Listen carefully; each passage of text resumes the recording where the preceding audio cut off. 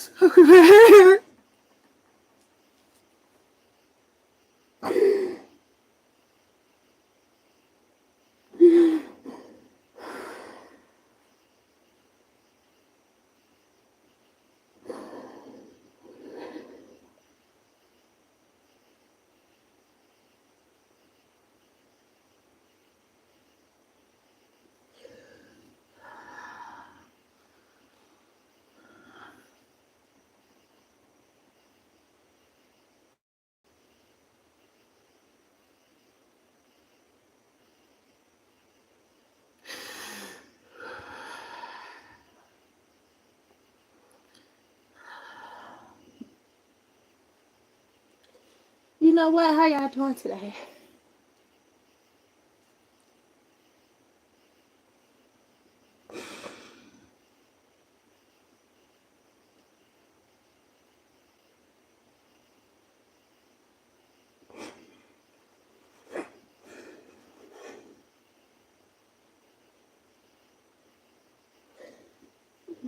Didn't want to come on here. Haven't been feeling too well.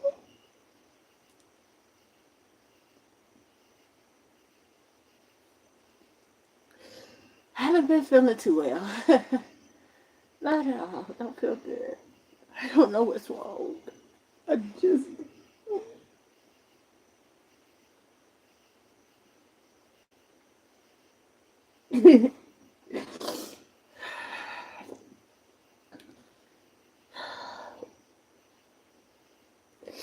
daily recording has become quite difficult.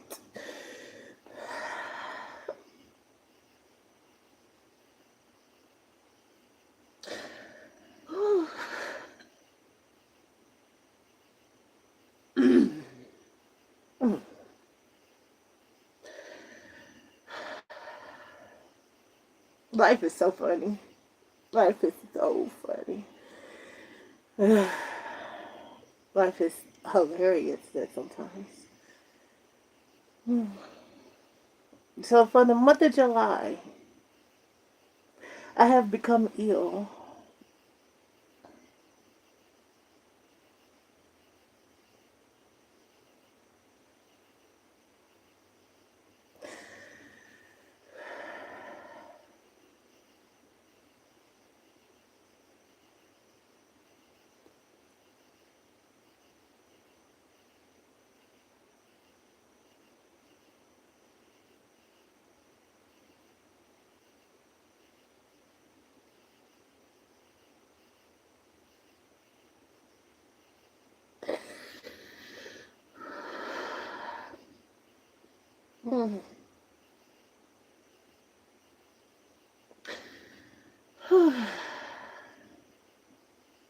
Life is so funny.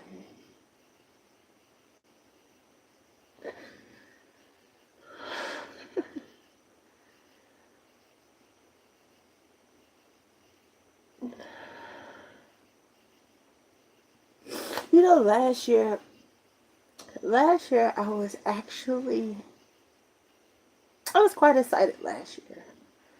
I'm not even gonna lie. I was pretty excited last year. If y'all new to my channel, welcome. How y'all doing? If you don't like sad stories, please exit. If you don't like challenges, difficulties, bad days, continue to scroll, you might have to be somebody like chick flicks. You don't mind crying at the end of the story. If you like things like that, then this is your channel. I am a 40-year-old mother. And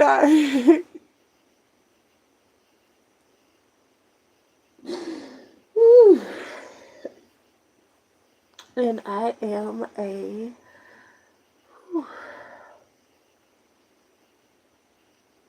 entrepreneur. And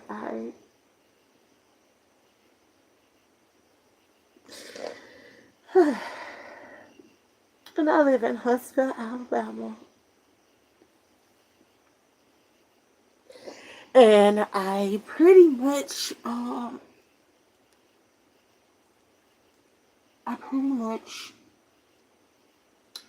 been living in Huntsville, Alabama my entire life. My entire life since I've been born. I have lived out here, and I lived out here with my entire family. The entire family consists of my lovely grandmother on my mother's side.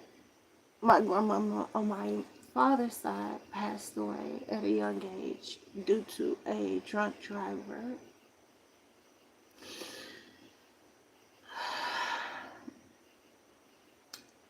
My mother's side of the family, my granddaddy passed away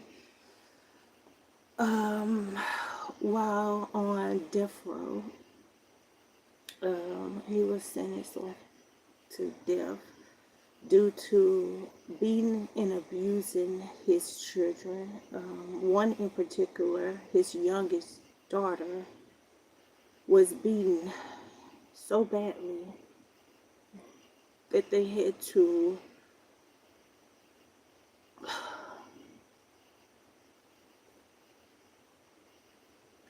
skin graft her skin at a very young age due to her daddy beating her repeatedly with large, heavy items.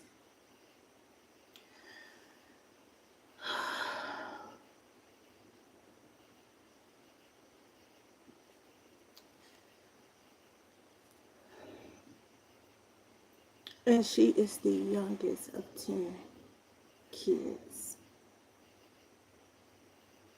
She is now in a wheelchair with a leg amputated.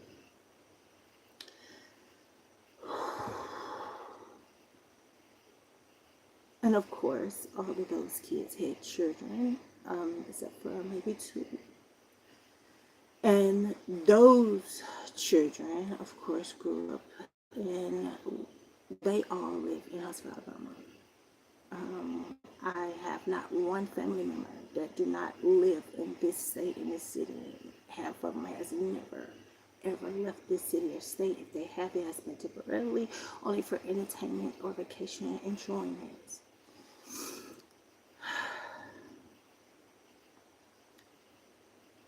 I am my daughter's child and my father's pride and joy.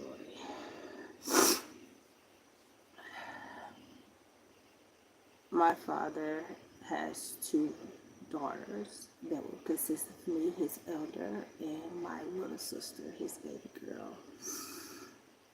My mother has 4 children. She do have 2 older sons that are my half brother, and both of them are within 4 years difference.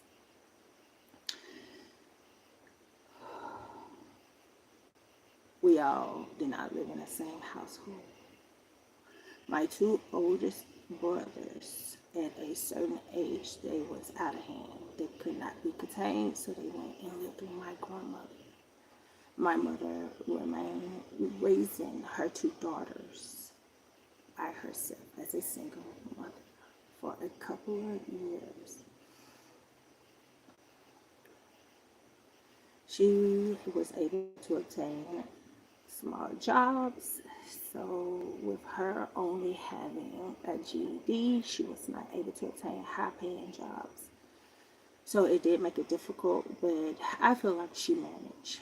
Um, but throughout the years of her doing that, it do wear and tear on the body.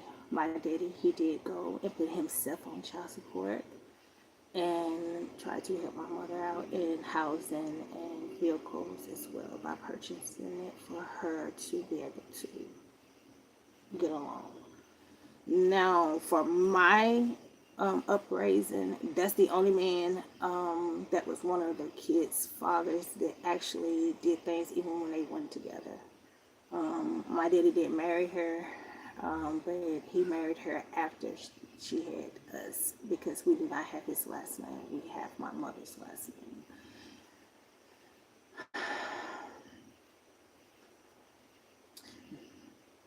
Throughout my years on this good earth, I would have to say I pretty much was raised in poverty, um, especially when you're being raised by a single mother.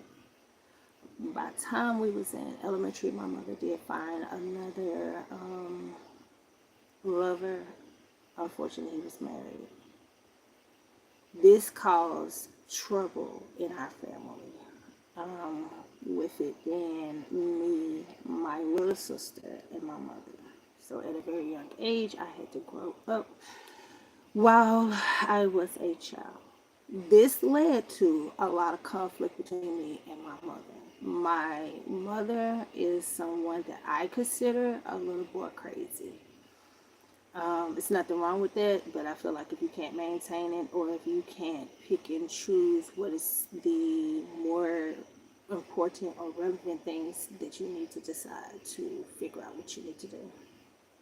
Um, Especially when you have children.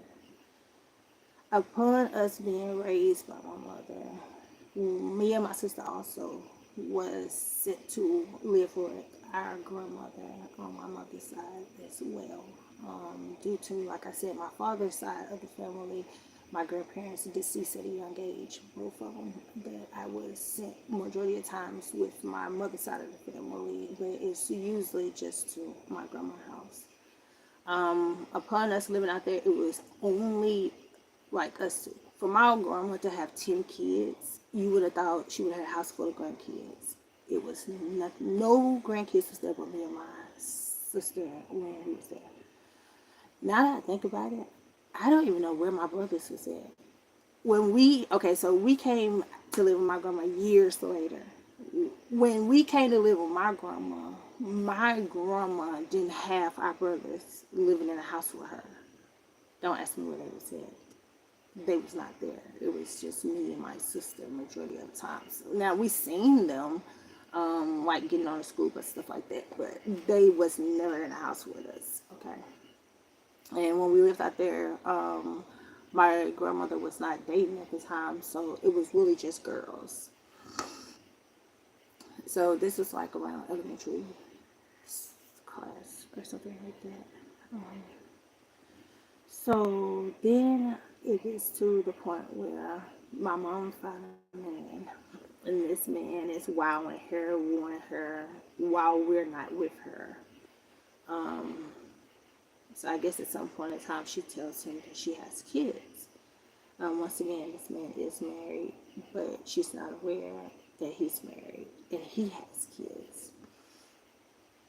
Um, Some point in their relationship, my mom comes and retrieves me and my sister. She did not retrieve my two brothers. And now that I think about it, I swear to God, from me and my now when we lived out there, me and my sister was like in elementary. Me and my sister are 2 years apart. We are in elementary school at the time. So my brothers, with them being no more than 4 years in difference, that means they're like in elementary and in middle school. So with that being said, it's like I don't know where they was living. My mom at the time only had a 1 bedroom house. Um, I promise to God, I never seen my brothers. My half brothers was never there the entire maybe year and a half, 2 years that we lived there. They never slept there, um, ever. But by me being in my hometown, we know everybody. So I'm assuming maybe they was with another family member or whatever. I never did ask my grandma. I was too young. Still to this day, I never asked her because I'm just not interested at this point in time in my life. But my mom comes and get us with her boyfriend.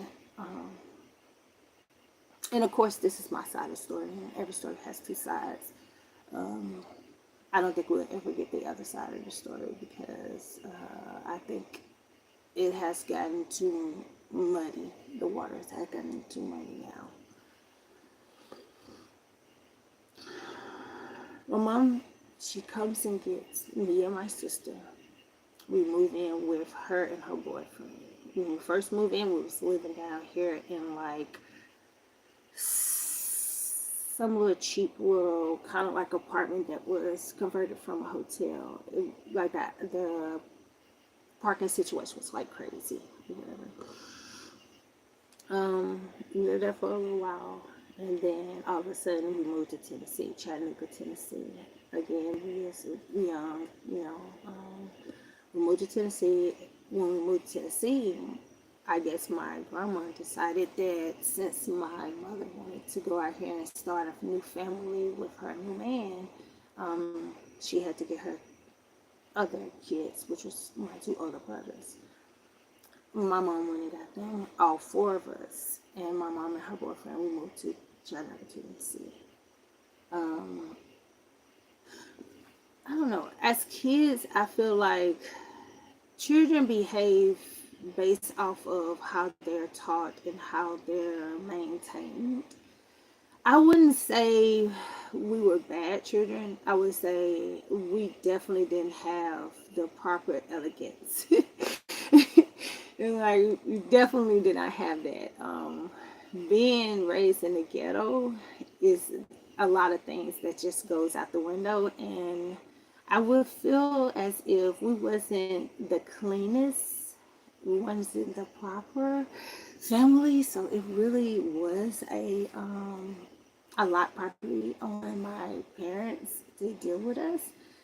Um, my brothers, I just feel like they wasn't really taught to be the man of the house, if that makes sense. Even though they was the oldest, I feel like my mom is like somebody who didn't. She's considered someone who likes to be in control. So she didn't really give us chores. She really didn't give us any responsibility that was kid friendly, if that makes sense. Like, we had responsibilities, but it wasn't things that will lead us to being more pleasant, elegant, raised proper. You know what I'm saying? Like, that wasn't her on her agenda. Um, Throughout my mom raising us, she went through addiction with drugs and gambling, real hard. So we wasn't even on her main agenda. Um, it came to a point that I guess it became too much for my mom. Um, as we was living in Chattanooga, Tennessee, we ended up moving to another part of Tennessee. At that point, we started wearing uniforms. Uh, it didn't help. My brothers was not going to school. They was skipping. Wearing uniforms, even though it was easier for my mom, it made it more difficult because it's like the uniform is no longer in the competition. Now you have to have accessories, and your accessories has to be like, you know, up to par because of the schools we was going to that was wearing uniforms was like it was an upgrade. It was out of our league. We was being moved from poverty to, like, you know what I'm saying, middle class. So it was a lot, and we didn't have that finances. You know what I'm saying? It just changed because we changed states, different laws, different rules, different responsibilities, or economy is looked at differently. So we, you know, for my mom, like I said, it was good. You know, for us, it was torture. You know, especially with us being raised in a country in a low budget, low class state. Alabama is next to Mississippi. These are low budget. These are definitely not top tier places you would put on your vacation list.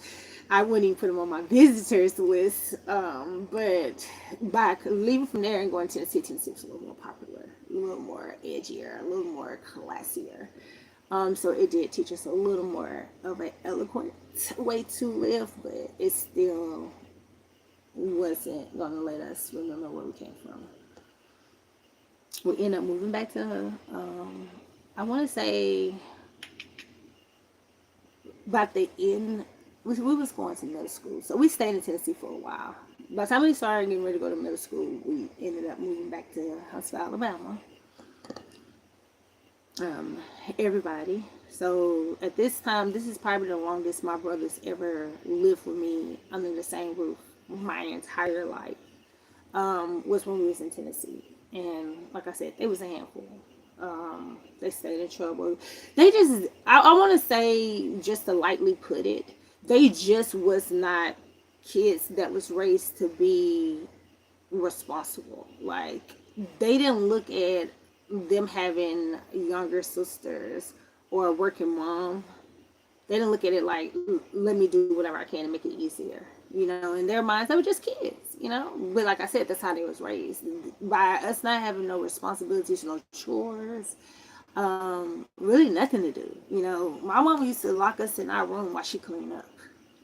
Sounds pretty simple, but to us as kids, and we had to go in separate rooms. That's torture. Like, every kid had to go to a separate room. Like, you put in her room if you had to share a room. She's putting you in her room while she's cleaning and cooking. Like, I would have had chores. Yeah, but I guess that's somebody saying that they didn't have chores. I didn't know what it was like. Okay,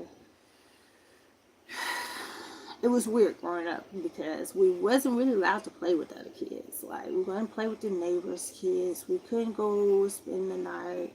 Like, all of that was out the question. My mom was like, she still is. She's strict. Like, none of that was happening. Like, you had to stay in the house. It didn't matter. You couldn't go nowhere. She wouldn't. Okay, so she didn't even have a buddy list. So it was to the point where she won't let you go nowhere, even if it was chaperone, unless she can chaperone it. So we missed out on a lot of like field trips, a lot of dates, a lot of just hanging out with friends because it's like she wanted to know everything we did, everything we went. Like, it was just, I feel like in my adolescence, I just felt like she was nosy. I'm like, you just wanted to know everything because you don't have anything for yourself to be entertained with. You know, like, all you do is watch. Her entertainment was probably like watching the stories, like watching TV. You know what I'm saying? So I'm like, nah, you just trying to be in our business, and that's too much. You know, that's overbearing. She's definitely smothering us at this point, and we're like in middle school. And it's like we're not even old enough to, you know what I'm saying, really be on our own. But just to say that even if we sit in our front yard, we just can't communicate or get along with people, that's a little too much to my liking. That's a little too much, you know what I'm saying? So we couldn't invite no friends over. If we was outside and we was playing and somebody walked up in our yard, she'd make us come inside. And then she'd come out there and she'd be like, who are you? Where you from? Like, I don't know. Maybe she was the CIA and another time she just can't tell her kids. I don't know. Like, she was very strict. Like, yeah. I know a lot of kids had these rules, but I just felt like they was like too much. As we was kids, we wasn't allowed to have a house phone if our mama wasn't at home. She would unplug that house phone. She did not care about no emergency. The house can be burning down. You better learn how to get out. You better crawl. And when you get out, you better save the furniture. My mom did not, she really didn't allow us to be at home by ourselves because she didn't allow us to answer the door. So she was a little sensitive. She was intense in the things that I felt like shouldn't been quite as intense as some of the stuff that she was lacking in. So if my mama had to leave us at home by ourselves, she would lock us in a closet so that we wouldn't open the door. You know what I'm saying? Like that's too intense. Like it's too much. Man, it's a lot. It's a lot. So by me being the oldest daughter, it's like it's my responsibility to think for her when she's not at home. I done got a lot of whoopings just trying to raise children while being a child. And it was weird because it's like, I mean, one time she locked us in a closet and my sister got hungry. And my sister, she's crying. She's like,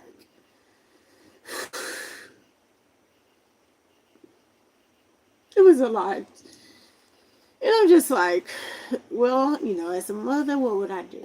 And I'm just like, okay, well, as a kid, um, I just tried to do the best I could. So I had to break out the closet. Um, I ended up going outside, knocking on the neighbor's door, asking them if they had some food. I played like it was for a stray dog. I was like, it's for a dog. I didn't know I was going to carry food. They didn't give me no food. I really felt stupid because I was like, oh man, we didn't even get no food, and I know they're going to tell. Go back in there. I'm like, dang, what can I do? So I ended up going out to the store. Had to steal some snacks, come back. And the crazy thing is, I did all of this for my sister. As soon as my mom get home, she tells on me. And I'm just like, am I being pranked? Like, what I supposed to do? Did I just supposed to let you sit there and cry and starve? Like, I couldn't.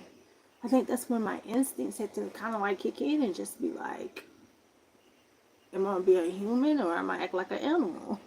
And the human thing was like, I just had to feed her. And then she's like, oh, Torya left the house. I can't believe you. I got a whooping. A couple of days later, my mom's comes in the house. Now I get a whooping for feeding my sister. I guess I have to be a champ. At a young age, you just gotta realize you're gonna get punished a lot for just doing the right thing. No good deed goes unpunished. So a couple of days later, I'm gonna come in there after she done whooped me. She didn't apologize to me. She just like, here you go. Now you got salami, some hot dogs, and some noodles. You should be able to cook that. Yeah. Why I did not know how to cook that. I did. Okay, so y'all, I'm old. I'm old.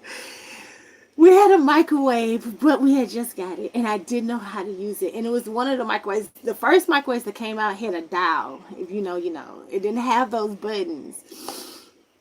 I did not know how to use it, so I knew how to spin the dial. But after you spin the dial, you had to push another button to start the microwave. I didn't know. So spinning the dial, the microwave won't come on.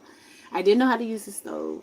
A couple of days later, I get whooped because she bought us food, but she didn't teach us how to cook it.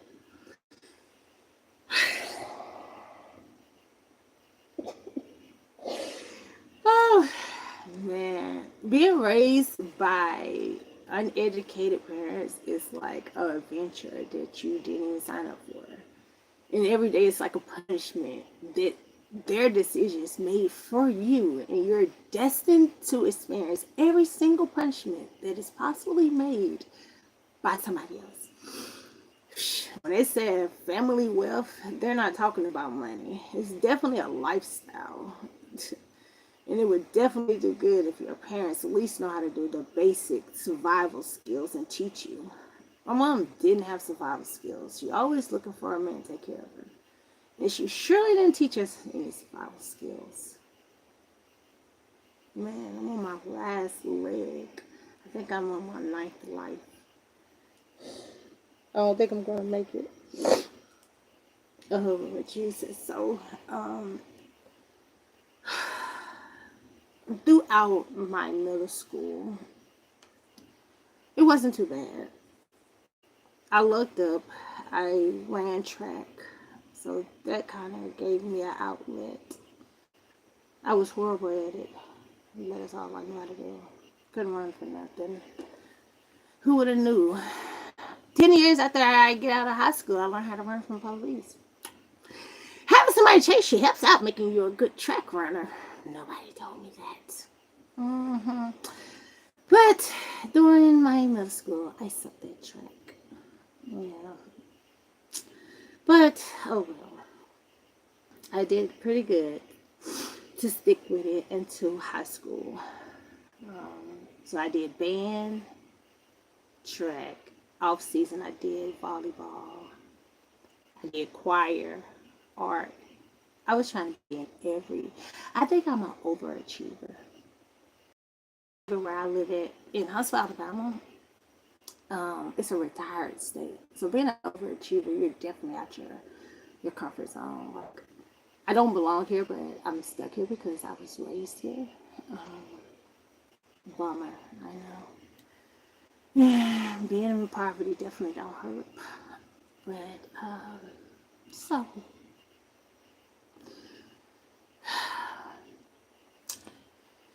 I was able to make it pretty far in life.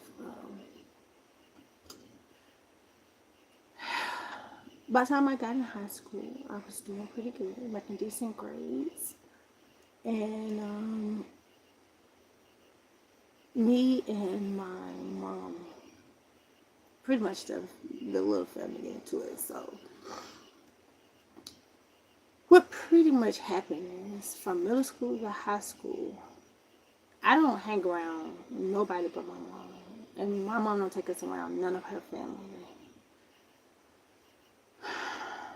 That's awkward. That's weird. But when you don't know the backstory of how your mother was raised and what happened, you really just have to deal with it.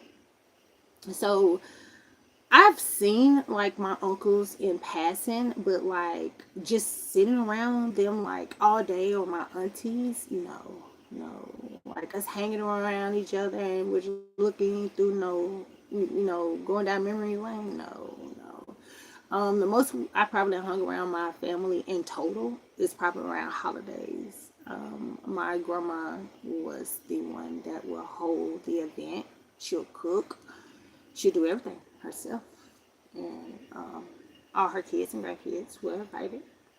A lot of the house was kind of small, so a lot of us would just come and get a plate and leave because everybody couldn't fit in there. Like we couldn't sit down, we couldn't even get through the door. So sometimes it would be like people would be sitting outside of the door in chairs, even trying to hear the conversation of people inside. All over the floor, we'll be sitting on the couch, um, having a big family and probably like, yeah, I don't think my grandma thought about when the kids actually grew up. Like she had 10 kids in a little shack. I don't know what they was gonna do when they get taller. Like it was cute when they were little, but I don't think she considered the fact that they was gonna grow up. So the little shack got too small. So that probably the only time I would see like my grandma from middle school to high school. The only time I see my grandma and the rest of my family is Christmas and Thanksgiving. My grandma would hold it at her house, and at the time she lived in the country in the city that they all was raised in, which is Tony, Alabama. It's right outside of Huntsville, Alabama. So that's where she was living at. So everybody would drive. Sometimes we'll carpool. We'll go out there during my middle and high school years. I don't know. Everything just kind of went haywire once I entered high school. The the playing field changed in my household. I mean, we already was dysfunctional, but it just kind of like took a dive. So I ended up going to high school. Um, my mom don't want to really pay for me to be in any extracurricular activities, which is a bummer because now I definitely know I'm not going to get a scholarship. I'm definitely know I'm not going to leave the city. Like all of my pretty ambition and motivation to even go to school outside of my friends. I mean, if you're one of my friends and you went to school with me, love you. Outside of my friends, I mean, it wasn't really nothing to go to school for. If you don't, I mean, education is good, but if you can't use it, yikes. Yikes. Boy, going to school just don't seem that interesting. And school was not required in my family because all of my family was raised in poverty, so all of them pretty much had to drop out of high school to go to work to pretty much take care of their self and their family. So none of my older siblings, none of them actually has any credentials at all. So when it comes to my generation of us knuckleheads, it kind of get even worse because it's like it's way more kids and there's no credentials. Um, it's getting better. So for my generation, we do have three graduates. They graduated college. Yay. Coming from a family, a long line of no graduates, even from high school. So that was like a major thing. This is where the water get muddy. Okay, so I am one of the graduates. I did not graduate from a university, not yet. God's willing, I do want to graduate with my master's. I did graduate from a technical college 2 years. I did it twice, which is, from my opinion, um, it was backwards, but it was necessary at the time. It was cheaper, and plus the two credentials that I needed for a certain job was easier to accommodate what I was pursuing at the time.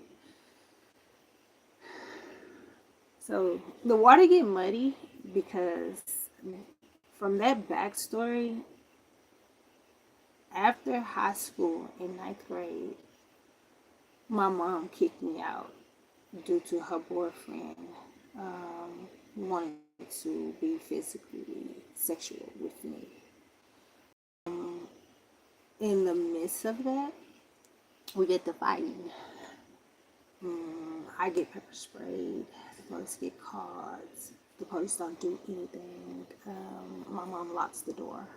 I walk away. I'm like 14, 15. I walk away. I walk away. Big bold. But I mean, and there was days they used to tell you, you know, you want to be grown, you know, you can be grown. Ain't nobody stopping you from being grown. They just try to forewarn you before you turn grown. So my mom, she was like, you know, pissed off at me or whatever. Because I was mad because they pepper sprayed me. They pretty much jumped me. Because what ended up happening is my mom was having her boyfriend babysitters. And I feel like I was at an age that we could babysit ourselves. He can go to work. Like, let him go do something. Like, get out of the house. Like, we don't need you here watching us. You her problem. And he married.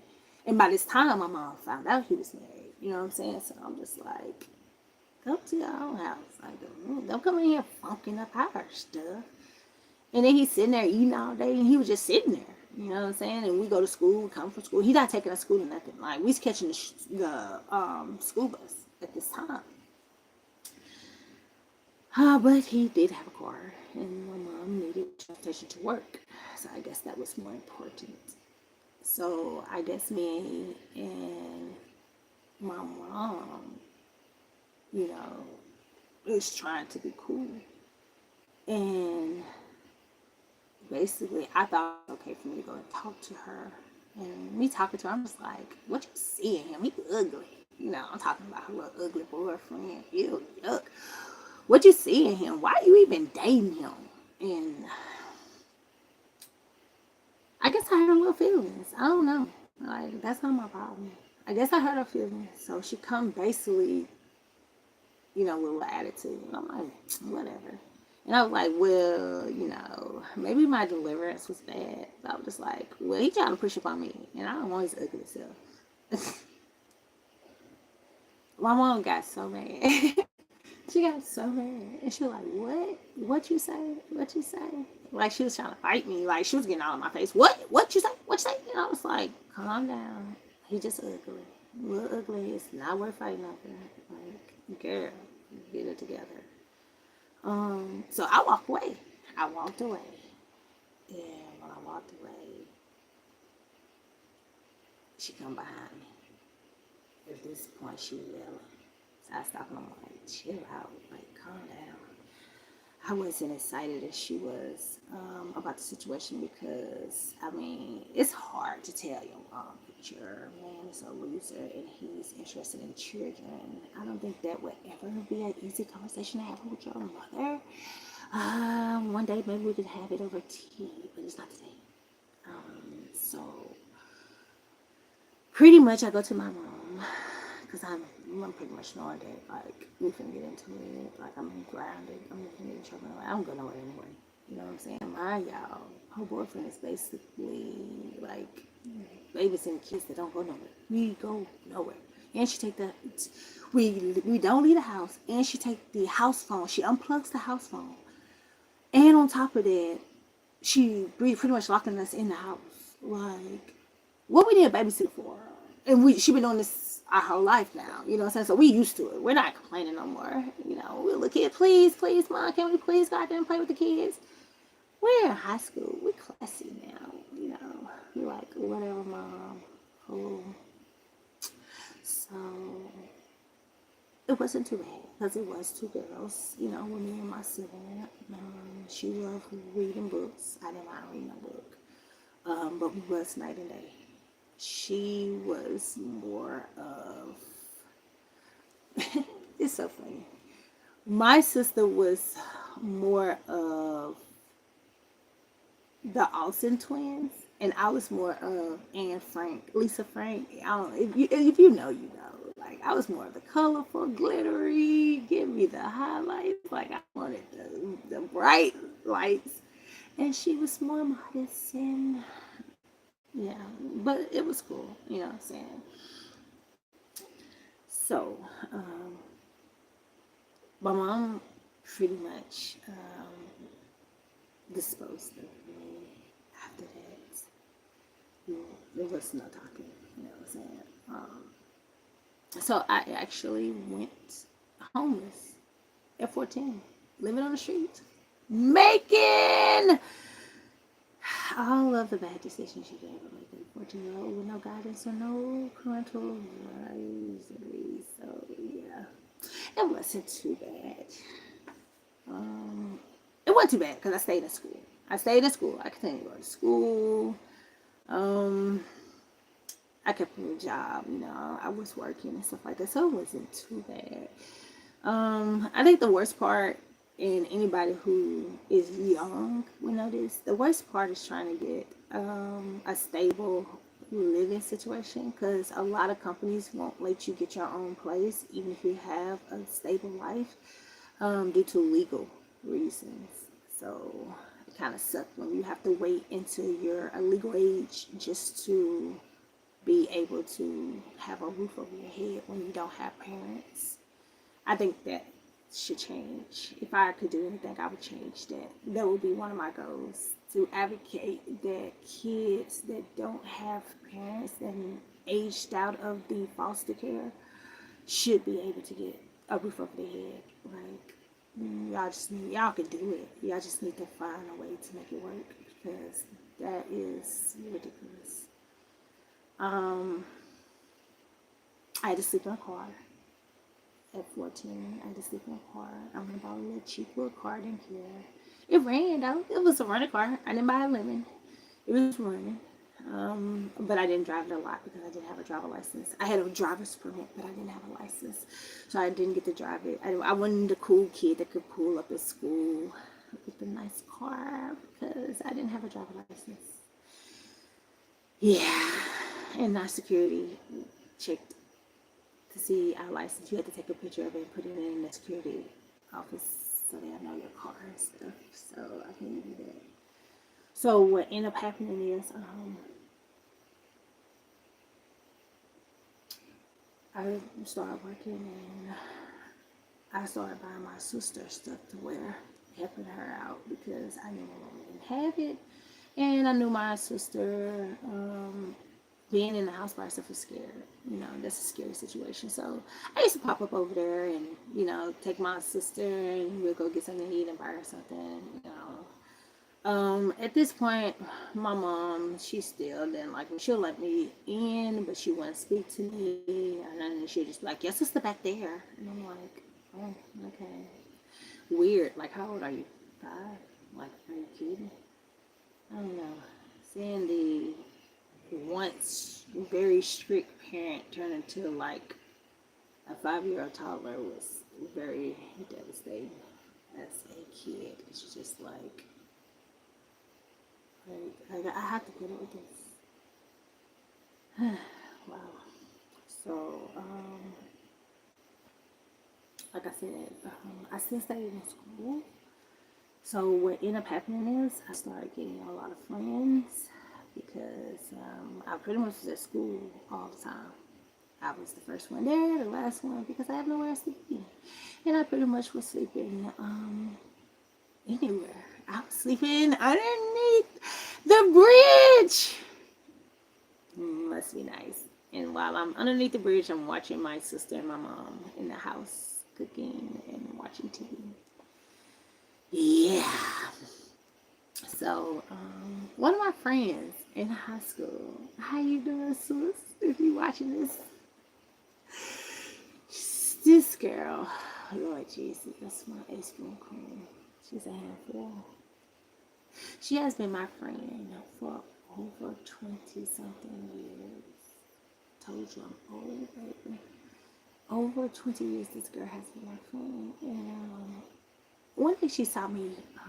She realized I was homeless. So one day she saw me, and it was kind of cold outside. So basically, when it was cold outside, I try to sit by the cars because the heat from the car. So I'll sit at the parking lot at the beginning of the curve where the motor sits, and I used to sit there, and I pretty much do my homework. And she saw me one day, and she came over and she was like, "What you finna do?" And I was like, "My homework." And she was like, "I got homework too." She was gonna come to my house, and we've been friends ever since. We've been friends ever since. We went over there, and her mom was like, "Who child you is, girl?" I just started crying. Nobody kid, ma'am. I just wanted to come in here and chill with my friend. I just wanted to get out the cold. They were so nice to me. My mama cooked me something to eat. My grandma was like, "You need anything to wear? There ain't number women in here, girl. You can go back there and get you something to wear, whatever you need."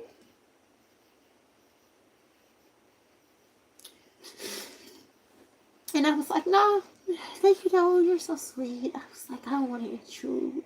Y'all might not invite me back." They laughed, and I was like, "No, I'm dead ass serious. Like, you need to come back tomorrow." It's gonna be and so, I didn't let me move in.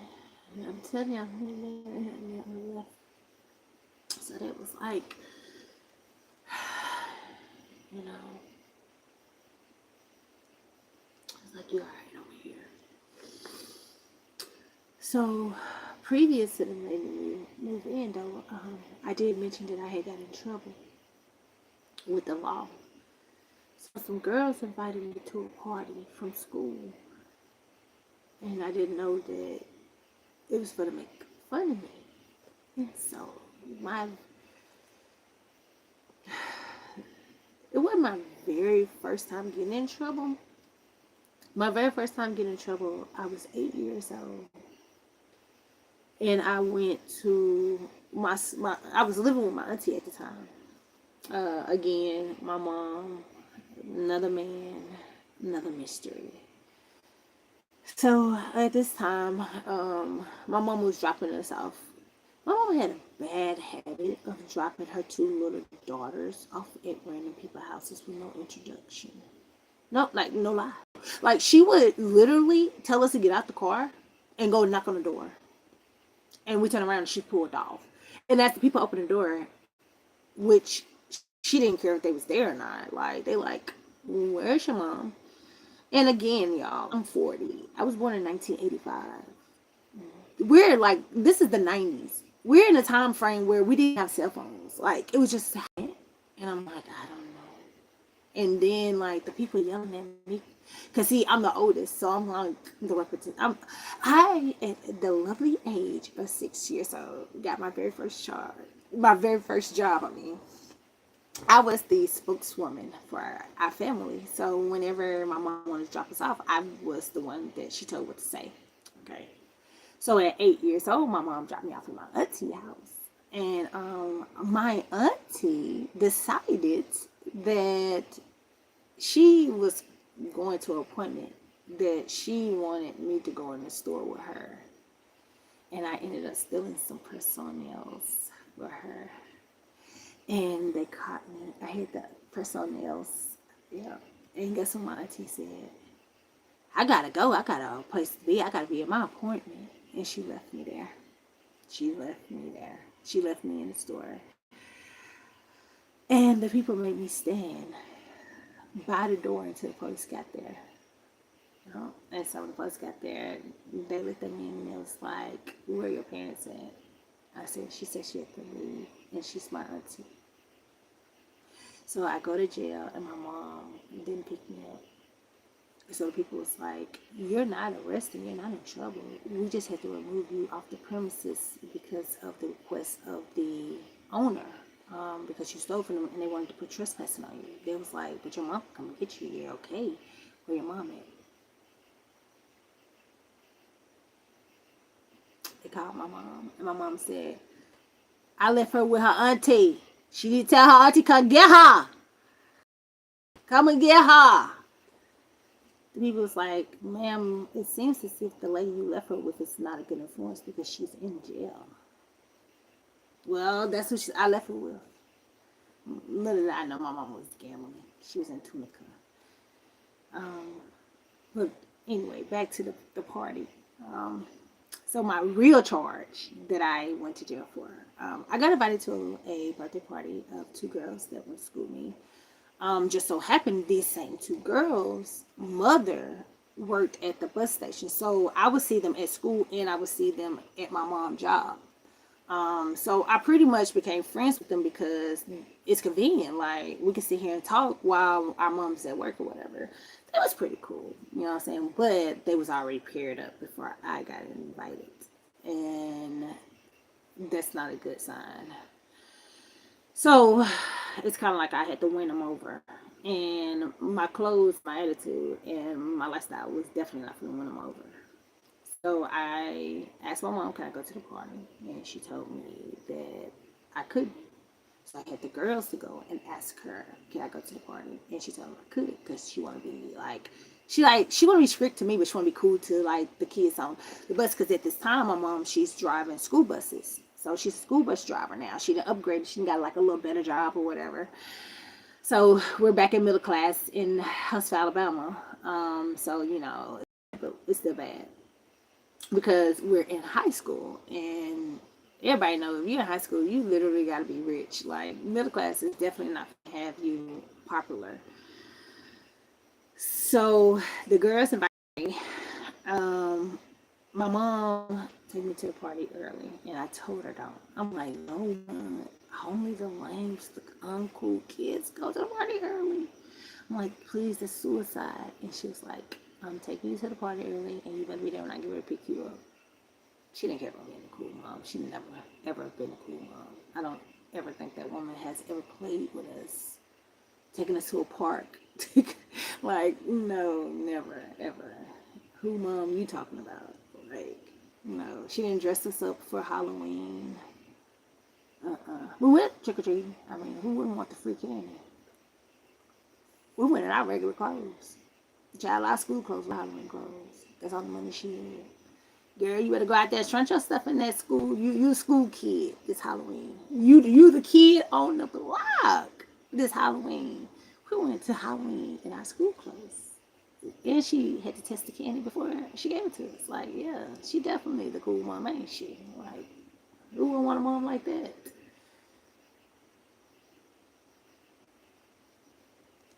Who wouldn't? I got dropped off. Because I got dropped off. But I didn't care. Because I'm like, well, these are my girls. These are my friends. I go inside. I asked them, did they need any help? They told me no. Um, it was a chaperone party. Their mom was there. Out the party, she left. And when she left, the girls decided to play dress up with me. So they took all the clothes that I came to the party in, and they gave me this little outfit they put together, which consists of a little bitty skirt, a halter top, and some heels. And they put some makeup on my face in front of all of the people at the party. And so I come out, and I don't know if they was trying to make fun of me, which I assumed because the whole time I was not happy about it, because I didn't want to play dress up. It was their idea. They did it. It's two of them, only one of me. But everybody started clapping. Everybody started giving me praise. They were like, "Oh my God, like you actually cute. You didn't notice. You never noticed. You always got your head down. Your hair ain't never done. Like we didn't notice." And so I'm like, they boost my head up. I'm like, no, no, no, no. So I tell the girls, I'm like, well, I'm staying, but I got home. And they looking like, oh yeah. Uh-huh. So the girls decided while I'm out there walking my oh Lord Jesus, somebody help me. While I'm out here prancing my little dangly, dainty little booty around the party, acting like this is a fashion show. Then the girls came out and whooped my butt because one of their boyfriends broke up with them and said they wanted to date me. High school! Always so immature. They jumped me. They jumped me. Yes, they did. So my very first birthday, my very first party that I ever got to go to, I got beat up. So I didn't want to go home because I knew my mom was going to say, I told you so. But here is the kicker. And by me getting jumped, I ended up having to go to uh, the hospital. The whole side of my face, one side of my face, they kicked it in. It swelled up like a balloon. I couldn't even open my eye.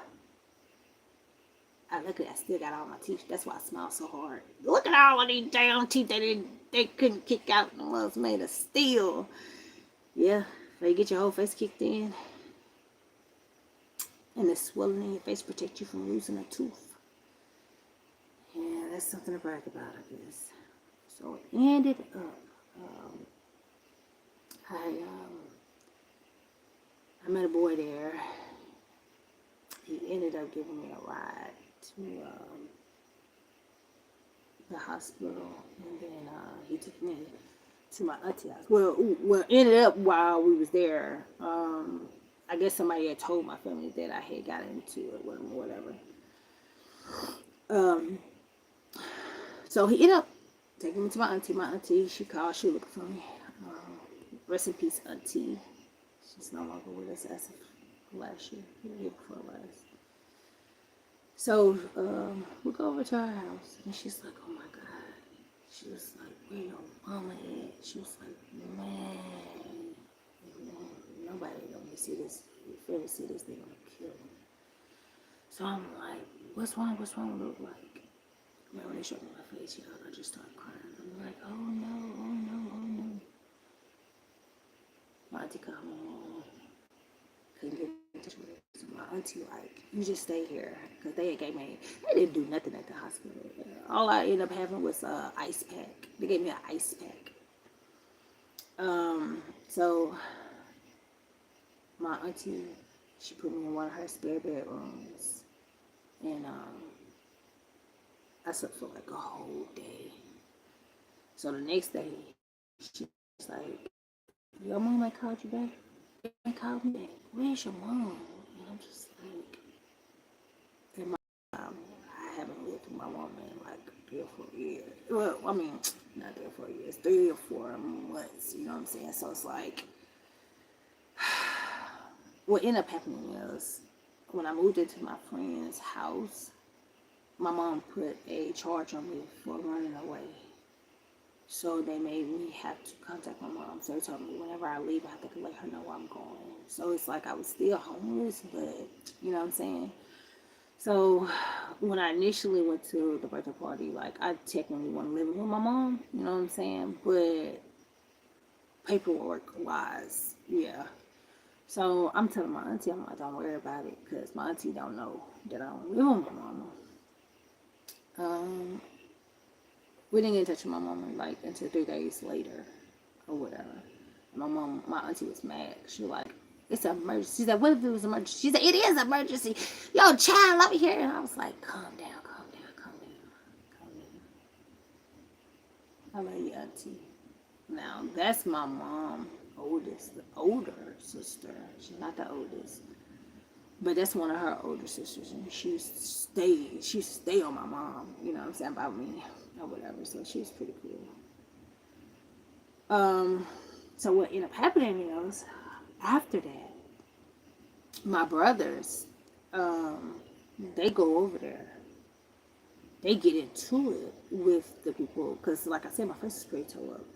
So they get into it with the people that do the party, and I want to say like a week later. I stay out of school with a doctor excuse for 2 days.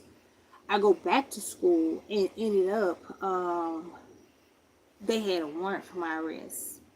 And I'm like, but I didn't even get to fight at school. So why the school is involved with it? And it was like, because they put a warrant out for you.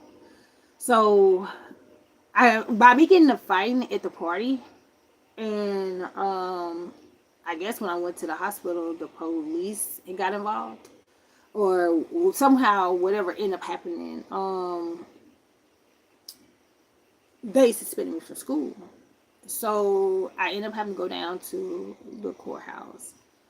And come to find out, after that, my brothers went over there and shot the people house up. They got the shooting. And so not only did I get charged for, now listen how crazy this is. I got charged for fighting, but then I also got charged for stealing. So they said that I stole forks, knives, diapers, cribs, pictures, frames, sheets, pillowcases, pillows, every doggone thing in the house but the walls and the ceiling. They said I stole everything out the house after I got done fighting. So, so what they did was they dismissed some of the charges, and then they what they like to call non-process the other ones. So it's kind of like they on the back burner. So if you do anything else, they can be pulled back up for a later term. So when we went to court, the man who said I stole everything walked in there because he was the name on the house. He had like 20 chains around his neck, gold teeth in his mouth, gold chains, big dude, like two sizes of me. And mind y'all, I'm only like 15 at this time. And the judge, as soon as the man got on the stand, the judge dismissed it. He said, I just feel like you would have been able to protect yourself from this child. This man is like every bit of like 300 pounds. Solid. Like solid, not fat. Solid. Like he's a linebacker. And the judge looked at this man and said, I just feel like you would have been able to protect yourself from this child and dismiss the charges. Um, but even with them dismissing it, like I said, it was still already considered non-processed, and some of them was processed. Don't ask me. That's a legal system down here in Huntsville, Alabama. They non-processed some of them and they dismissed some of them because it was so many different ones or whatever. I guess, I don't know. That was my very first time I ever been in trouble, incarcerated. And it came from me wanting to go have fun. That's so crazy. And then, of course, my mom found out. And she told me, I told you so. Yeah, see, that's what I'm saying. You won't be listening. I told you not to go. I was like, I knew that was coming. But, all right, whatever. Okay, so after that, I end up having to do, I end up having to do 28 days um, after that. That's crazy, right? That's why I said some of it got dismissed, some got done processed. I don't know what happened, but I still ended up doing 28 days in jail. So after that, um, I decided I'm just gonna work. I'm just gonna. So after I got out of jail, um, they expelled me from high school because they said I missed too many days. And so we ended up going down to the Board of Education because my mom didn't want to go to jail. And that's one of the laws down here that if your child did not go to school, they will arrest the parents. So she was a good parent to not get incarcerated for my well being. So I ended up going down to Board of Education, and it was like, it really wasn't nothing they could do because of school policy. But since I wasn't like a trouble student, I hadn't been in no trouble, I had good grades. Excuse me. And they had just changed their system over to where we was on what they call a block system. So at first we had 7 classes that we had to go to, and then they changed it to 4 classes that we had to go to. So since they had changed it, like just that semester or that school year, they was like, I can just go to another school because of that, and just make the reason being because I missed 10 days of school due to the scheduling of school change for me, and it put me in shock. It, it was still difficult for me to transition. So I ended up leaving from Butler High School and transferring over to Huntsville High School after going to Huntsville High School for like, I want to say a month, because like I said, the kids had did the party at the beginning of the year. And so I didn't stay in that school very long. So I transferred over to another school. And I did pretty good over there. I made decent grades. It wasn't too bad. What ended up happening is I started living with my best friend full time. Because it was clear to me and everybody else that my mom was not going to let me move in with her full time.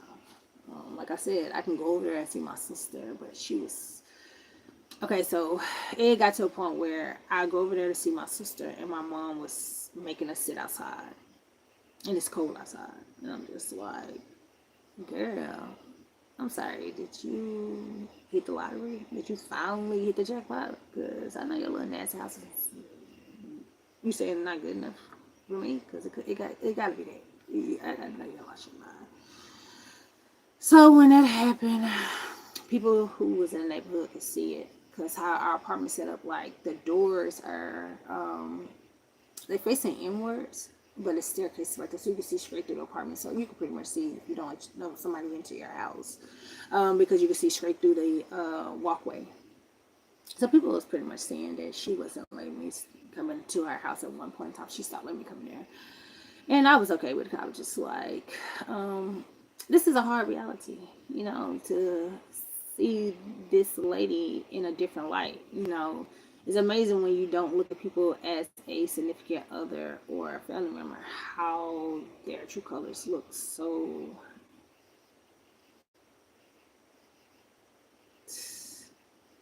scaly.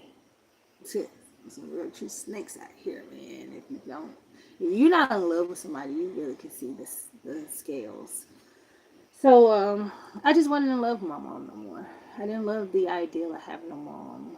At a very young age, it just wasn't what the TVs were showing. She wasn't a mom that was cooking for us, buying us nice clothes, or dressing us, or Yeah, it got to the point where she wasn't doing her hair no more. Because, by the time you get in high school, the mother and daughter sit down doing hair. It's kind of like played out. So it's kind of like, I think that was my abandonment issues right there. Because it's just like, how you go from doing my hair every day and now you telling me I got to get up and do my own hair? What's really going on?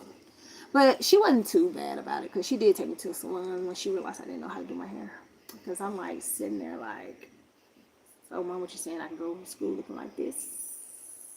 Because you never in your life showed me how to do my own hair. And you telling me to get up and do my own hair. So the first day, I went to school with like a little dirty bun in the back of my head. Yeah, in middle school. Oh God, my hair wasn't that long, and it was brittle. It was trash from her doing it. So it was just like she wasn't the best of moms. You know what I'm saying? Like she shouldn't have permed my hair. Because she showed did not take care of it. My hair was trash by the time I got in middle school. In middle school, I wasn't even in high school, and I was already looking like somebody was sucking on my head. So she was a cool mom when she took me to the salon. She took me to the salon. They cut it into my very first bob. I fell in love with bob since then. I ended up getting a bob, and what was so crazy is because around that time, yeah, I'm old. Just remember that. But if you know, you know. Monica came out with her little bob. You know what I'm saying? Because at first she had her pixie, but then Monica came out with the bob after I got the bob. Cause Genuine, that shit was doing a little dance off or whatever in middle school. So that made things a little bit better because I didn't look like I was thrown away like instantly.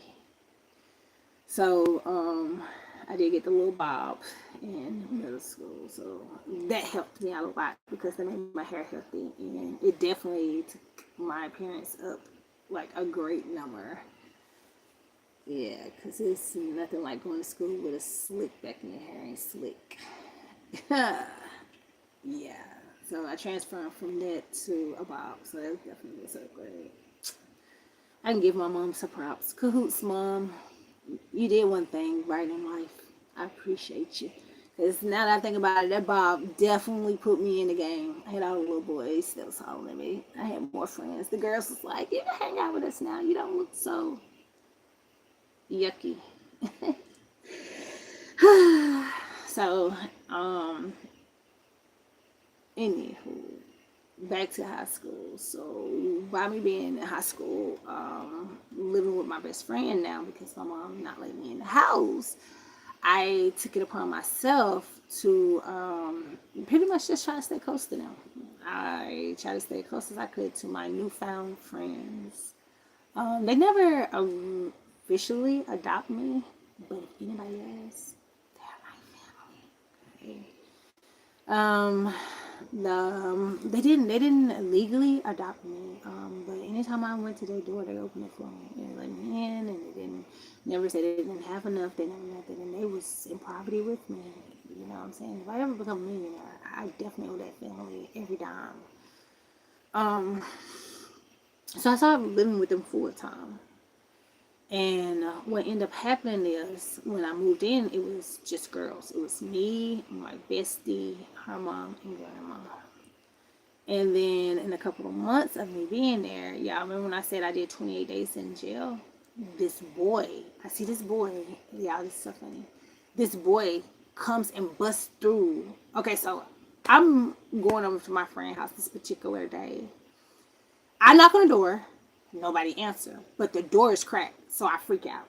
Okay, you know what I'm saying? Because I'm just like, oh my God, what happened? So I open the door, I'm screaming for everybody's name. I walk all the way through the house, like all the way to the bathroom, screaming their name.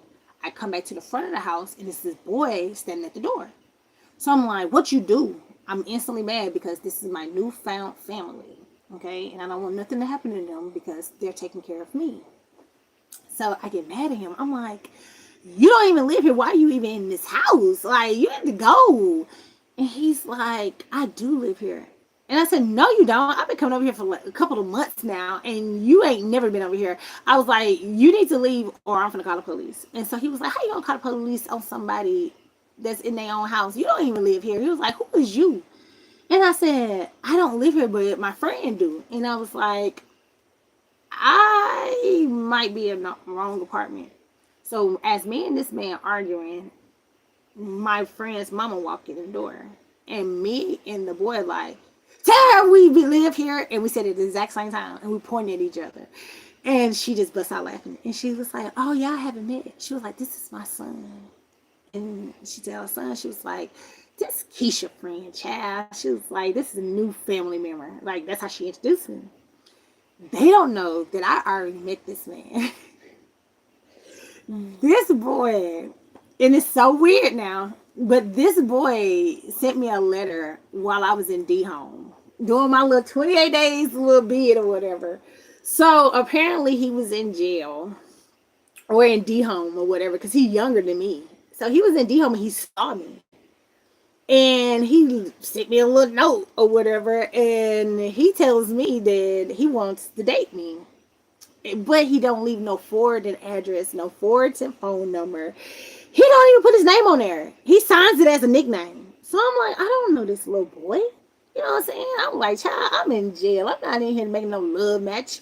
I'm mad. You know what I'm saying? Like, I'm trying to get out of here, especially since I'm doing time for something that I considered, you know, not really a crime at the time. I feel like it was just a mistake. You know what I'm saying? Being young and you're not told all the laws and rules, like I didn't even know I broke a law basically. And so I was kind of deflated. I felt like giving up. I'm just like, dang, I'm already messing up and I ain't even legal age yet. And mind you, I'm living on my own. So I'm just thinking like, God, dog, so easy to mess up, but so hard to get it right. And so this boy that's in this house is the boy who left me the note that never gave me a forwarding address or no phone number and wanted to date me. And now I found out that this is my best friend brother. So I'm like, you. And he's like, nah, you.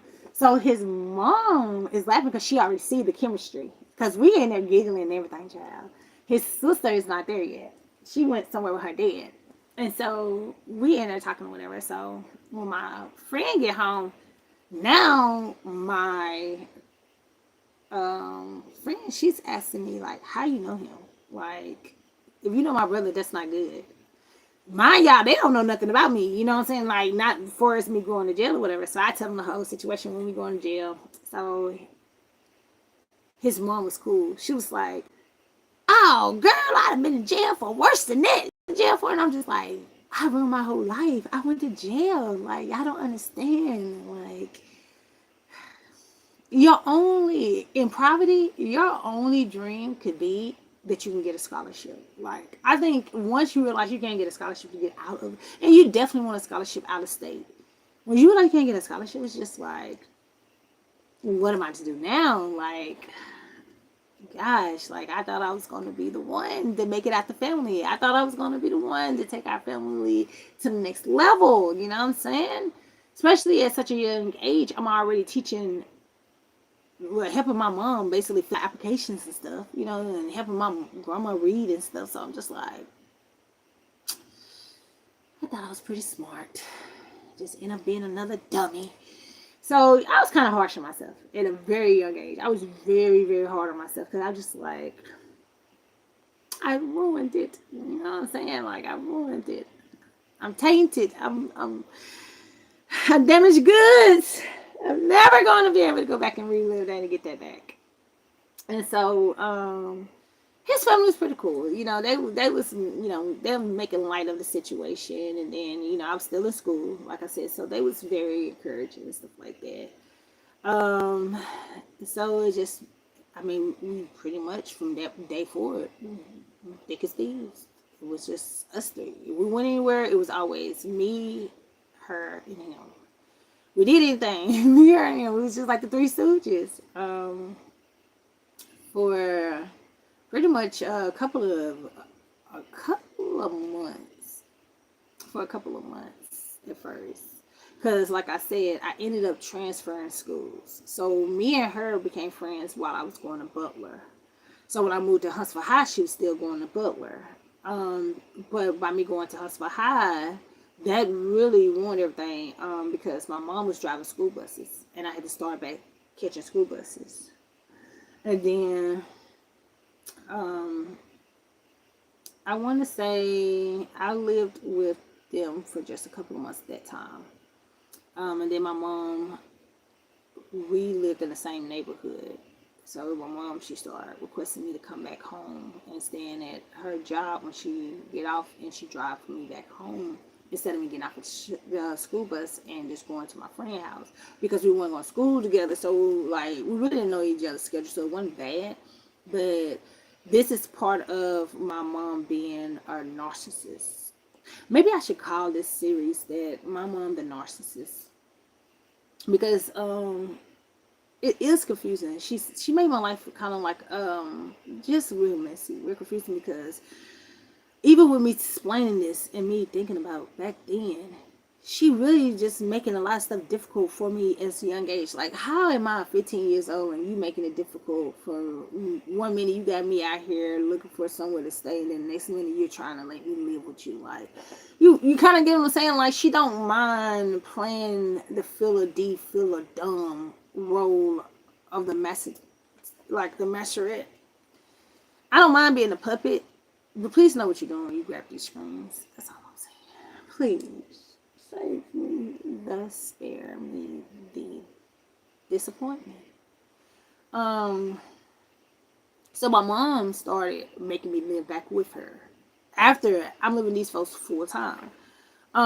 So this is where it gets even muddier, because when I don't come home over there to my best friend's house, they're looking for me because they think it's something wrong. They think it's like they get a flashlight. Hey, where she at?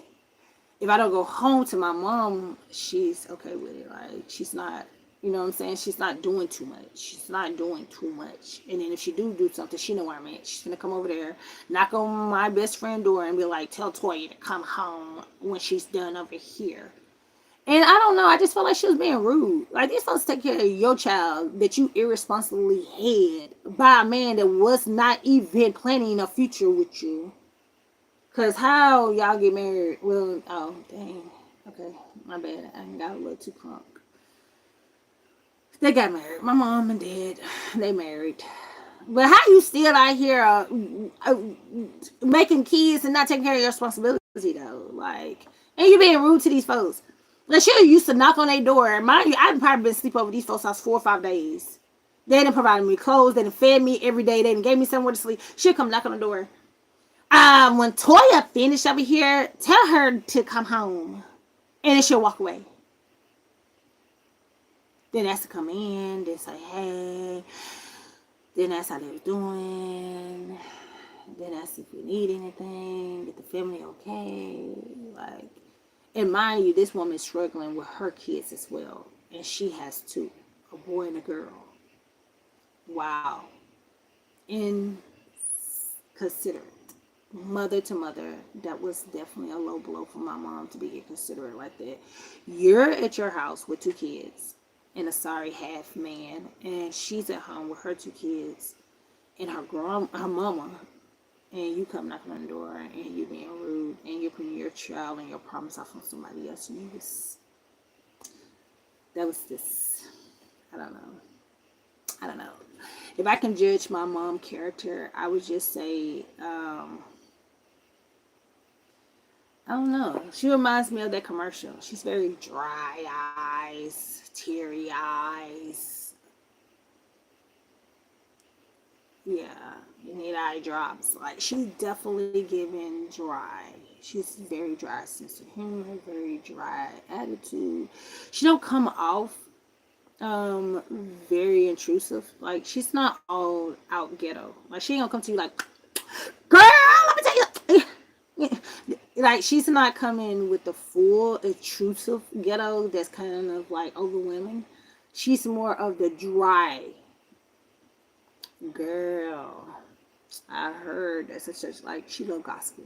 Like, she's that type of ghetto. If you know, you know. Yeah.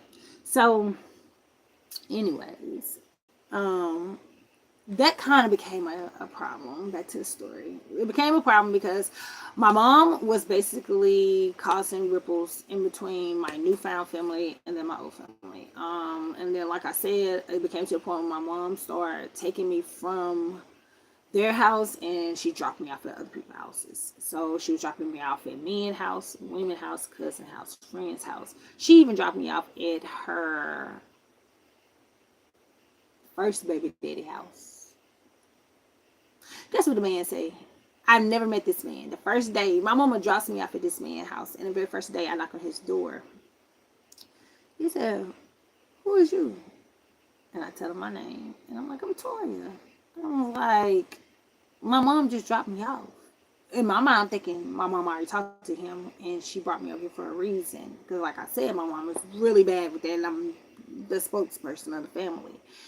So he was like, "Am I Patricia?" And I said, "Yeah." He was like, "I don't know you, child." He said, "You my child?" He said, "I don't know you." He said, "No, I know you, Patricia. Ain't my child get this big and then come tell me I'm the daddy."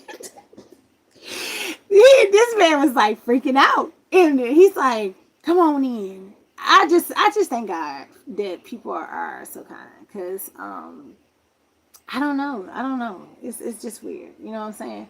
But he invited me in, and he was like, "Now wait a minute. She said I was supposed to be the daddy of the little boy, the little nappy headed boy." And I said, "Oh," I was like, "Well, I don't know." I was like, "I don't know." I was like, "I don't know." I was like, "Who? What's your name? Who are you?" So we get to talking or whatever, and he's reminiscing about his high school years and stuff like that. And I'm like, "Oh, so you," and the child that's supposed to be his is my oldest brother. So my mom, first child. So I'm like, "Oh, so you supposed to be took my mom virginity." And this man looked at me, he's like, "Oh no, she been out there. I wasn't the only one. I'm trying to see who child you is." I guess my mom just take me around, instead of showing me a yearbook or a photo album. She just take me around and letting people tell me about her. Like, I swear to God, this man was like telling me something I shouldn't even hear. Like, I shouldn't know nothing about my mom's like younger sexual youth years. But he was a complete gentleman. He was very nice. And he fussed at my mom when she came and finally got me. He was just like, "You don't do no shit like that." He said, "She's a pretty girl." And mind y'all, at this age, I'm like 17, 16, 17. "She's a beautiful girl, and she got a body like that, and you just dropping her off." And like, he went in on her, and my mom was like, "Yeah, I know. Yeah, I know." So, from my perspective, my mom was my pimp. That was my very first pimp in life. She was trying to pimp me out. It wasn't no bias. I was too young. She tried to put me on a track too young, I guess. I don't know. And this is after me moving out of her house. Mind y'all, she just making me come back to her when she wants to. So it's like certain times she's making me come home, but then other times she's okay with me living with these people, if that makes sense. So she's already using me like a yo-yo. This is me explaining how my mom is a narcissist, okay? And I'm only 16 years old, and she's already using me like a yo-yo. You know what I'm saying? You're bringing me in and telling me, we can work it out. I never, and mind you, she was raised with 9 siblings. I never got along with all my sisters and brothers. We'll get together. Like, she's letting me come in. She's acting all nice. And then in a couple of days, she's throwing me away again. Okay? Mind you, my mom was addicted to drugs and gambling. Yes. Um, so after this, I just realized my mom was unstable. And thank God I didn't have to fight men my whole entire life. Okay, I have met a lot of good, decent, great men. Okay, it wasn't a time for us to evolve or experiment or whatever. But I've met a lot of great men in my life. Okay, I would have to say my narcissist in my life is a little different. My narcissist is my mother. There's no ex. There's no bag entanglement and nothing like that.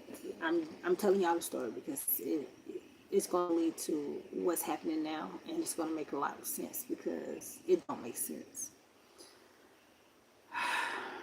Okay, so at this time, as my mom keep bringing me back into her house, my mom started doing voodoo.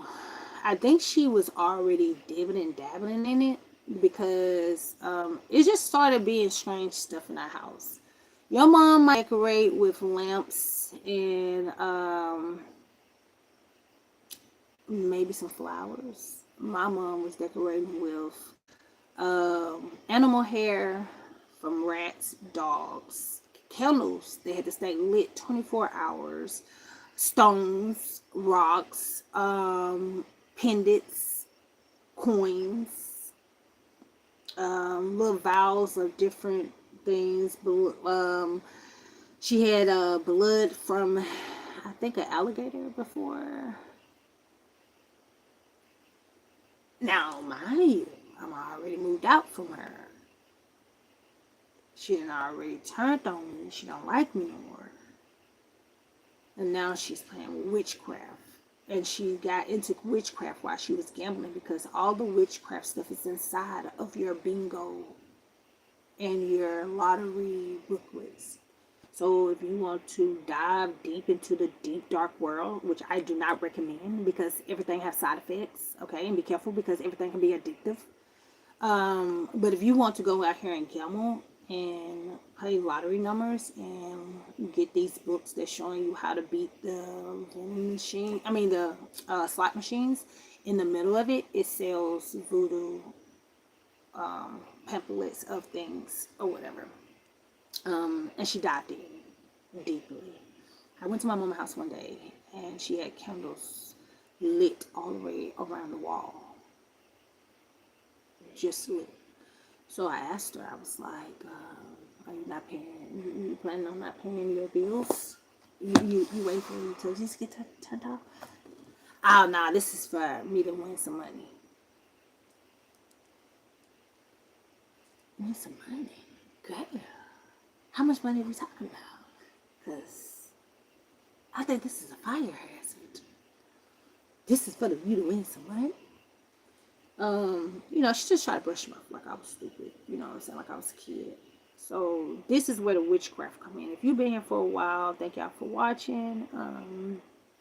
I hope this is your toxic little information that you don't mind listening to. My mom took me to somebody's house that's supposed to be a family member. She is supposed to be a great aunt. So it would be my grandma's, my mama's, it would be my mama's sister. Okay. And this woman did witchcraft out of her house. Okay. So, like I said, my mom was already mad at me. You know what I'm saying? She's not really liking me. She takes me out here, first time ever. And while we're driving out there, she's pretty much just letting me know that who this person is like somebody I can trust. You know what I'm saying? This is family. And so when we get there, I'm like, why we come here though? Because it was such a long drive. I'm like, why we go way out of there? Because it's like, we drove for like 2 hours. I'm like, why we had to come way out here for this? And she's like, oh, I just want you to meet her. This is why I say my family is weird. Okay? Listen to what I'm telling you. The whole entire time I lived with my mom, we never hung out. I never spent the night at my grandma's house and there was anybody else's kid. And my grandma got 10 kids. And you telling me none of her grandkids spent the night. You telling me I never spent the night at none of my cousins' houses. And if I spent the night, is because my mom pulled up to the door, dropped me off, and didn't ask nobody. And the whole time, the person is mad at me because why you didn't tell your mama to wait? Why you let your mama drop you off here and leave you here? They treated me like they got me by the door when my sister holding her hand with our bags. Or, well, nah, my mama never packed us bags. We never had no overnight bag. We never had a lunch bag. None of that. She just dropped us off with nothing. And they got me by the door and they're just like, we waiting for your mama to come. Because I don't know what she thinking, but when she get here, she going to get here for it. And they treated me like horrible. So I'm just like, wow, all of a sudden now you want me to meet your great aunt. That is my great aunt that she took me to. As soon as I walk in the house, she was doing witchcraft. I got mad. I'm sorry. If witchcraft is your religion, please take no offense. I just don't want it to be my religion, and I was not raised up to believe that that is a religion I should be diving into. You know, I skim a little bit and be like, okay, what that for? Okay. Mm. But I'm not purchasing nothing. I'm not interested. I'm not reading up on nothing. I'm not diving in. I'm not learning this stuff. Okay, that's your religion. Witchcraft is your religion. I understand that it is a religion, and I understand that it's used for healing and other things. But it's also for to be used in other forms and fashions. Okay, there are different type of witchcraft. There are black magic. There's white magic. There's good witches. There's bad witches. I understand all of it. It's just not my religion. And I'm sorry if y'all feel offended because I say it's not my religion. I would like to consider myself a Christianity. Okay, I'm a Christian and I have been baptized several times. I feel like I need to be baptized again after what I'm going through right now. If I can get to the church, I would get baptized. Right now, I'm having a little difficulties getting to the church. Okay, witchcraft is not my religion. Okay, not get upset. So we go to my auntie house, and she's doing witchcraft. So when we walked in the door, all I said is because my mom said she just wanted me to introduce me to this woman. So mind you, when I walked through the door, I'm like, "You doing witchcraft out of the Bible?" The woman get mad. Take your little cell phone in there and sit down because nobody said nothing to you. She got mad. Why are you getting mad? That's your belief. That's your religion. I just didn't know the Bible. I didn't know that was one of the possibilities. I'm sorry, I was young. I'm dumb. Like, what you want me to do? But if you bring her to introduce me to you and your religion, it just seems as you'll be a little more understanding and you'll be a little cooperative to explain it to me. That's all I'm looking at. I'm dumb. She catch your attitude. She made me go in the living room, sit down.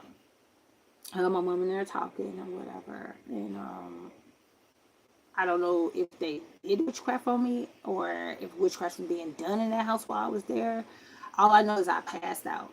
And the auntie was standing over me with a stone in her hand. That's how she woke me up, with a stone. And she told me to sit up.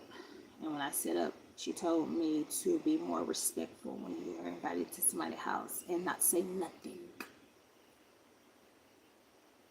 And I didn't say nothing. After she did that, I didn't feel like it was anything for me to respond. Okay. Um, After that incident, I don't know. I just feel like my mom, she became more distant, if that makes sense. So it got to the point where me and her stopped talking on the phone. Like, she didn't call me, she not coming to check up. Not doing nothing really much. And I'm still living full time with, at this time, now I'm pregnant.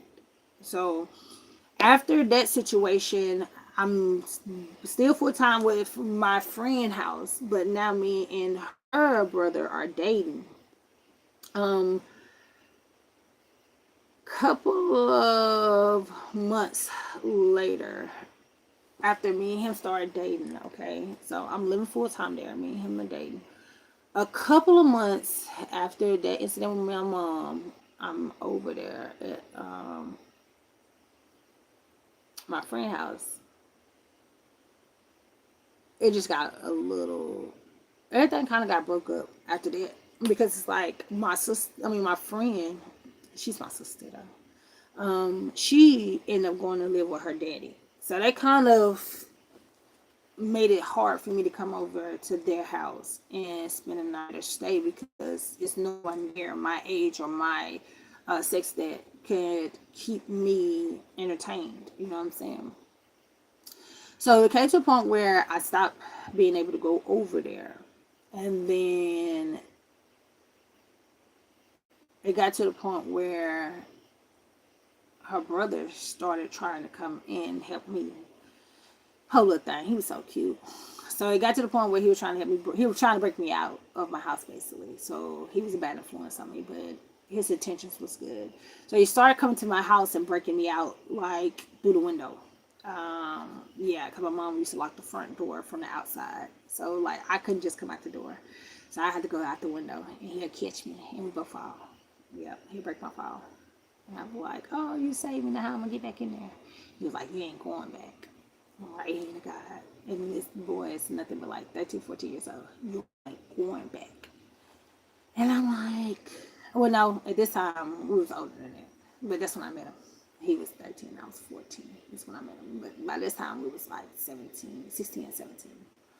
And so he's like, you ain't going back. You ain't going back there. He's like, I don't like your mom. Yeah, I don't like how she treats you. So he begged his mom to let me stay full time, even while my friend wasn't at home. So my friend, she was staying with her daddy, and they let me move in. So of course, a couple months later, I ended up with a big belly, and my baby daddy, he did this little cute ceremony and proposed to me with his kids. It was adorable though. And so he was determined to put me in a house. He said he was going to marry me and put me in a house. So he decided at a very young age to start selling drugs. Well, he was already selling drugs, but now he didn't turn this into a career. It's no longer just for fun or just something to do. Now he's turning it into a career. In the midst of the career, I would have to say the boy got me a house. Yes, he did. As a little kid, mind y'all, I'm living with him and his parents. So, of course, all of us moved into the house. But he bought me a house at a very young age. Yes, he did. He busted his butt. He sold drugs. He sold cars. He did whatever a uneducated school dropout that dropped out of sixth grade could do to provide his young girlfriend of 17 somewhere to live. He got us the house. He got us the house, a 3-bedroom house. But unfortunately, he had to go to penitentiary for it. Yeah. We got the house, but in the midst of him getting us the house, he did get caught with drugs. He got arrested. And he decided to do the time.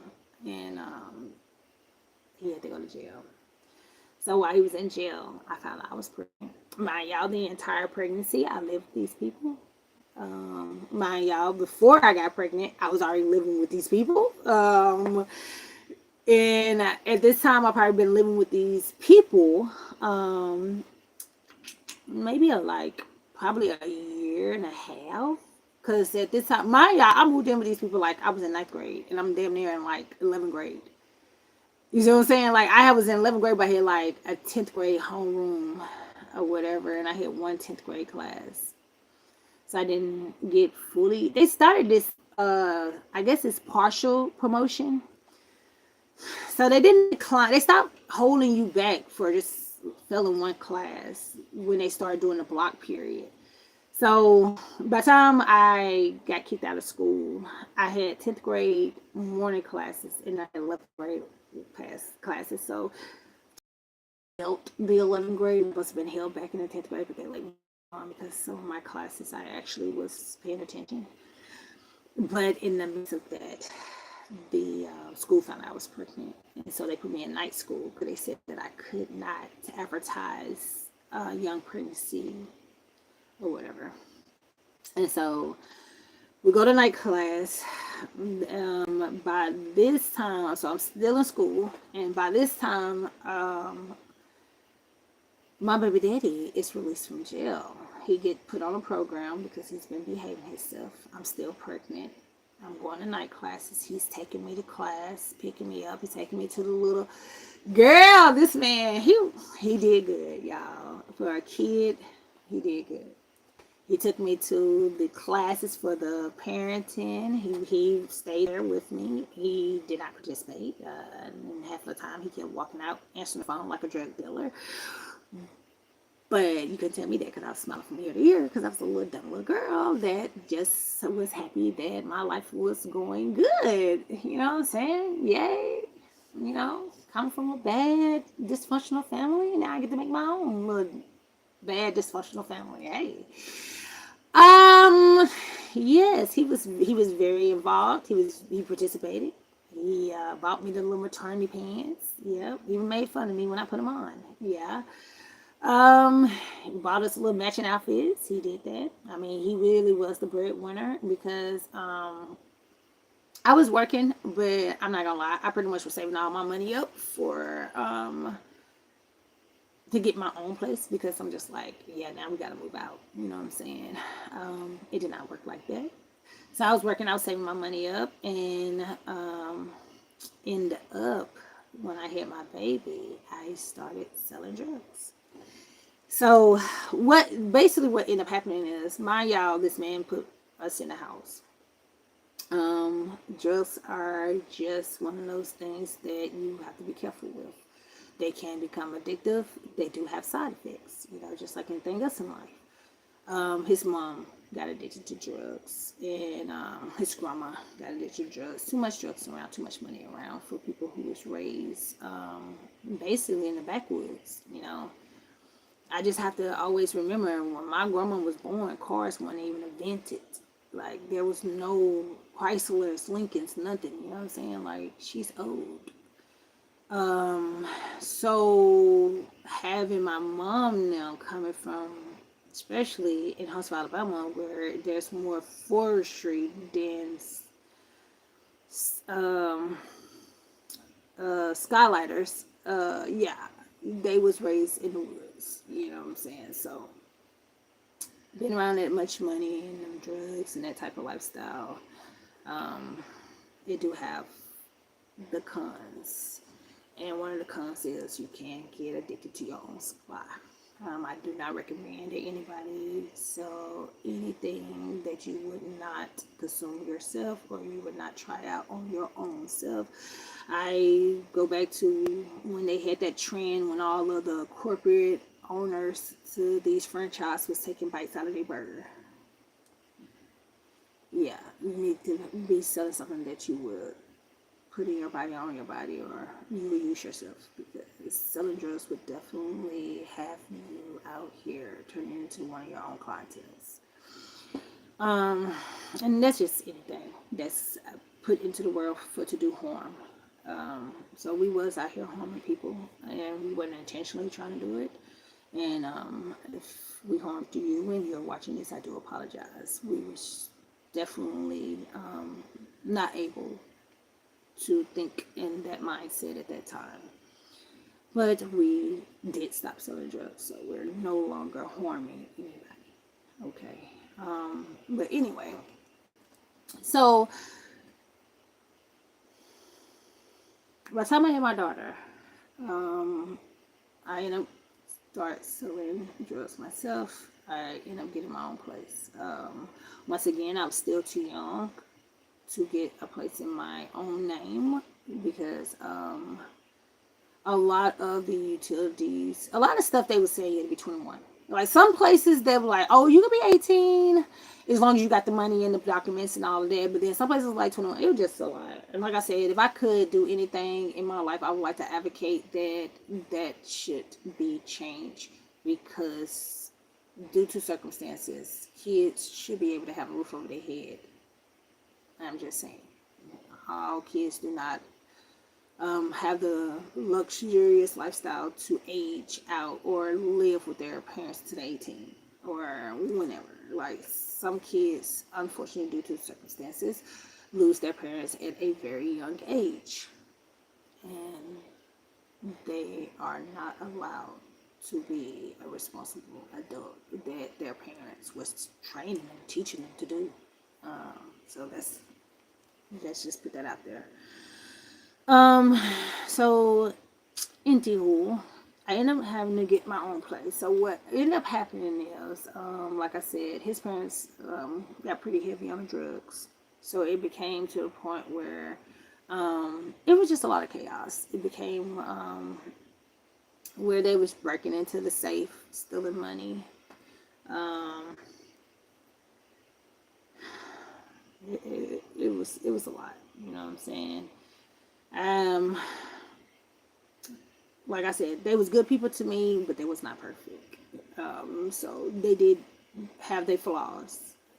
But it just didn't affect us as much because we was at an older age. We weren't as young. So we just We just had to bear down and pretty much deal with it, but make better decisions. Um, which I did. I started putting our money in the bank. Being having a safe. I mean, with our age, it was all cool because it's kind of like was a wow moment because you're like, wow, man, we're now making money that we can actually afford to, eat two different type of cereals. You know what I'm saying? So it was a wow thing, and I was caught up in the moment because I was enjoying the factor that I just felt like things was finally going right. Everything was going bad, finally going right. I think my mom, got wind of it. So it got to the point where my mom started popping up. You know what I'm saying? She popping up like, oh, I want to see my granddaughter. Whoa, whoa, whoa, whoa. I ain't seen you my whole pregnancy. Listen, I'm living with these folks now. This man got this house for me. Now we're no longer living in the same neighborhood as my mom. You see what I'm saying? We was living in the same neighborhood as my mom, but then when he got us the house, okay, now we moved a little bit to the, moving on up. We moved to the north side.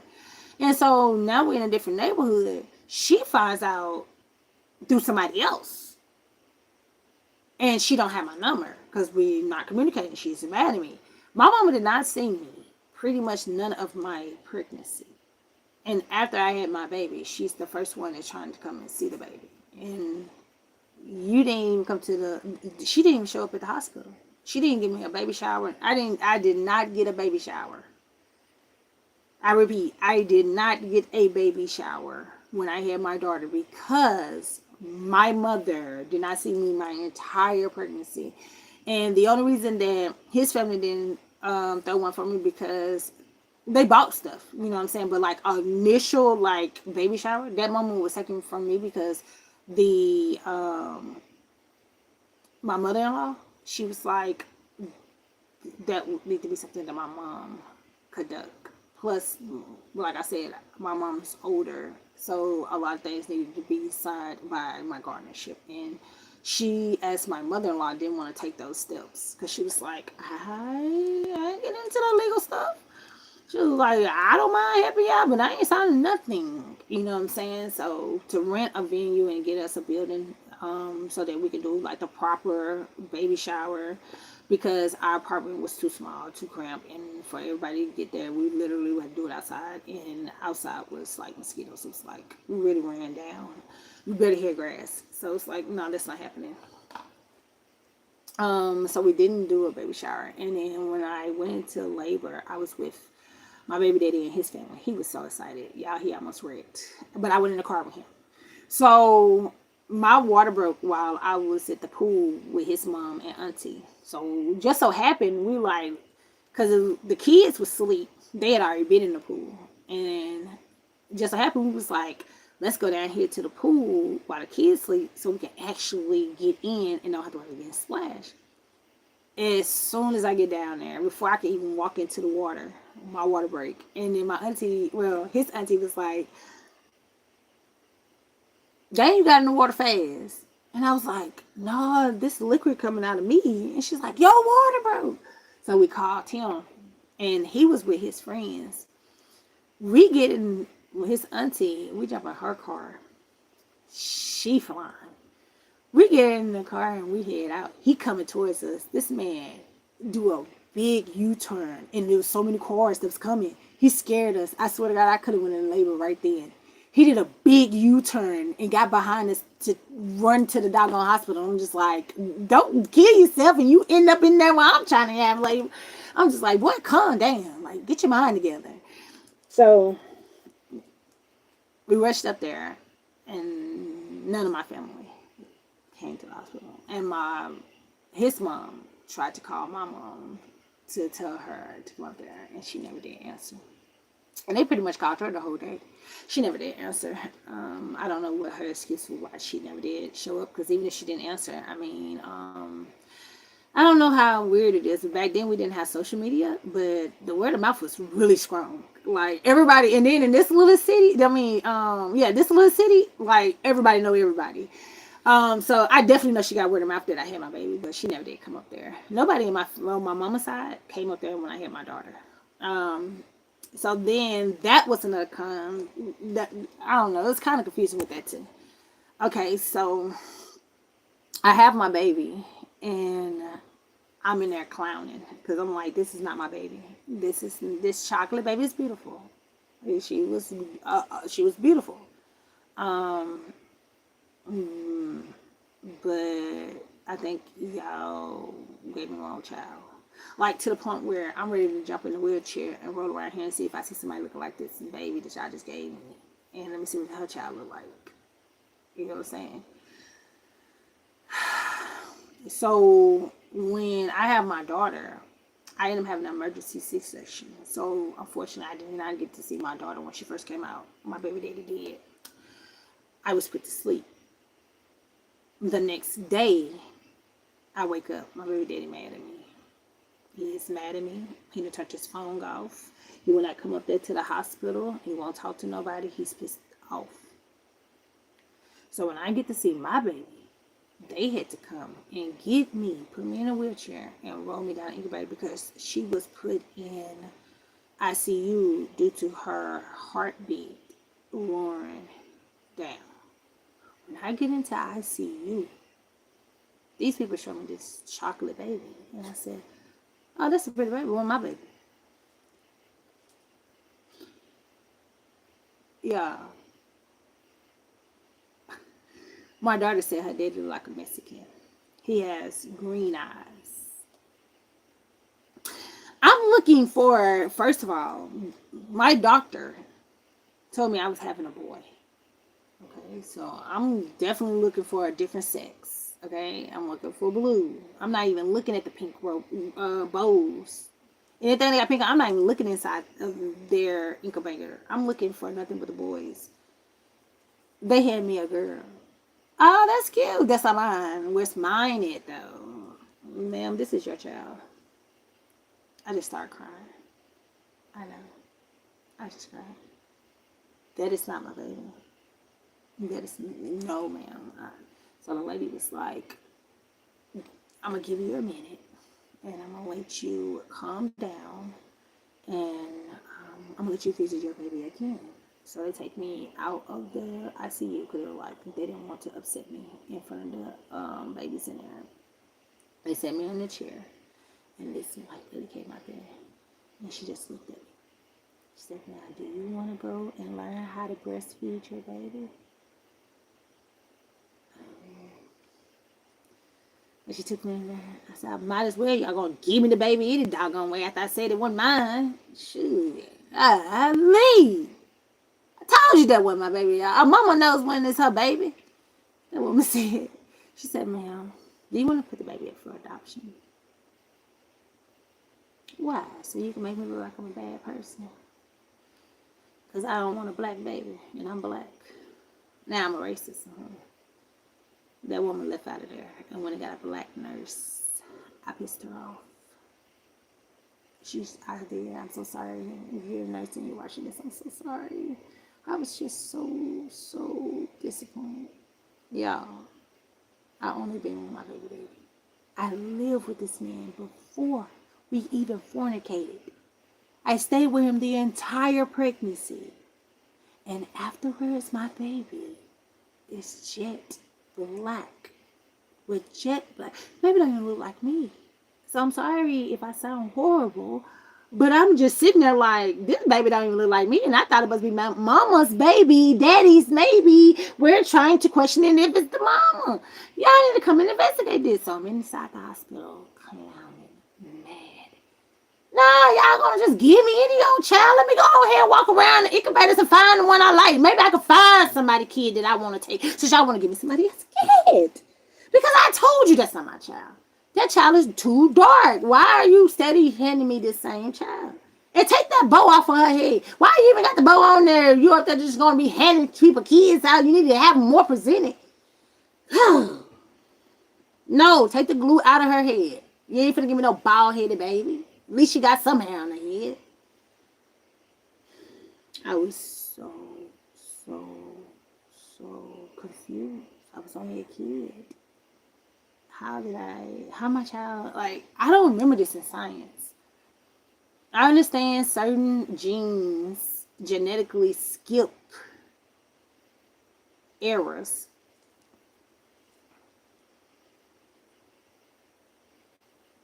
I really want to say my daughter is the darkest child in my family. There's some dark people in my family, but I think she's a little bit darker than them. I don't know. It might be suspect. I might need to go and look at them and see if they could be the daddy. So I'm just like, well, if y'all gonna give me the wrong child, I might as well take care of it. So a black nurse came in there. She said, we're gonna try this again. She said, we're gonna teach you how to breastfeed. I said, okay. So when we get in there, she holding my baby. She said, you think you can handle this? I said, are you asking me am I gonna hurt my child? I'm not gonna hurt her. She said, okay. She gave me. She showed me how to breastfeed. I don't know. That was a lot. That was a lot. Because I love my daughter. And I wish her nothing but good. And I think by me having such a emotional, disconnected mother, it makes me in tune even more with my daughter. You know what I'm saying? Like, I just want to be there for her for anything. You know what I'm saying? Even though it's not healthy, but it's just like, I just want to, you know what I'm saying? I want to keep her a kid, and I just want to protect her. You know what I'm saying? And I'm just like, I didn't have this girl. You don't know, these are jewels. These are diamonds. You know what I'm saying? You could tell how a person was raised, because it's like, it definitely skipped a generation. It's like, you'll notice that the next generation they treat them different. They treat them opposite of how they was raised. We ain't passing down that dysfunctional, disconnect, narcissist behavior. You know what I'm saying? Like, I think I love my daughter too much, and I'm okay with that. Like, she can catch an elephant too with me. I don't care. People like, your daughter don't even like you. Duh. Like, who kid likes them? That's a good thing. Like, you want all the red flags when it comes to teenagers. Like, yeah, that's good. I'm doing my job because I'm not her little friend. You know what I'm saying? Now she's my best friend. My daughter is my best friend, girl. Let me tell y'all, she is so amazing. I'm so proud of her, first of all. I'm so proud of her. Okay, this little girl has amazed me more than I can ever. And I tell her now. I tell her the story. But I always tell her, like, they gave me the perfect child. Like, they gave me the right child. You could have been the more perfect. You know what I'm saying? They confused me a little bit, but she was perfect. She was my little perfect baby. Like, she wasn't a crybaby. She wasn't addicted to the binky. She made straight A's all the way from kindergarten all the way through high school. This girl never made a B in her life. Straight A's. She always been very polite. By her being the only child, I would have to say she mastered the staying in a child place. You know what I'm saying? Like, her being the only child, she never crossed that boundary to, trying to, wear makeup like me or dress like me and nothing like that. Like, she stayed in her child place. She was just, I don't know. I just felt like, for me to have one, I feel like the first one was like chef kiss. Now, people, they always say like the second one is the worst one. And I'm just like, maybe it's a good thing I did skip that second try. You know what I'm saying? Because I always could have went back and tried. I could still have kids, but for me, it was just more of, I wanted to have babies by the same man. I guess that just kind of like was one of them things that I saw my grandma do, and I'm just like, that might be good, because hey, grandma, all 10 grandma kids didn't go without. So I just like the ideal that my baby daddy can just be the father of all my kids. Plus, mind y'all, we was friends before we got in a relationship, so me being raised with him was just like, we could have a lot of little us, running around. Unfortunately, my fairy tale was over. I got divorced before I even got married, child. Oh Lord. So all of my happiness after finding out that, I was gonna have a happy life after leaving my mom. I'm like, oh, it turned out good. I tooted my horn a little too early. My baby daddy left me because the baby didn't look like him. And it wasn't so much that the baby didn't look like him. It was more of he was getting backlash.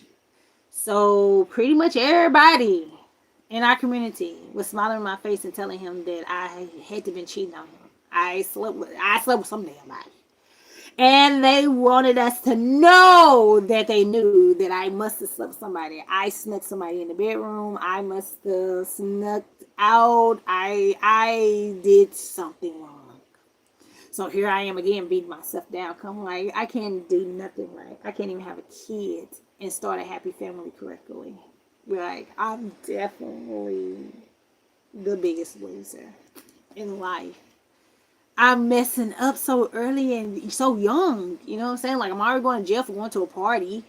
You know what I'm saying? And this ain't even an underage party. Like this is my age group. You know what I'm saying? Like I don't even have to show. It's a house party, and I'm already going to jail. You know what I'm saying? And I didn't drink or nothing like that. I'm like chilling.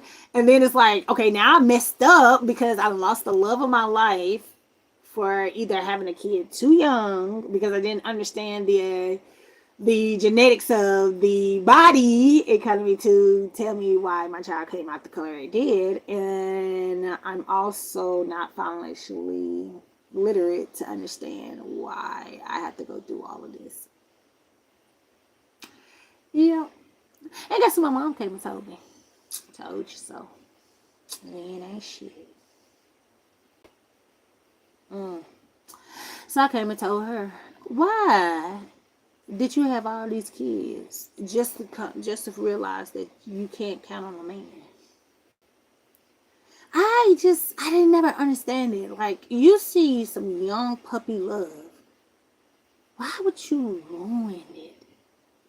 Just because you already know man ain't okay. That's your experience. And then the crazy thing is, my man wasn't bad. Like he's pretty good for the starting out now. And all later on in the years, I don't know what would have happened or occurred, but for the beginning, like he's coming off strong for our little puppy love. Um. So after I had my baby, the water get muddier. So this is what happens. So I have my child. I was able to stay with my baby daddy and live with them over there. We did that little thing for a couple of months.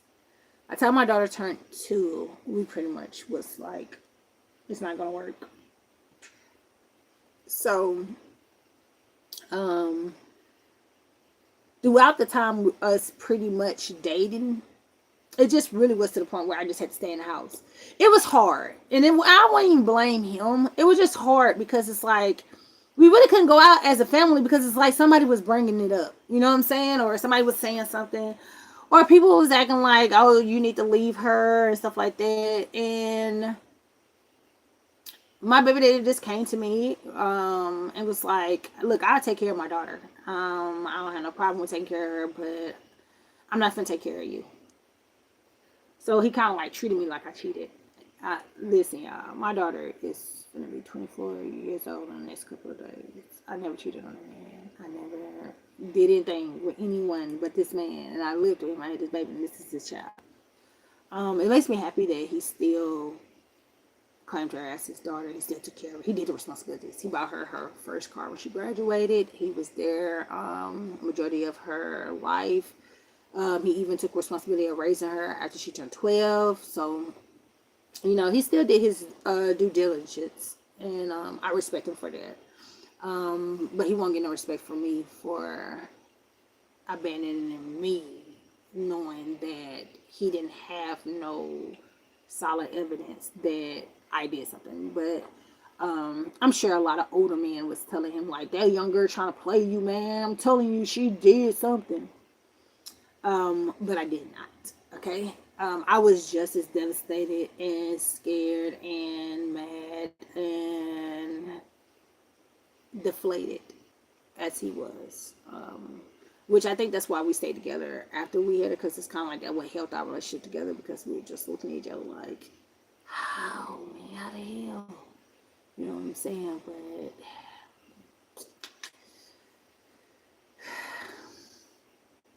rumors, rumors are very impactful. So I guess the word had got out that I had slept with somebody and that the baby was not his. Now, did I make it any better? No. At this time, I already had my daughter, and what ended up happening is me and him and my baby daddy wasn't dating, but mind y'all, I'm still his friend. I mean, his sister friend. So I'm still going over there. So it kind of got to a point where one of his friends tried to push up on me, and I turned him down. And I don't know if he just was trying to get me away from being over there, because like, look, the relationship over. I mean, you can't be the friend. Da, da, da. I guess they were trying to find a nice way to get rid of me. And what ended up happening is I ended up having sex with one of his friends after we broke up.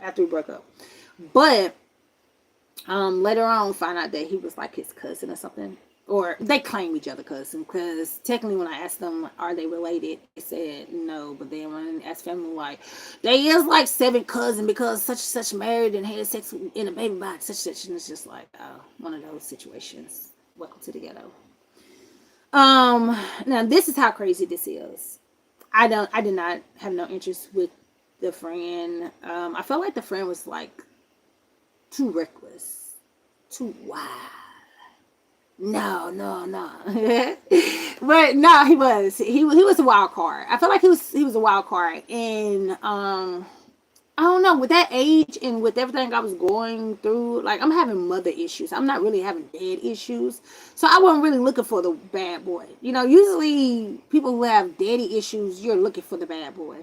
To just suppress, something you think you missed out by not having a father. I had a father. And I'm gonna get back to that. But I was missing my mom. So I didn't really want the bad boy, the wild card. I wanted the more stable, level-headed man. More cool, calm. So I didn't even like the friend. This is how crazy it is. I didn't even like the friend, and the friend one day lied to me and said that he was taking me to my baby daddy, and my baby daddy must have been at the barbershop. Okay. And things like this has happened, in the past, where I could be looking for my baby daddy and he'll send a car for me to wherever he's at or whatever, because I didn't have transportation. Again, I'm from Brevity. And so he would have somebody to come pick me up and drop me off where he was at. And so I've had that happen before. But this particular time, it wasn't that. The guy literally played me. So he lied to me and lured me into his car, and he tried to take me to a hotel. And when we got to the hotel, I wouldn't get out the car. I'm like, man, come on now. Come on now. You gotta be, like, I was so scared. I literally thought this man was gonna take me right there in the car. Because mind you, this man has already been like throwing little slots at me and whatever. And I had already told my baby daddy, because it got to a point where I told him, don't send him, whenever you send a car for me, don't send him. Like, I don't mind him being around, but just don't leave me in a room with him by myself. I already told my baby daddy that. So when the dude come to me and was like, my baby sent for you, I already was iffy. I kept telling him, nah, my baby daddy sent you for me. I know you lying. And I'm trying to call my baby daddy, and he didn't answer. So come to find out, he took me to a hotel where his friends was running a train on a girl that he had already slept with and dropped off at that hotel. So my life was in danger. Okay? And I didn't even know it. So come to find out, he took me to the hotel, and we waited until his friends stopped running a train on a girl that was upstairs. And He comes and tell me, to my son, your baby daddy up there. And I'm like, my baby daddy ain't up there. I don't know. I was so naive. People couldn't tell me nothing bad about my baby daddy. You know what I'm saying? Um, but to come to find out, he wasn't up there. My baby daddy wasn't up there. But he kept on saying, he was like, your baby daddy up there. I'm telling you, he up there. Like, he was trying to convince me that my baby daddy was up in a hotel having sex with a girl. By, just them two, like, romantic type of celebration type of thing. So I go up there and bust in and, do the most. Come to find out, I stayed in a car. He went up there and got this girl. And this girl was barely walking, intoxicated. And I don't know. A thought went to my head. The first thing I thought is, this is why I'm not attracted to you. You get what I'm saying? It's like he tried to. It's like he tried to make himself to look like the type of man my baby daddy was. Like he was being nurturing to this girl. You see what I'm saying? But this girl could barely walk. So to me, it didn't look nurturing. It came off a little sick. You know what I'm saying? Because I'm just like, why are you not calling the police at this point? You know what I'm saying? He carried her. He carried this girl from upstairs, downstairs to the car. And he yelled. He was like, open the door. I opened up the back seat. He slid her across the back seat.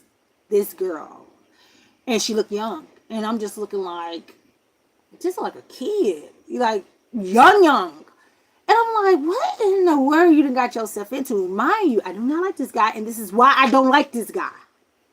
So if anybody ever say, oh, yeah, you was dating old boy Jack, who? Girl, please. He too. This is what I mean when I say a wild card. He's too bad boy for me. I don't like men like that. I would never be with a man like that. You get what I'm saying? Especially if I know a friend. Oh nah, baby. We're fighting to the death. You just went up here to a hotel, and I didn't see what room he went to, so I don't know who came out. What? You came and went up there, and you got this girl half naked, intoxicated, partially passed out, and you telling me my baby daddy was with this girl. And I'm just looking at you. And mind y'all, I was raised with this boy. This boy's my friend, my baby daddy. And I'm just looking at him like, my baby daddy would never. My baby daddy would never. I know you lied. I know you lied. Tell me why. We go to drop this girl off to the house. The girl mama comes outside. I'm in the passion. No. Yeah, I'm in the passenger seat. He in the driver's seat. The girl in the back seat, laid across the seat. The mama answered the door. Now, okay, so he gets out. Go knock on the door. The mom come outside. Yes. Oh, I got your daughter across. This is why I would never deal with no man like this. I got your daughter across my back seat. She seemed like she's sick. That ain't no way you treat nobody. I'm gonna come out crying, screaming. Oh my God, my baby. I don't even see this girl face until he picks this girl up to take her into the hospital because the mama is grabbing the girl's face and trying to wake her up. Wake up, baby. Wake up. Please just wake up for me. Please wake up for mommy. And I realized that I went to school with this girl. This girl was like a A student, very prissy, very pretty. This man ruined this girl's life. Ruined her life. She dropped out of school after this. She couldn't go nowhere. Of course, they called her a whore. Of course, they made fun of her because a boy liked her. Because of some little nappy head boy liked her. When I saw this, I freaked out. Oh my God. I was sitting in the front seat praying. Mind you, that's nothing that I ever dealt with. You know what I'm saying? Like, I've been homeless. And God was good enough to give my very first family that I lived with to give me some good people. So I didn't have those scary stories where, somebody gave me somewhere to live and I woke up and they was in my bed naked. Like, no! Thank you, Lord Jesus. You have blessed me so much and I just want to give you the praise. Amen. No. So to see this girl passed out and being taken advantage of, I'm definitely freaking out. You know what I'm saying? So I'm just like, nah, where my baby daddy? I'm calling my baby daddy. I'm texting my baby daddy. Get me the hell out of here. Tell me why we leave from there, and this man says, I'm gonna take you to the house because your baby daddy. Because mind y'all, he lied and said the baby daddy was in the room, hotel room. Woo, woo. Now the baby daddy still ain't answering his phone. I'm calling him. He calling him. He ain't answering his phone. He lied to me and tells me I gotta stop by my mama house and then I'm gonna take you back to Grayson and my baby daddy house. He was like, because I don't even know where your baby daddy at. So now I'm really freaking out. You came to get me and said that my baby daddy sent for me, which I already felt like it was some BS. Like my stomach was turning, doing flip flops. And I was too stupid to pay attention because it's like I said, it's something that they usually, he do send a car for me. And when he sent a car for me, typically, I don't know, they just pull up on me. You know what I'm saying? It's not like he'll call me because, like I said, we just now getting into the era where we have cell phones. So back then, when I'm in my, I want to say I was like 20, I want to say I was like 2021. Back in those eras, you know what I'm saying? Having a car sent for you was nothing. Okay, this is before Lyft and Uber. Like, yeah, I don't know how they do it everywhere else, but down here you could call on the house phone and be like, "Who over there with a car?" Yeah, tell them to send for me. You know what I'm saying? Like we was fabulous before we knew we was fabulous. Yeah, send a car for me. Yeah, yeah, I'm over here. I want to come over there, and people will come and do it. You know what I'm saying? You know, gas prices was like 99 cents though, so it was okay. We didn't mind. So let me tell you how crazy this part is. The whole entire time, my baby daddy is asleep at home with his mama.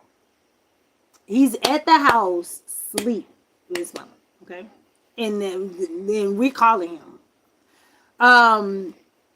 This man takes me to his house. He leaves me in the car. Y'all, when I tell y'all I'm Velcro to that seat in the car, like all I want to do is run. But I don't know where to run to because I live with my baby daddy. And this man just came and got me and told me that he was taking me to my baby daddy. And we haven't made it to my baby daddy. And I've been in this car with this man for like an hour now. So we go to this house that he said is his house or whatever. He had his mama to come and get me out the car. So she come out there. She was like, "Hey," she was like, "Hi, Torya." I met this woman before, you know, in passing or whatever. "Hi, Torya. Jack told me to come and get you because you're just sitting out here in the car. He said you could turn it off. He's finna eat." I said, "Oh no, I can sit here and wait. I turn the car off, but I can sit here and wait." She said, "Oh no, you come on in." I said, "No, oh no, I'm gonna sit right here and wait. I'm not coming in there." And she's like, "Well, I cooked. She was saying she had cooked some spaghetti and stuff. She's like, "I cook. You come in. Well, I'm not coming out. I'm not getting out this car." So I guess she went in and told him. So he sent his sister. I met her, of course, in passing. She's like, "Girl, what you out here doing in the car with my brother?" And I'm like, "Girl, save me. Because I don't know how." I said, "I'm looking for my baby daddy. And I don't know how I end up here." Of course, he sent her out there to get me. Why am I dovetail? Get out the car. This girl come out there talking to me like we are best friends. But like I said, I've met her before. She's cool. And she done talked me out of the car. Gots to be more careful. We go in the house. Me and her, we talking. And I'm like, "Where is he at?" And she's like, "Oh, he's on the toilet. But mama told him to go ahead and make him a plate or whatever. So he's finna use the bathroom. I mean, he's finna eat." So I go in there like, "You hungry?" I'm like, "No." "Yeah, I just want to go home." I'm like, "No, I'm not hungry." So his mom like, "I'll make it to go plate." I'm like, "Can you make it to go? Because I'm trying to go." Yeah, I tell you no lie. No lie. Me and his sister, we standing in her bedroom talking. The bathroom is at the front of the hallway. Her bedroom is like next to the end of the hallway. Their mama's bedroom is the very end of the hallway, like it's always been. You know, your mama always get the big room in the back. Then the kids get it going towards the front of the house, their bedrooms.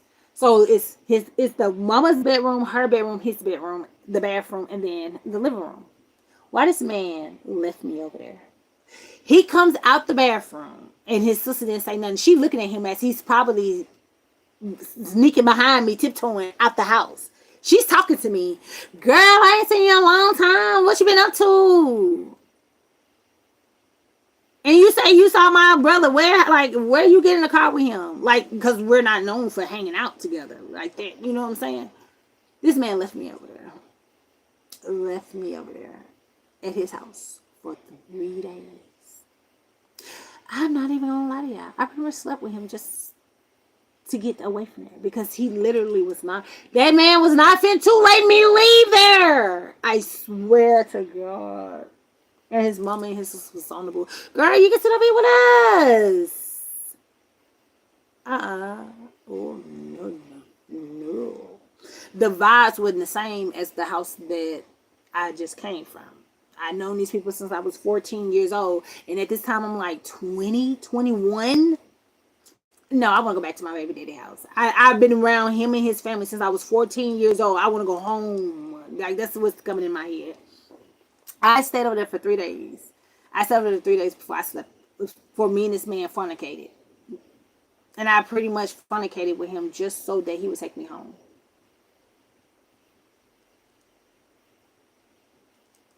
The dog don't like the bone if you can't chase it. Ain't nothing to chase no more. You got the tail. Let's go.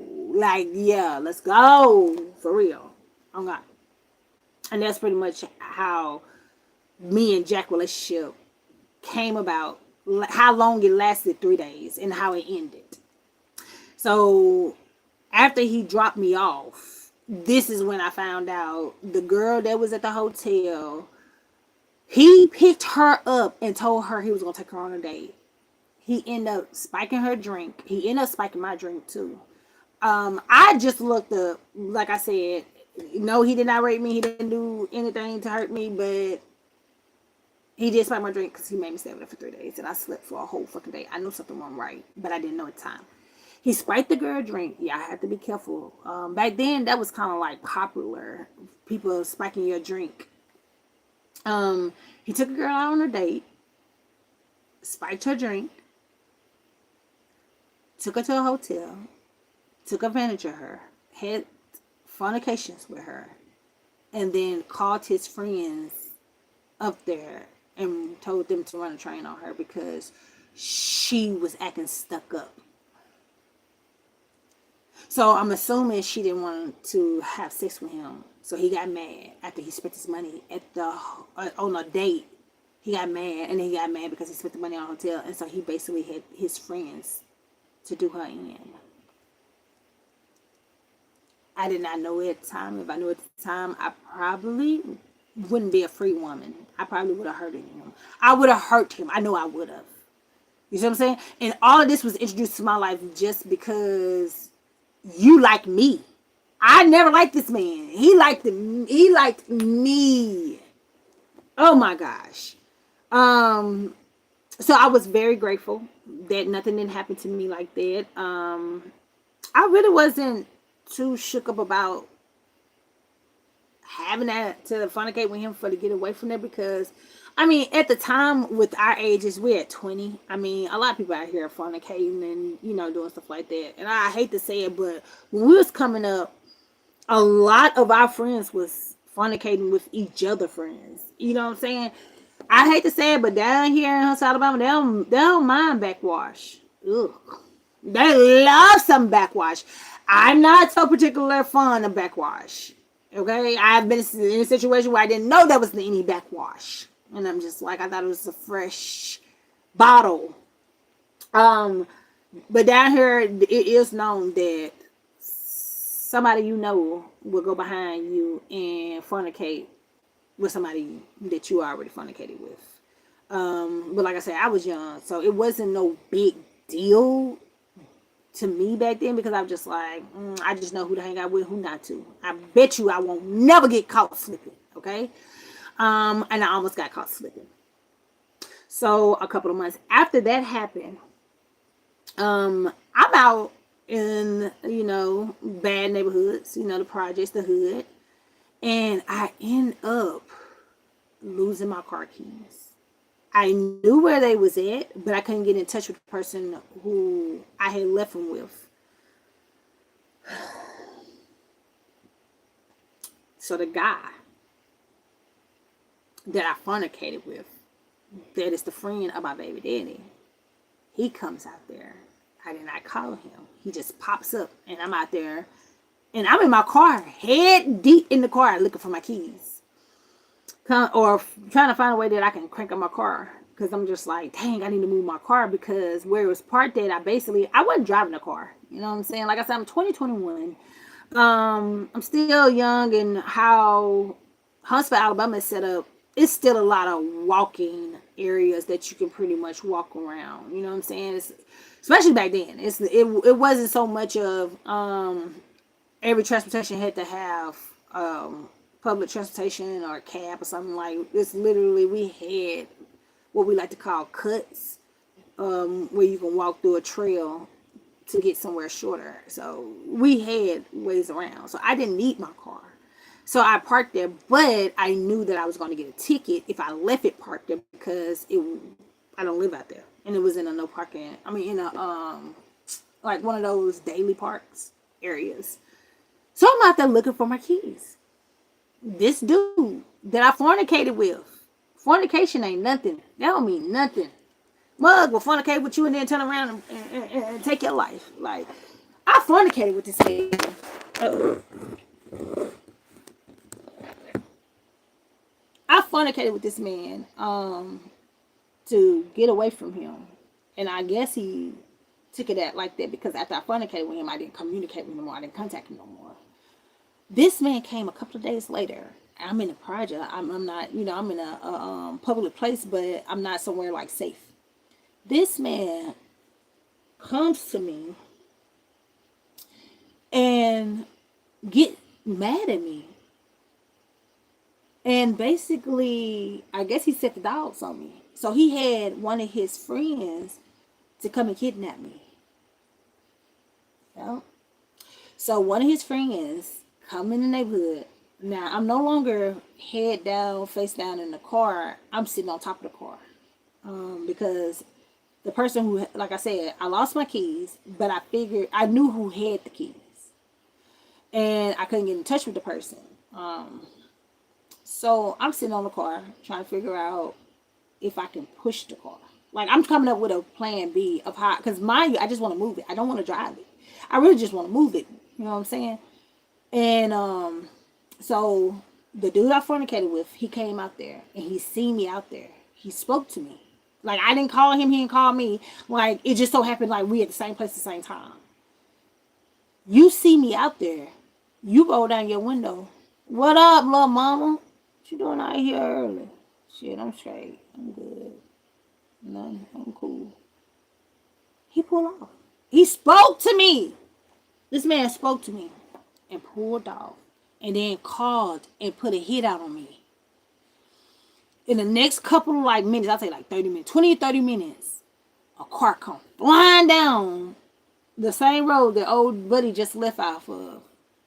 And I'm like, man, here they come trying to make it hot. They finna have the police out here. Now I know I'm finna get a ticket, and I might even get my car towed, because like you got so much time after you get a ticket before like they can, like, the city basically can have you towed. So I'm like, man, I get off the car. I'm going slow. You know what I'm saying? As I'm sliding off the car do a U-turn. It comes back up the road flying. And I said, hold on. Like he out here up to something. You know what I'm saying? So as he coming up the road, I go like I'm finna get in the road. He swerves towards me and then keeps going. And I said, and I didn't know who. I said, who that is playing with me? You don't know me like that. But I couldn't see because of the tent. So I walk across the street. When I walk across the street, this car stops. It stops in the middle of the road, and it bags back. Flying still. Why is bagging back? So I jump up on the sidewalk. I'm like, oh, Lord, if they wreck, they better not hit me. A dude jump out the car. Now, I've seen this dude before, you know what I'm saying? Like I said, in passing. Not somebody, when I say I seen him, it's like, it's somebody that we might went to a gas station and parked our cars and played music, and we might dab each other up or complimented the car close, but we're not tight. Like, I ain't never really hung out with you. We ain't never went on a date. We ain't never just stood around and just kicked it. You know what I'm saying? I seen this dude before. You know what I'm saying? So, but I only see this dude very rarely. So I'm just like, the hell he won't. You know what I'm saying? This man get out the car.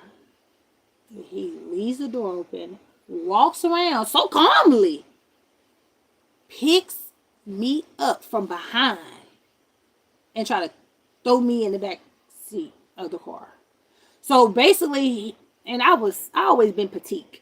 So basically, like, he comes back there, grabs me with one arm, and like he manhandling me. He trying to open the car door with his other hand. When he get the door open, he tried to just like toss me in head first. But I used my foot and I kicked the car. So when I did that, he turns me sideways to try to put me back in there. So I kicked the door shut. This man, I mean, he basically tossed me like a little doggone bag of chips. I can't do nothing. He got my arms. I'm like, you know, what am I doing? Girl, I headbutted him. I had no choice. I had no choice. When you get in a scary situation, you really see how strong you are. And if you're not strong, you better eat your Wheaties. Because, baby, you never know if you have another chance to prove your strength. It's life or death. I headbutt him. But when I headbutt him, he don't let me go like I thought. I thought he was going to stomach back. So what he ended up doing is he ended up putting me down and punching me. It hit me so doggone hard. My eye started shaking in the socket. That thing was ringing like it was a bell, baby. I couldn't do nothing. I'm so enough scared now. I'm furious and scared for my life. I'm just like, oh Lord Jesus, what have I got myself into, Lord Jesus? Please, please, please, please, please. When he hit me, it's like I just froze. I just stood there. So he go to reach to grab me again. I don't know what got into me, but I just started screaming and fighting. I was all over that man's head. Yeah, I hopped up on that man. I promise y'all.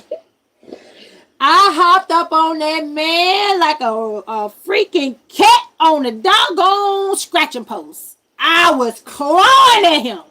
I didn't know what to do. And let me tell you how crazy this is. Me and this man is tussling. The car pulls off while we fighting. We at it. We going at it. I'm up there like, help me, help me, help me, help me. The car pulls off.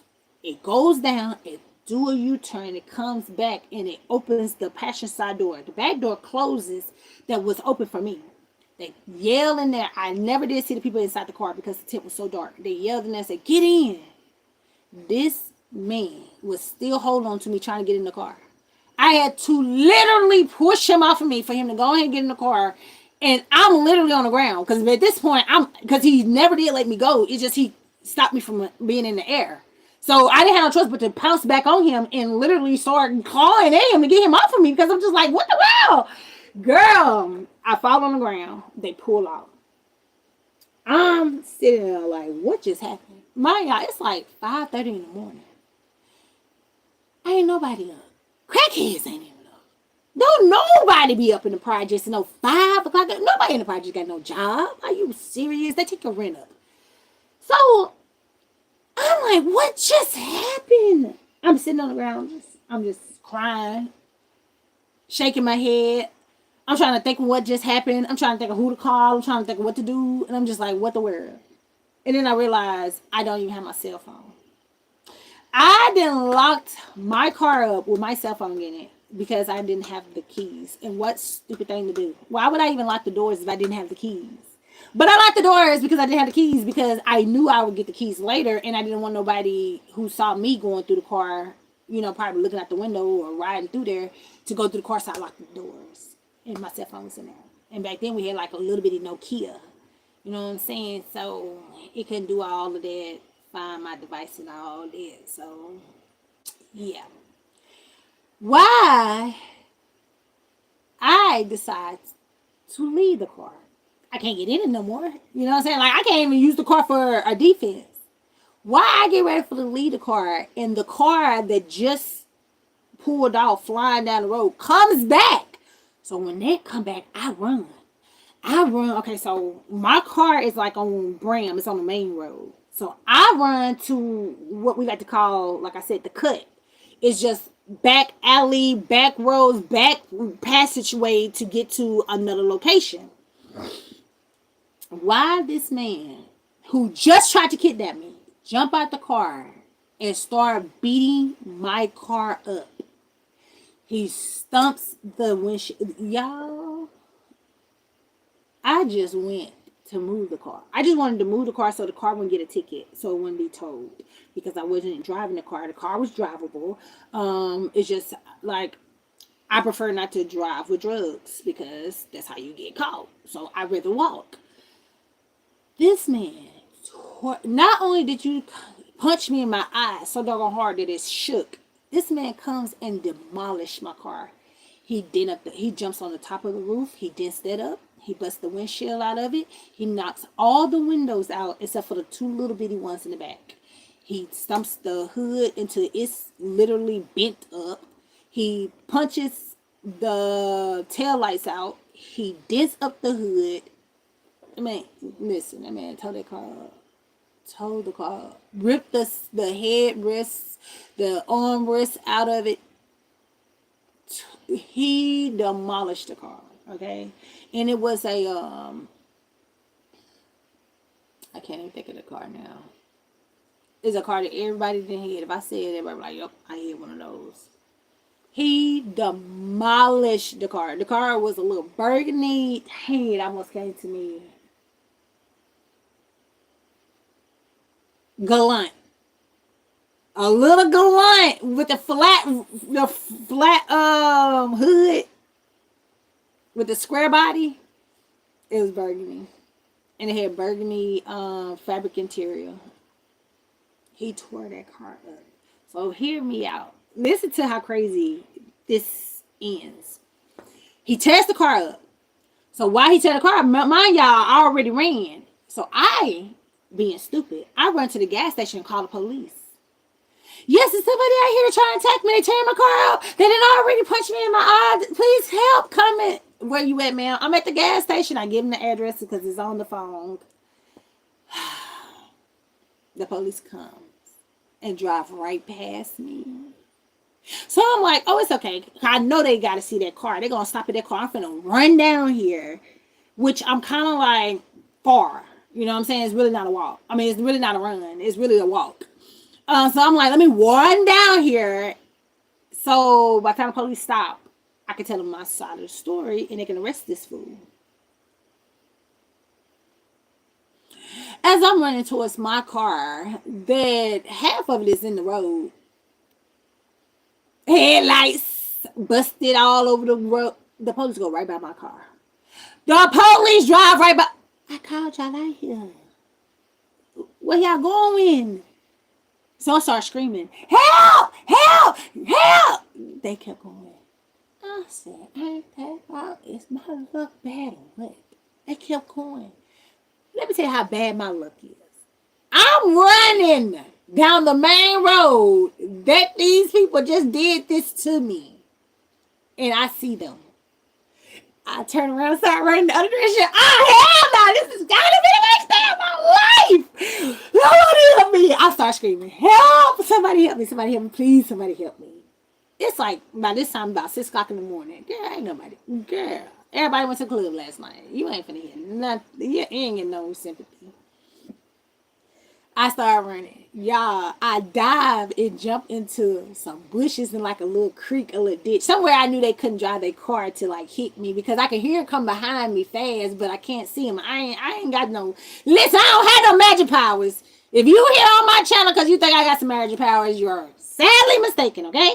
I don't have no magic powers. I jumped on that ground in them bushes and it had like a little creek, like little area that had concrete. I scraped up all my knees, elbows, and everything. And I care, baby. We getting out of danger. I go back to the store that I called the police. Now, this time I go inside. I'm like, call the police, call the police. So the man was like, at this time, back in the day, Yeah, new kids would never know nothing about this, but you couldn't get on the phone when you was doing a credit card transaction or like a debit card transaction. So the man was like, I can't let you use the phone right now because I'm people paying with debit cards. I was like, my life is in danger. He was like, your life just gonna have to wait. Like your life gonna have to put on hold because I need to make this money. Like I can't run a credit card transaction. Like people have to pay me cash, and everybody in line got an EBT card. So you definitely ain't finna get on the phone. I go back outside. Why? Some. It was a crackhead that I knew, very nice. I always served him. I hate to call him crackhead, but I can't think of his name. Why this man pulls up to the gas station to get some gas, and I run out there and jump in this man's car. This say, hey, this say, what you doing? All I tell him is, I said, somebody shooting at me, they trying to kill me. He's like, oh, bet. I found the right person. It's so easy down here to find family. I swear. When I tell you this man was like, bet, somebody want to hurt you or harm you. Alright. This man puts me in the car. He did not get the gas. We go on a hunt looking for the. So he's like, what kind of car they in? So we riding around. Cause mind y'all, I already jumped in the ditch. So I'm showing him my bruises and stuff. I'm like, see, look, they already trying to hurt me. We ride around the whole neighborhood. We do not see these people. I show him my car. He's like, oh, I'm definitely finna get him then. This man go get a gun. A little pew pew. He go get it, child. So he's like, anybody mess with you, they messing with me. He was like, and I'm already on that level. He was like, cause somebody already was messing with me. Why? We are headed to drop me off. And he says, man, I just want to ride through this neighborhood one more time and see if I can see these guys. He was like, because if you let them bully you now by yourself, he was like, you would never get rid of them. He said they're going to rape you, they're going to beat you. He said every chance they get, they're going to make your life a living hell. He was like, because you're considered a weak link. He was like, so don't never walk away from a fight. Don't never, you know what I'm saying? He was like, I don't care if you got to fight until the thin end. Don't give them the upper hand because they're never going to leave you alone. These people have no life. These people have no future. They have time to bother you. Like, this is literally what this man is telling me. And so I'm like, oh, well, I'm going to have to do something. I'm only 20, 21.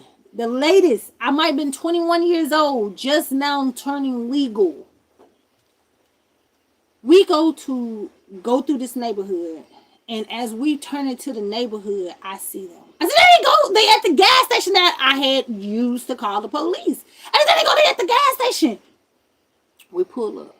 Now, in the car, I would say it was probably about 4 of them. Like I said, I never did see none of them. I just heard their voice and like saw a little glimpse of them throughout the interaction. We pull up to the store. We see the car. But while we see 14 men standing around this car, all the doors are open. And all these men, now as we pull up to the store, they outside the car talking. They don't even know we pulled up. They don't even know we can hear them. These men talking about raping and doing some real nasty stuff to me. Mind you, these are the same men that already took advantage of another girl at a hotel that they took me to about my baby daddy. So not only this, now as I'm listening, I feel like these men got vendetta towards me because they thinking that I pretty much set my baby daddy up to take care of somebody else's child. So not only are they talking about peering me, they talking about doing stuff to my child. Like the child can get it too because the child is dark skinned. Like all of this is because the child didn't come out black enough, the right color black. Like I ain't never in my life would have thought that I would be racially profiled for a black child. But you should have saw how everybody in my family, his family, and our community became racist about me having a black child. My child was too dark for the liking of my community in the ghetto that is completely African Americans.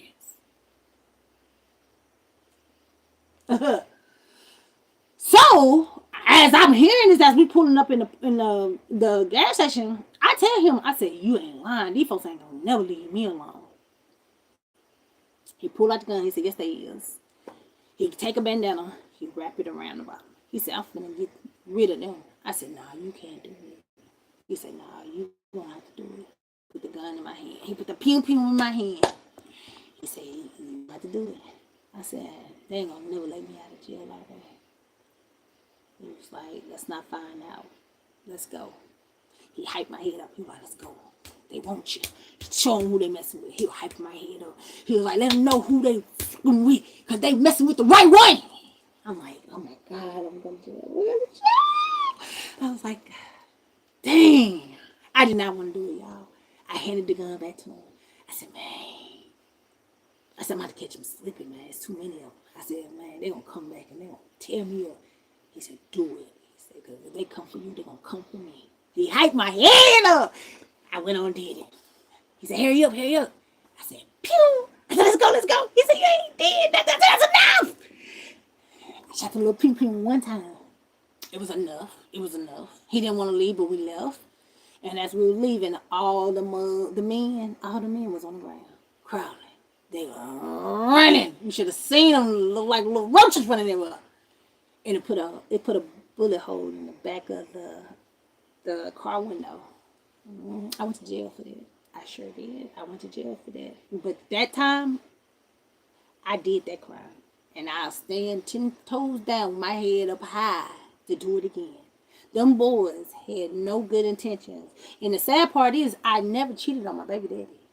But they was going to run a train on me to teach me a lesson for cheating on my baby daddy. And then for making him walk around claiming this black baby. Because mind y'all, me and him broke up, but he still raised my daughter. Like, he still financially bought her, like, he bought her first, like, little Power Wheel. Like, he was still in her life. He was taking her to school. He's still in the pictures and everything. You feel what I'm saying? So they thinking I'm making him look stupid. Like, then she got him out here taking care of the little ugly ass baby that ain't even his. So they was going to pew me and do something to me and to my child because they thought I was manipulating my baby daddy to make him do these things. I scared the living daylight out them boys, baby. When I got done pewing, I had the dude to spin a block around in the parking lot. When he spent the block, I said, now try me. Come for me, baby. We can go to war. Let's go.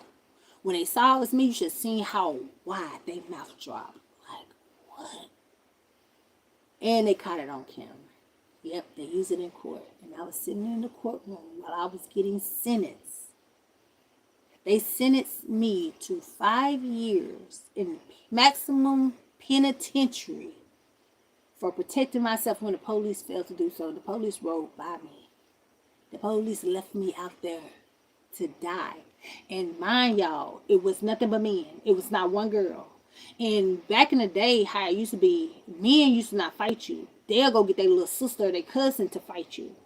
For me to be homeless, living on my own, a single mother, out here struggling with no parents, to have some little boys, some little nasty, nappy-headed little boys that was probably around my age thinking they were finna do something to me, I couldn't have that. Get out of here. Are you kidding me? Now, whether my baby daddy set it up or not, I do not know. Okay, I do not know. All I know is I stood my ground, and that's something you have to do when you are raised in the streets at 14 years old. You have to find strength where you once had fear. And I found my strength. Okay?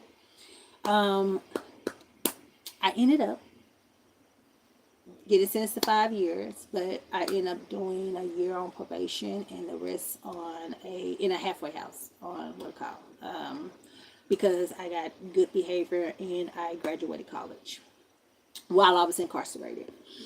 So, with that being said, I get out of incarceration after, all of that happened. So when I get out of incarceration, I still have to go to these neighborhoods that I'm having issues. Now, mind you, this neighborhood is pretty much where all my enemies are at. Like, I'm not really having beef with everybody on a daily, but I am picking fights with here and there because things are just is going it's out of my control. You know what I'm saying? And at this time, I'm beating myself down, and I just feel like a failure because I'm just like I'm just now starting life at age 20, 21, and I'm already knee deep in debt, child, criminal record, and I yet even old enough to even get my own apartment. Like I'm not even old enough. I'm not even old enough to get a utility bill. Like how parents are able to get bills in their kids' name because I need to know because I was trying to get bills in my own name as a kid and I couldn't even get bills in my own name because they're like, oh, you're not old enough. Oh, that's an age. That's an age requirement for to get a bill. I didn't even know that. Yes, it's an age requirement to get a bill. Okay. Um. So I was able to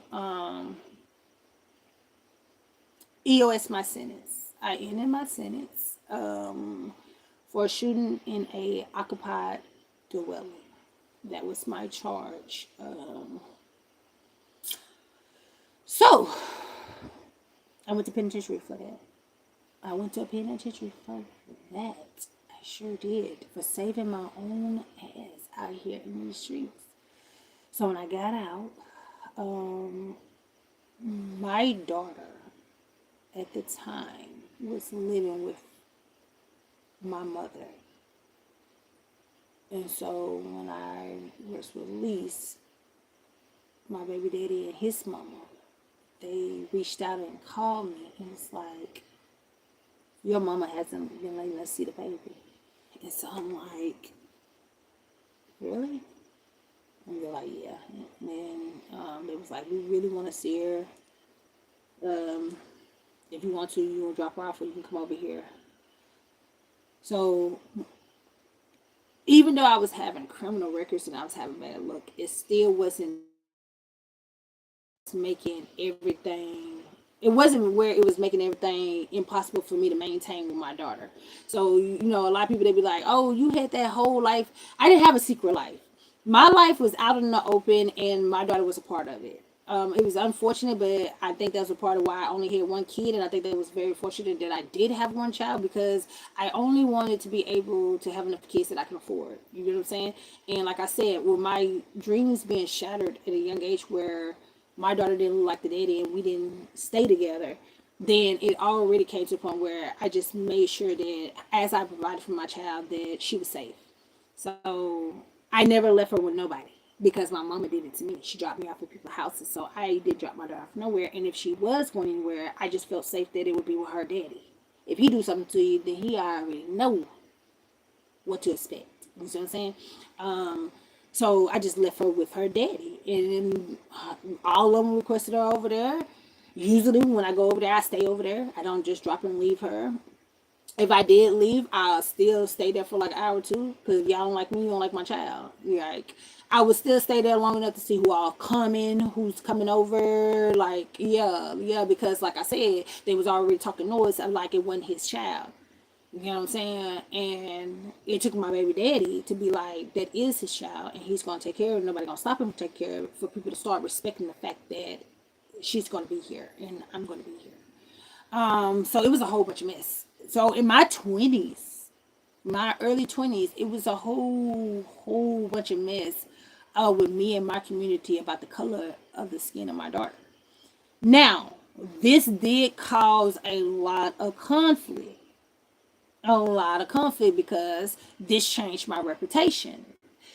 Mind you, when I first moved out of my got kicked out of my mama's house. Mind y'all, I moved in with my best friend, and then we turned that into a family. We stayed living together for damn near 8 years.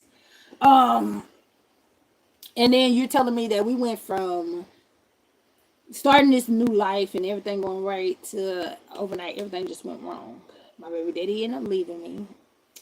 It wasn't too bad just because I was still young, so and I wasn't bored crazy, but I was still young, so I wasn't like familiar with love. You know what I'm saying? So it wasn't to the point where I was just all over him. You know what I'm saying? Especially since we got family there. Then it was also good because I was still working. Like I said, I started out working.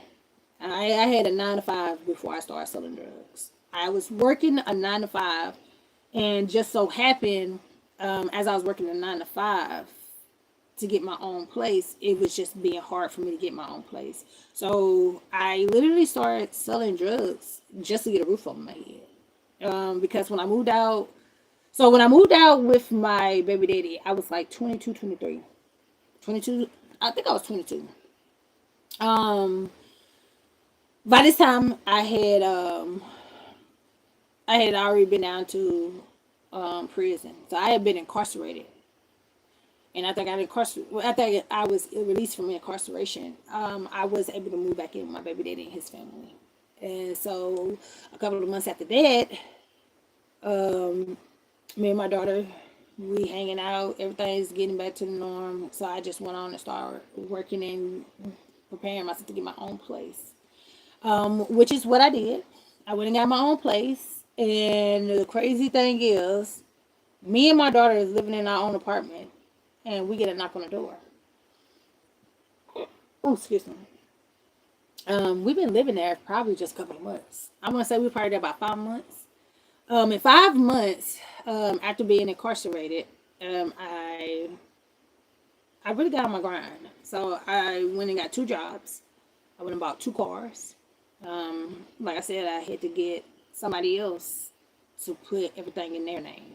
So I paid the money, but it was in their name, and I got my own place, and I, decorated it. My mom and her boyfriend, who was the exact same age as me, I think he was probably a year older than me. He was 22 or 21. Comes knocking on my door after I just established me somewhere to live. Like before this, I literally was homeless because once me and my baby daddy broke up, we already established that he really didn't want me living there. But I was still hanging out there because, like I said, I'm still friends with his sister. My mom comes with her 21-year-old boyfriend knocking on my back door talking about something. Well, I was just wondering if I could move in. And I'm like, move in? Where your apartment at? Didn't you have your place stay? Oh, we got put out. I didn't say nothing. I didn't say nothing. I just felt like I was blessed at the time. Because at the time I was working 2 jobs. I was selling drugs. And I had 2 cars. And I was doing pretty well for it to be like 21, 22. You know what I'm saying? I want to say probably about 23. Well, unfortunately, I did give my mom my apartment fully furnished. All I did was when she came to me, all I did was pack up me and my daughter clothes and we left. I didn't take no furniture. I didn't take no dishes. I didn't take no food. We packed up and left, and we moved in with my mother-in-law. So I moved back in with my baby daddy mom and left my apartment. Um, Ended up I did that for a couple of months, and I want to say I ended up getting in trouble because I violated my probation. I didn't report or something, so I violated my probation. They locked me back up. My daughter was over there with her daddy. My mom still ended up getting evicted out of the apartment I gave her. So I give her my apartment and she still get evicted. I end up getting incarcerated. Sitting there for a couple of months because it was just for violation of probation. I didn't catch no new charge. I didn't get in any trouble. Just another reoccurrence to remind me that I'm still a troublemaker and that I have a criminal history. Once I was released that final time, it's just something click. I stopped getting in trouble. I stopped catching felonies. I stopped being incarcerated. I went back to school. Um, this time I took up business management. 2 year I graduated. But like I said, I did it like that. So I ended up going to 2 year increments, and I did it like that because the job that I was going for, they was doing soldering, and they did an in-class soldering thing. So I was already getting my soldering certification, so I wanted the business management so that I can get a good position at the company that I was working at the time. Because even though I did go to penitentiary at 18 years old with a class C felony, I still was able to get out and get jobs from regular companies straight through. Um, I hate to say it, but they treated me like a criminal at the job. But it's one of those things that if you're, as they teach you in while you're incarcerated, if you're on your best behavior, the company eventually they treat you better and they stick up for you and they ride with you. If you behave yourself, the company will allow you to work there as long as you want to. Um, but only if you behave yourself, because it's kind of like that's pretty much what they treat you like a criminal. Until you prove them that you're no longer a criminal, you can get any job you want to. You just got to show them that you're not a criminal anymore. Okay. So I never had a problem getting any type of job that I wanted. I know y'all, I'm being long-winded because I see I've been on here for a minute, but I'm getting to it. Okay, so anyway, I just feel like I gotta get some backstory. So if anybody come and listen to what I'm saying, they'll understand where I'm coming from. Anyway, so let's go ahead and get to the good part. Any who after I went to college, I graduated. I decided that, mind you, I went, okay, so I already had an associate degree, BA in business management. Then I had a BS in technology. So I have office system technology. So that's my two associate degrees. So I decided that I want to go back to school and I wanted to take up CDL. So I went and signed up for to go to college again. I know it's excessive. I'm overqualified. I'm overqualified. I understand it's excessive. I did it due to my life was not staying consistent. Okay. So yes, I had degrees. Yes, I was getting jobs, but somewhere in between those two, my responsibilities was not being consistent. You see what I'm saying? It was going good, but it wouldn't stay where it can actually build up. So, anywho, I thought it was me. I thought I was the problem. I had already been to college. I had pretty much had already worked in the field. So when certain companies was firing me after hiring me and letting me work there for a year, well, almost a year, then they coming back and saying that it's my background. I thought that must have been done in 90 days. And I thought you only was to go back 7 years. Mind y'all, when I went to penitentiary, it was in 2005. I have not been back to penitentiary since 2005, 2005. I EOS'd in 2010. So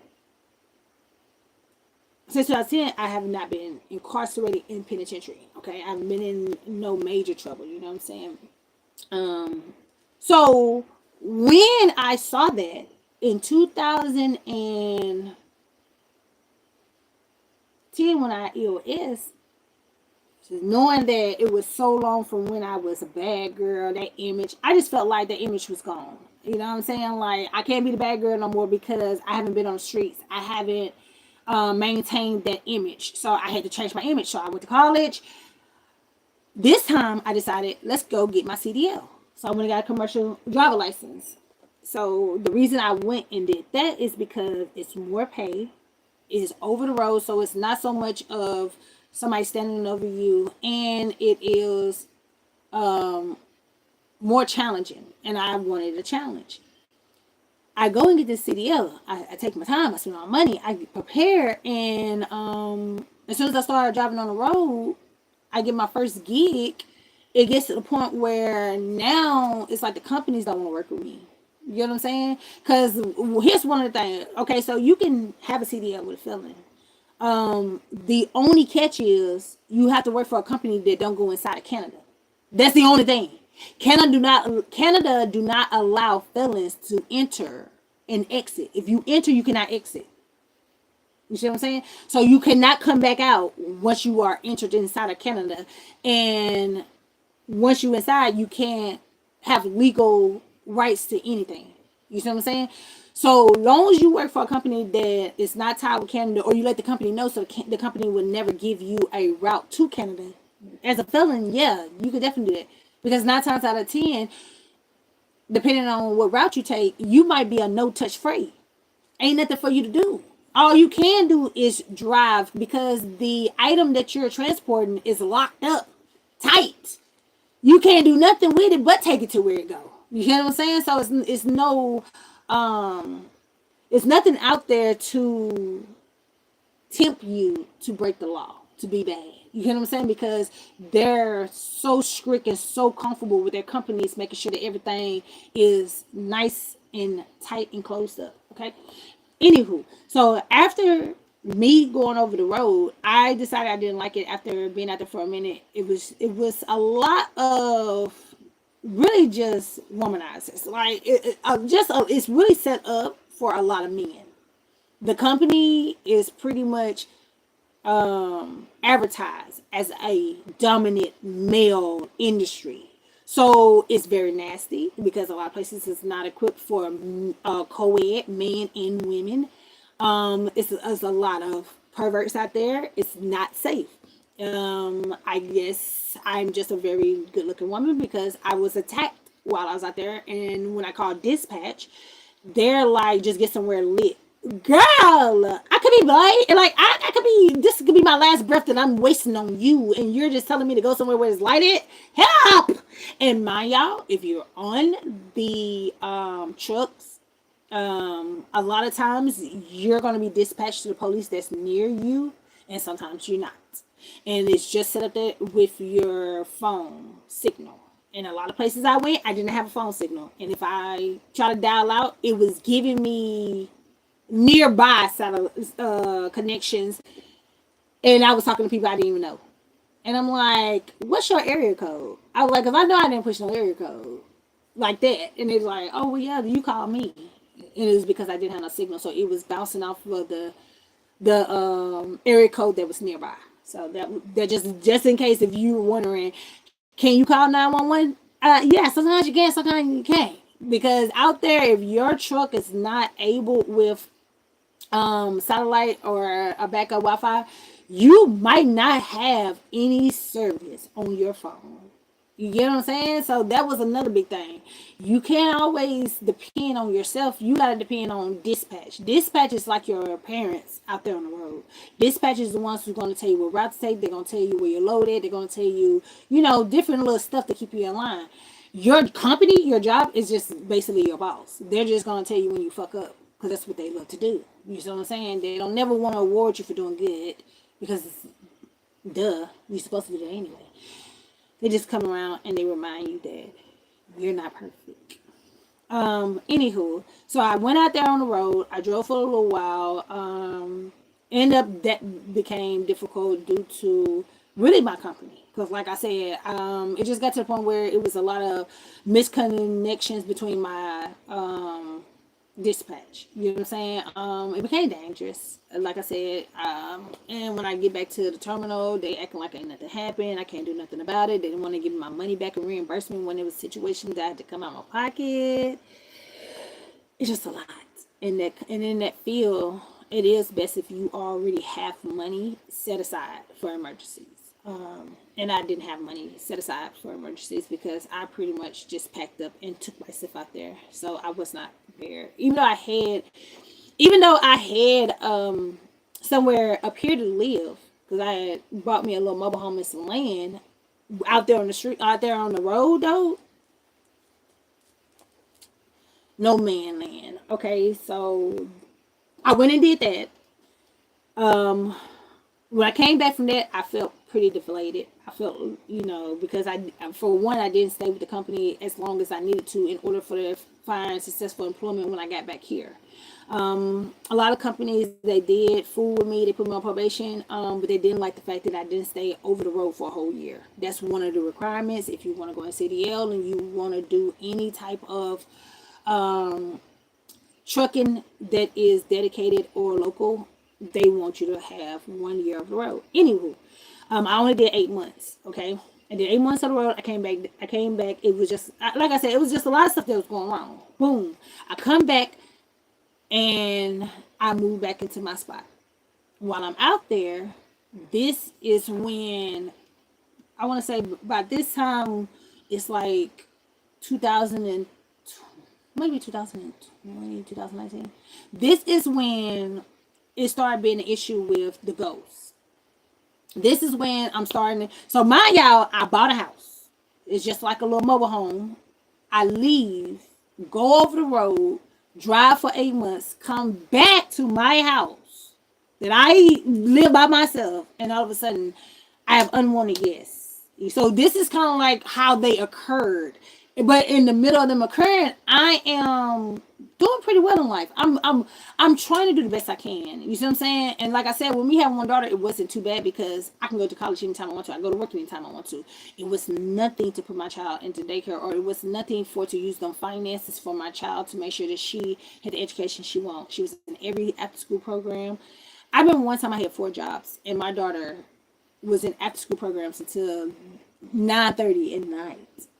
And it was so crazy because I was coming from my last job around pretty much 10. So she just had to go in the house, turn on all the lights, and by the time she got out of her school clothes, I'm coming through the door and I'm getting food ready and her bath ready. Um, so maneuvering around and taking care of myself, it's not too bad. I don't feel like I did too bad by having one child because I feel like I stayed close to what I knew. I could maintain this. And like I said, my whole goal was if I can't have kids by the same all my kids by the same man, let's just make sure I got enough kids that I can afford. Okay. So the one was fine. Now, what went wrong is when I come back from getting my CDL, I decided to go back to college. This time I want to take one of the associate degrees that I have, and I want to use that as tuition for to go get a 4-year degree. So now I'm trying to go to a university.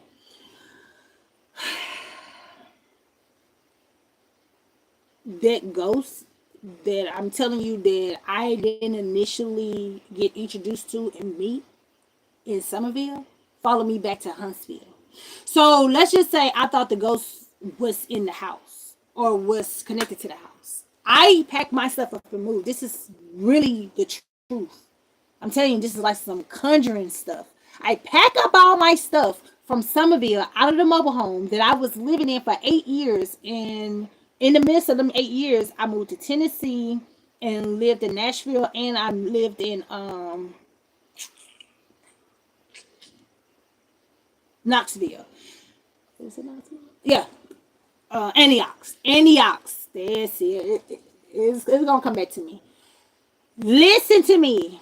I lived in Tennessee for like 3 years. Okay, I moved to Nashville first, and then I moved to Antioch because Nashville was a little too expensive. I'm like, oh, this is so nice, but I can't afford it. Like I forgot I was in poverty. So we moved to Knoxville. Knoxville was a little more affordable, plus it had a lot of foreigners, so it was a little more accepting, and they was easier to get hired at jobs because they just looking like, girl, just do the job, and do the job, you gonna get fired. So I ended up going there to Tennessee and working for girl, how I work for Nashville? Is that a company? I work for what was I gonna say? I'm trying to hurry up and finish, and this is why I talk slow because I'm too illiterate. Give me a second, y'all. Now I lost my train of thought. What is the name of the company? It's a car lot. Not the Kias. The girl. You slow. You slow. Get it together. Anyway, y'all know which one I'm talking about. The other one looked like a Kia. Not the Hyundai. What is it called? It started with an N.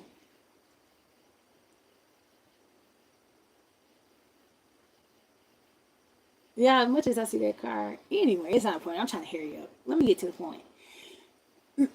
I started working for a company in Nashville. Of course, while I'm living in Tennessee, my criminal record does not follow me because my criminal record is only in Alabama. So I'm only looked at as a knucklehead in the state of Alabama. In the other state, they're gonna look at, oh, she's potentially trying to get her life better because they base it off of your credit. They don't base it off of your criminal record that you did not get in their state. Okay, not unless it's a certain type of crime. Then that do transfer over to the new state because they have to put you like maybe for registered for a sex offender or something. So I don't have no criminal record in Tennessee, so I go and get me a subdivision, child. Why did I go there? My rent was so freaking high. I forgot I was in poverty. I forgot I was raised in poverty. being raised in poverty and making that jump, not from poverty to middle class, poverty to upper class, girl, who I thought I was. I thought I was doing a long jump, didn't I? I moved from poverty. So when I went down to Nashville, I ended up living in a hotel. Okay, so I started staying in a hotel. I was paying it paying it weekly. It's pretty run down. I go and get a job in Nashville. Nashville's paying very good just for me to check the seatbelts. It pays me so well that I save money for 3 months and go and get me a subdivision. Girl, my rent was $1,500. $1,500, and we're talking like in 2018, 2019. My rent was $1,500. With everything, it was a little bit over $2,000. And I'm doing all this by myself, okay? But mind y'all, in Huntsville, Alabama, I'm living in poverty. I'm eating government cheese. And I go to Tennessee, and now they treat me like, I got a little something. Smelling myself. How you doing? Hey, girl. Okay, so in Tennessee, I did get to drive. I got to drive for a company in Michigan for a little while, but I didn't stick with it because, like I said, I ended up going to Nashville. Plus, the companies was basically putting me on probation, so they wasn't hiring me permanent. They was putting me on 90-day probation, and if I can basically they're making me go do stuff. And if I do everything on the list within them 90 days, then I'll be taking off that, and then I'll be able to drive the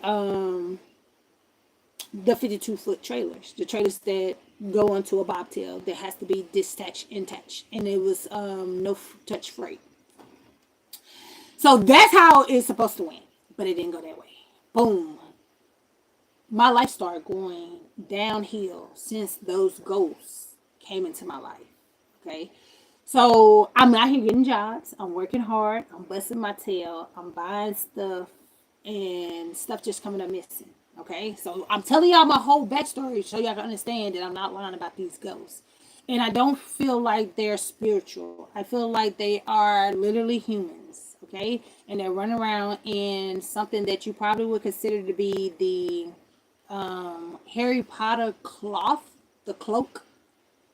That's what it is giving. Okay. So they start following me.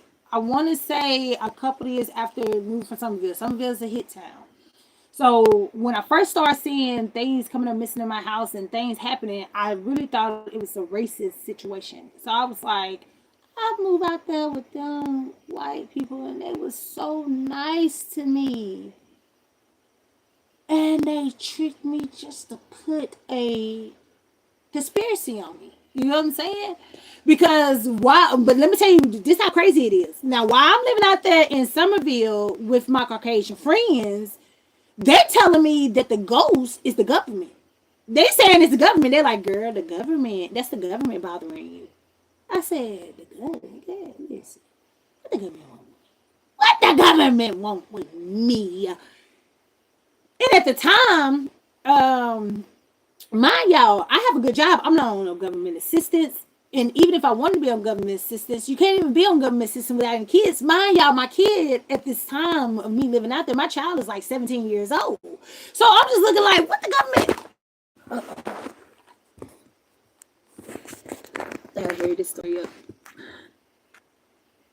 Okay, so I'm like, what the government want from me? What I done did? So then I'm like, well, hold on. Tyler Perry was homeless before he became famous. Maybe they want to make me famous. So yeah, let me tell you how stupid I was. I didn't even know these ghosts was here. But I thought these ghosts was coming in to get my backstory so they can make me famous. Because you know how they be having the conspiracy. You know how they be having people, overnight success story. You know what I'm saying? Mm-hmm. So I'm like, the government want me? God, I thought I hit the lottery. I'm like, the government want me? What for? And they all in ghost costumes and stuff, you know what I'm saying? So I won't be nervous. You know what I'm saying? Girl, no, that's not what they're here for. Okay? So listen to me. Attention. Everybody pay attention closely. These people are sitting here and they are trying to sabotage me. They're stealing all of my stuff. They're trying to fornicate with me. Okay? And I can't see them. So I was crying so bad. I had to come on here and vent. And I've been on here for a minute, so this might help because I really was ready for the literally, like I literally just took all of my iron pills and my vitamins out and I was ready for the chuck them. I don't know what type of end of your life letter I was gonna leave because who the heck trying to take their life with vitamins? Listen, this month I did a daily vlog. Mind y'all, I didn't even know these people was here. I didn't even know this was going on in civilization is what I'm saying. This is some new conspiracy bull crap, okay? This is literally these people playing in our face. Listen to this. I started vlogging when I moved over here. I started vlogging when I came. Now, y'all wonder where I'm at. Okay, so let me bring y'all up to date from my story time. Remember I told y'all that the last thing I was living out there in Somerville, okay? And while I was living out in Somerville, I was working, okay? And I had already got my CDL. I moved back to Somerville after I went to Tennessee. So I have a CDL in Alabama and I have a CDL in Tennessee. Okay, but you can't have two driver licenses. So when your driver license is not in effect, they make it inactive so that you cannot use it until you go and pretty much put in a new address, basically. So once you put in that you live in that area and you show them you got a new address, then they'll make your CDL back active with the requirements of the documents that you need to get. When I moved back from here, I have my CDL in Tennessee. So when I moved back down here, I also had the CDL in Alabama because I got that CDL from Calhoun. When I moved back down here, they wouldn't let me get my CDL. They was basically saying that by me transferring from Alabama to Tennessee, it transferred the CDL out. And when I came back, it didn't transfer the CDL back in. So I had to go and get a motor vehicle report, which looked horrible because I found out I had like 45 tickets in like the last 10 years. And I'm just like, why do I, only in Alabama, why do I look like a criminal, such horrid in Alabama? And I'm getting all these tickets because I'm following traffic, which I thought was the law. You're supposed to ride with traffic. Whatever, here or there, it don't matter. So I don't know what the police in Huntsville, Alabama got going on, but they need to fix it because that GED and that little high school diploma that's required before you become a police officer is not enough. Okay? It's not enough. All right? So, neither here nor there, I didn't get in any trouble while I lived in Somerville the whole 8 years I lived out there. Cannot believe this, but I did not get in trouble any time that I lived in Tennessee the whole 3 years I lived out there. My criminal record is only with Alabama. Huntsville, Alabama is the only one that's making me look so horrible on paper. But then you see me in person and you're just like, she was actually a delight. Like, what's wrong with her? Like, what? Okay, I digress. While I'm trying to get my CDL moved over to Alabama because I'm trying to work for Coca-Cola because like I said, Coca-Cola and Lay's, both of them was willing to hire me without being a year over the road. As long as I did a 90-day probation going and doing stuff, which they had like different stuff that you had to take classes and you had to continue to try to like work on your different stuff for the company to hire you on in that position permanently. If not, then you'll just have to go for a lesser position. Anyway, for me moving from Tennessee back to Alabama, I'm already starting off bad because Alabama would not recognize that I have a CDL. So that means it changes up my career. I don't have a career no more. I just have a job and it's not in that field. So they was being nice to me. I come down here, they was letting me do little stuff with my CDL. So then well, they're telling me that I had to get the CDL again. So I was like, that's fine. I get it again, but this time I get it with a chemical, so that I could do hazmat, because hazmat get more money. Plus, I had a company that was willing to pay me just to fuel up the trucks as long as I had a hazmat. So literally, I didn't have to drive no trucks. All I had to do was fuel them up, and he was willing to pay me the same price that he was paying his truck drivers. I just had to get up. I had to get up earlier than them. But anyway, so that right there was a red flag off the rip. I'm like, nah, Alabama want to give me. I'm like, man, I should have stayed in Tennessee. Alabama already giving me a hard time. I just got here. And y'all see I'm trying to do something good. It's not like I'm coming down here and asking y'all for a gun permit. I'm just asking for a job. Like, let's be so serious. Okay, now that was a red flag. But I still went on, moved back down here, and I moved in Huntsville instead of moving in Somerville, where I lived and I own my own land. So I don't know if the ghost came because I had my own land and I own my own house, but that's typically what they've been doing. It's like they sitting here listening to what like I'm on the phone or I'm talking, like they're listening and then they're sabotaging it, if that makes sense. So it's like if I get on the phone right now and I'm like, yes, I would like to make an appointment tomorrow for 9 o'clock. I swear to God, tonight I'm gonna get woke up about 2 or 3 o'clock in the morning from some wild ass motherfucking noise. Something gonna fall, something outside gonna be something. I get up, I'm gonna be like, oh, there ain't nothing. Use the bathroom, go back to sleep. I'm gonna oversleep with my alarm on and everything. Like the 9 o'clock appointment is just not gonna happen. Okay, so today, mind you, like I was just saying, I supposed to vlog this whole month, and the reason I was vlogging this whole month because I supposed to be moving from this location. The whole point of me getting this camper is because I had an apartment. With the apartment, I was working, but then I lose my job due to someone lying on me. I could have transferred to another store, but I didn't have transportation because my boss, my manager, was taking me to the job that I just lost. Okay. So just last year, I had a job. I was working. My boss was taking me to work. Out of nowhere, me and my boss get into it because a girl threw some tomatoes at me and my boss fired me. The man fired me because somebody else threw tomatoes at me. But it's not even the point of that. If you taking me back and forth to work, you my ride or die. You must be on my side. You get what I'm saying? He didn't even see the fight. He didn't even see the tomatoes being thrown. We didn't fight. She threw some tomatoes at me, and I said something to her, and I threw some tomatoes back, and then she told me she was gonna do something to me. And so I didn't say nothing to her.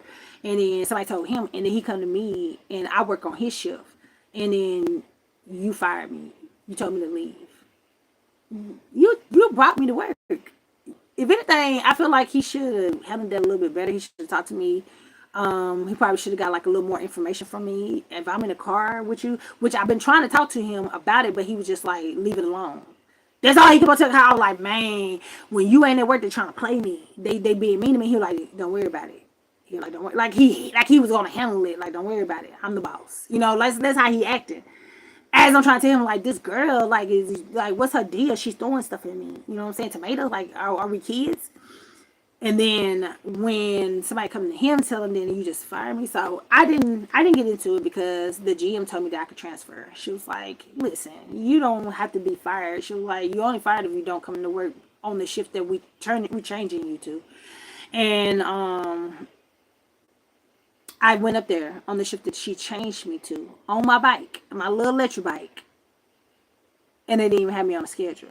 So I said, so y'all really trying to play me. Anywho. So that's how the past lead up to right now. Because I ended up back in Huntsville and I've been working jobs that don't have nothing to do with my career. But I still been working and I still been maintaining, just trying to stay ahead and do what I'm supposed to do. But today, I haven't been recording because my phone, it broke. The battery, so I don't know. It keeps saying that there's water detected in the charger. So I changed the charger to every charger, and it keeps saying it. So I don't know if the water actually ended up getting in the phone, but now it won't stay on. Like if I turn it on, it will go through the whole process. It will show me my screensaver, but when I try to unlock it, it turns back off. Like it powers back down. Anyways, so that was the first thing that stopped me from recording for the month of July. Okay, and I'm recording every single day because I want this whole process of me starting my very first camper adventure. My y'all, when I got this camper, my mom's supposed to be paying my rent. She comes to me and gives me the money after I receive my eviction notice. I need to make a series of how my mom is a narcissist. I think I need to. We need to, that will be my documentary on Netflix.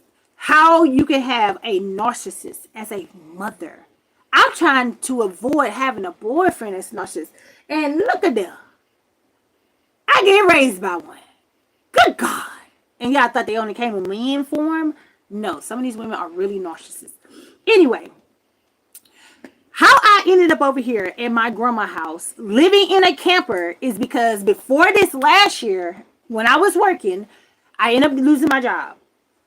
But I went in for another job, but I had to take a class. So I decided that because I was working at a fast food restaurant, and I decided I was like, with me having felonies, you can't move up in fast food. You can, the highest you can go is you can be a trainer or a team lead, which the payout is about $1 less than the manager. But you can't be a manager or anything up because with a felony, the background check will get you eliminated. Okay. So I decided, I said, well, you know what? I want to be a leaser. I want to be over a leasing office. So a leasing office is a down step from a realtor. So leasing office, you're typically working in a multi family housing. So you're dealing with, you know what I'm saying, apartments, townhouses, subdivisions, stuff like that. So I went, took a class for a week. I got approved for to be leasing in pretty much one of the expensive companies down here that lease out apartments. So I'm like, I want to go in a different career because this career with felons, seeing that you really don't have no access to, once again, be tempted to commit a crime. Because with this career, you're basically putting information in the system that they give you, but all of their personal information, that's not on our end, if that makes sense. So it's like we have to put information in there, but we don't have to put like credit cards, social security stuff, certain personal information you don't have to put in a leasing database, because when they do their application online, a lot of it is already submitted, and it's like when we see it from our side, it's already blocked out. Does that make sense? It'll have like X's or it have just a black line or whatever. So a lot of your personal information is not public to us as an employee, and then we don't have access to nothing other than your apartment, but we cannot get the key. The only way you're allowed to get a key is through maintenance, and maintenance has to take you up there, and you have to go in the building. So when you're in leasing, you're not allowed to go to any apartment by yourself. You always got to go in with either maintenance. If maintenance ain't there, then they'll tell you go in there with yard crew. So it's not a career, once again, if you're a real criminal. It's not a career that will tempt you to break the law, because it's not really access too much. You're just from your perspective, you're just able to help them to pay their bills. That's it. So if somebody come in the office and they're like, can you help me pay my bill? I can do that. As a leaser, I can help you pay your bill, because you're giving me your, because we only accept money orders, and the money orders, all we can do is type in the money order number, and then we have to put it in a Dropbox, which the Dropbox is inside of one of the head ladies' office. So you can't do that. And then there's cameras everywhere. Cameras all through the parking lot, apartments, cameras everywhere. So again, it's not a career that if you got felonies you can't have. Okay, if you got felonies, you can have a career. You can have a career. You can have a job. You just need to be very specific about how serious you are, because they're going to treat you like a criminal until you show them that you're no longer behaving like you're, you know, institutionalized. Anywho, now, due to me losing my job, I went to do that. But while I was doing that, I didn't get paid for that. Taking that class don't get me paid. Okay, but the class was free and I was able to do it, and it gave me a guaranteed employment, because the company basically that I went through told me that if I take the class I was gonna get hired. This is why I asked my mama to borrow the money to pay my rent, because from what I'm looking at, I'm taking the class, I'm guaranteed to get hired. I get paid every week, so I'm only gonna have to do 2 weeks in a hole. Again, this is not a 30-day period. This means I still have time to pay my bills. I did get behind on my rent because, again, I was taking the class. Okay? Now, I go to my mom and I'm like, hey, can I borrow the money? My mama said yes. Excuse me. I don't know about nobody else's word, but where I come from, your word is all you got. And your word is supposed to be your bond. And my own mama, who's a narcissist, tells me, oh yeah, I see what I can do to pay your rent. She gave me the money after my landlord put the eviction notice on my door. So down here in Huntsville, Alabama, if you live in an apartment, yes, your rent is due every 30 days. Okay? But how they do it is, if you get behind on your rent, you get a 14-day grace period. And sometimes you get a 30-day grace period because it takes another additional 14 days before the sheriff puts you out. So that technically means you get 2 months, well, one full 30 days before you have to vacate that premises. So I'm only 1 month behind when I ask my mom for the rent. So basically, the rent is due that month when I ask my mama for the rent. Okay? So I'm looking like she should give me the money within 2 weeks, because she get paid bi-weekly. And within 2 or 3 weeks. That's still in this month. So the only thing I have to pay is late fee. Which I'm cool with because I got a job lined up. The rent was due on the 5th. The 5th day of February.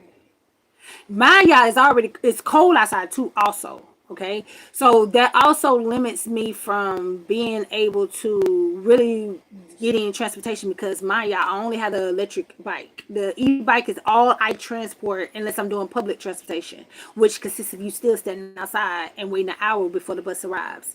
For a good old dollar. You know what I mean? Hey, can't beat it. For $1, you can stay out there for an hour and the transportation will come and get you. Now, it's cold though. So that is limiting me from being able to really stack up and get my money right, okay? Because I'm spending a lot more money for the transportation to the class and to work. So by the time I get my first paycheck, we are in the month of March. It's not enough money because it wasn't a full pay period due to my training. I want to say my pay period was like for only 3 days, and my training was 5. But the other 2 days fell onto my next pay period. Anyways, so I didn't have enough money to pay my rent with just that paycheck. But I'm trying, y'all. I'm trying to make the money. My mama gave me the money. March the 14th. February is when she supposed to give me the money. I didn't get my eviction notice until March the 10th because it was due.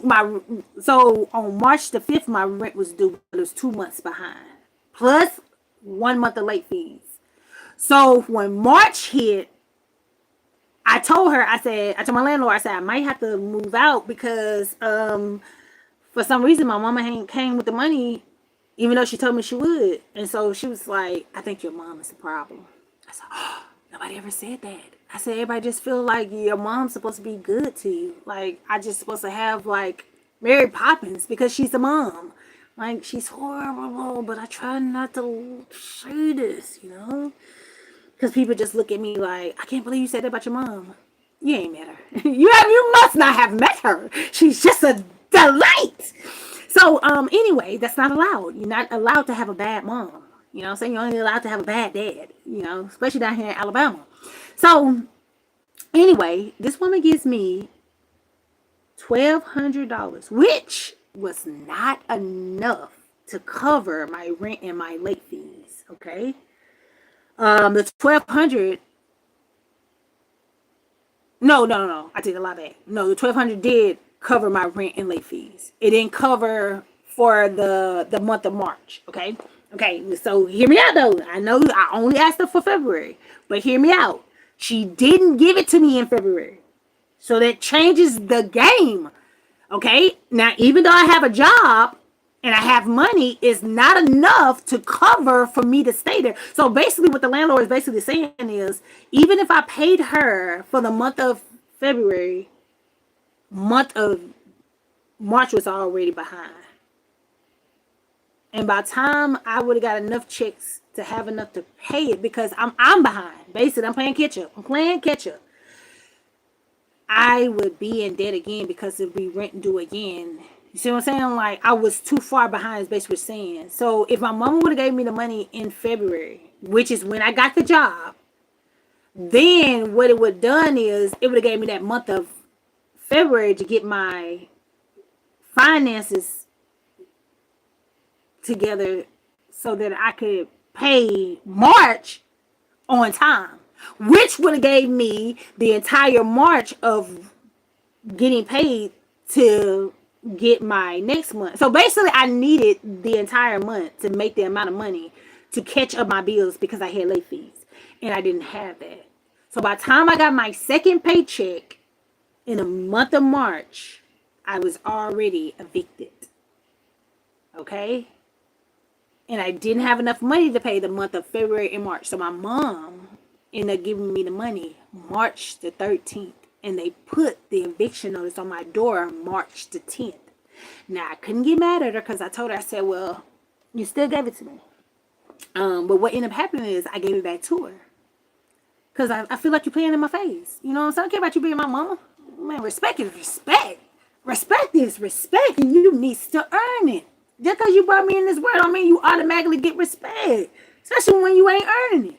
So what ended up happening is I gave the money back to her the very same day. She gave it to me March the 13th. And she brought me over here to my... Okay, so basically she came to my house. Listen to how crazy this is. She come to my house after I get the eviction. Eviction notice has already been put out. She come to my house to take me to go get the money for the rent. I tell her, I'm like, girl, please say that little change. She already gave me the eviction. She already want me out. I don't need to try to work something out and I ain't got it. Like, no, she want me gone. I wish you would have told me you weren't going to do it because then I could have called AAA or I could have called a church. You told me you had it and I believed you. And you already know you got to call a church for a whole month before they answer the phone. So you know I ain't going to be able to get them to pay it. Dang, man. Like, if your word is your bond. So when she gave me the money on the 13th, she tells me, well, just go and pay your rent. You figure out. And I'm like, I don't know. I just, right then and there, I just felt like, you setting me up for failure. I think my brain literally dissembled. I never known nobody, mom, to literally sabotage your kid's life. Like, there's people out here that's literally trying to save their kids from Down syndrome. And you out here trying to put me in Down syndrome. Please explain this to me. My brain has dissembled. And I don't know how to reassemble it. Who does that? So my mom basically, okay, so she gave me the money March 13th. So she basically telling me, because my furniture, everything's still in the apartment. So she basically like, just go move back in. And she already brought me over here to my grandma's house. But when I get over here, I'm complaining. I'm like, man, this some bull, man. Because there's already people over here. Why do y'all need this many people to live in the house? Y'all, what y'all trying to run a halfway house? Like, who needs these many people sleeping on your couch? Anywho. My mama, she's like, just go back to the apartment then. You can work it out, talk to her. Y'all can, do. But I felt like she was saying it sarcastically. Like she did it intentionally so I couldn't go back. You know what I'm saying? And I hate not being able to pay my bills. And I definitely hate owing people. It's a mentality I have. I hate owing people, man. Like, whew, man, let me borrow some money. I'm gonna get on your nerves. I'm at the bank right now. I'm finna get the money out at the ATM. Well, you better go and get in pocket, guy doggone, because you better get this money, because I'm telling you, when it's going, gone. Hey, where you at now? I'm pulling up in the yard. You better come on out here get it now. You know you want this money now. Hey, I'm at your door. Hey, you better come on get this money. I just got paid today. It's money in my pocket. Like, baby, you don't have to worry about me owing you nothing. I'm paying you. You know what I'm saying? Like, I'm not in a debt with nobody. But like I said, I just figured me asking my mom to be honest, would make me look more put together. You know what I'm saying? I don't want to really go out here and just be like, hey, I'm out here struggling, when I wasn't struggling last month. I actually was looking kind of like I had it together, So I get the money, and I'm just like, man, you can have this money back. I don't want it. I was like, you needed more than me, apparently, because you didn't give me the money in February. And you talking about your car messed up. You talking about you had to go out and pay your own bills. I'm like it ain't no secret. We in poverty. Like, you need the money. Go ahead. I'm like, I got a job. You know what I'm saying? So my mom, she grabbed the money. She bought it up in her hand, and she was like, well, you act like I got a lot of money. I said, Mom, I just said we ain't got a lot of money. I ain't gonna make you feel bad about being broke. I mean, this is how the cards fell. This is just life. So she goes and she's like, no, take the money. And I'm like, no, Mom. So she's like, I done paid all my bills, and I done did everything where this money won't be mixed. And so badly, I want to say, well, why the fuck you didn't do that last month? God forgive me in my mouth, but it made me so mad. I'm like, if it was so important for you to get that money to me, why didn't you get it to me on time? And I'm not trying to be harsh on her, but I'm just like, she get paid every 2 weeks. She get paid like, payday is not going to change.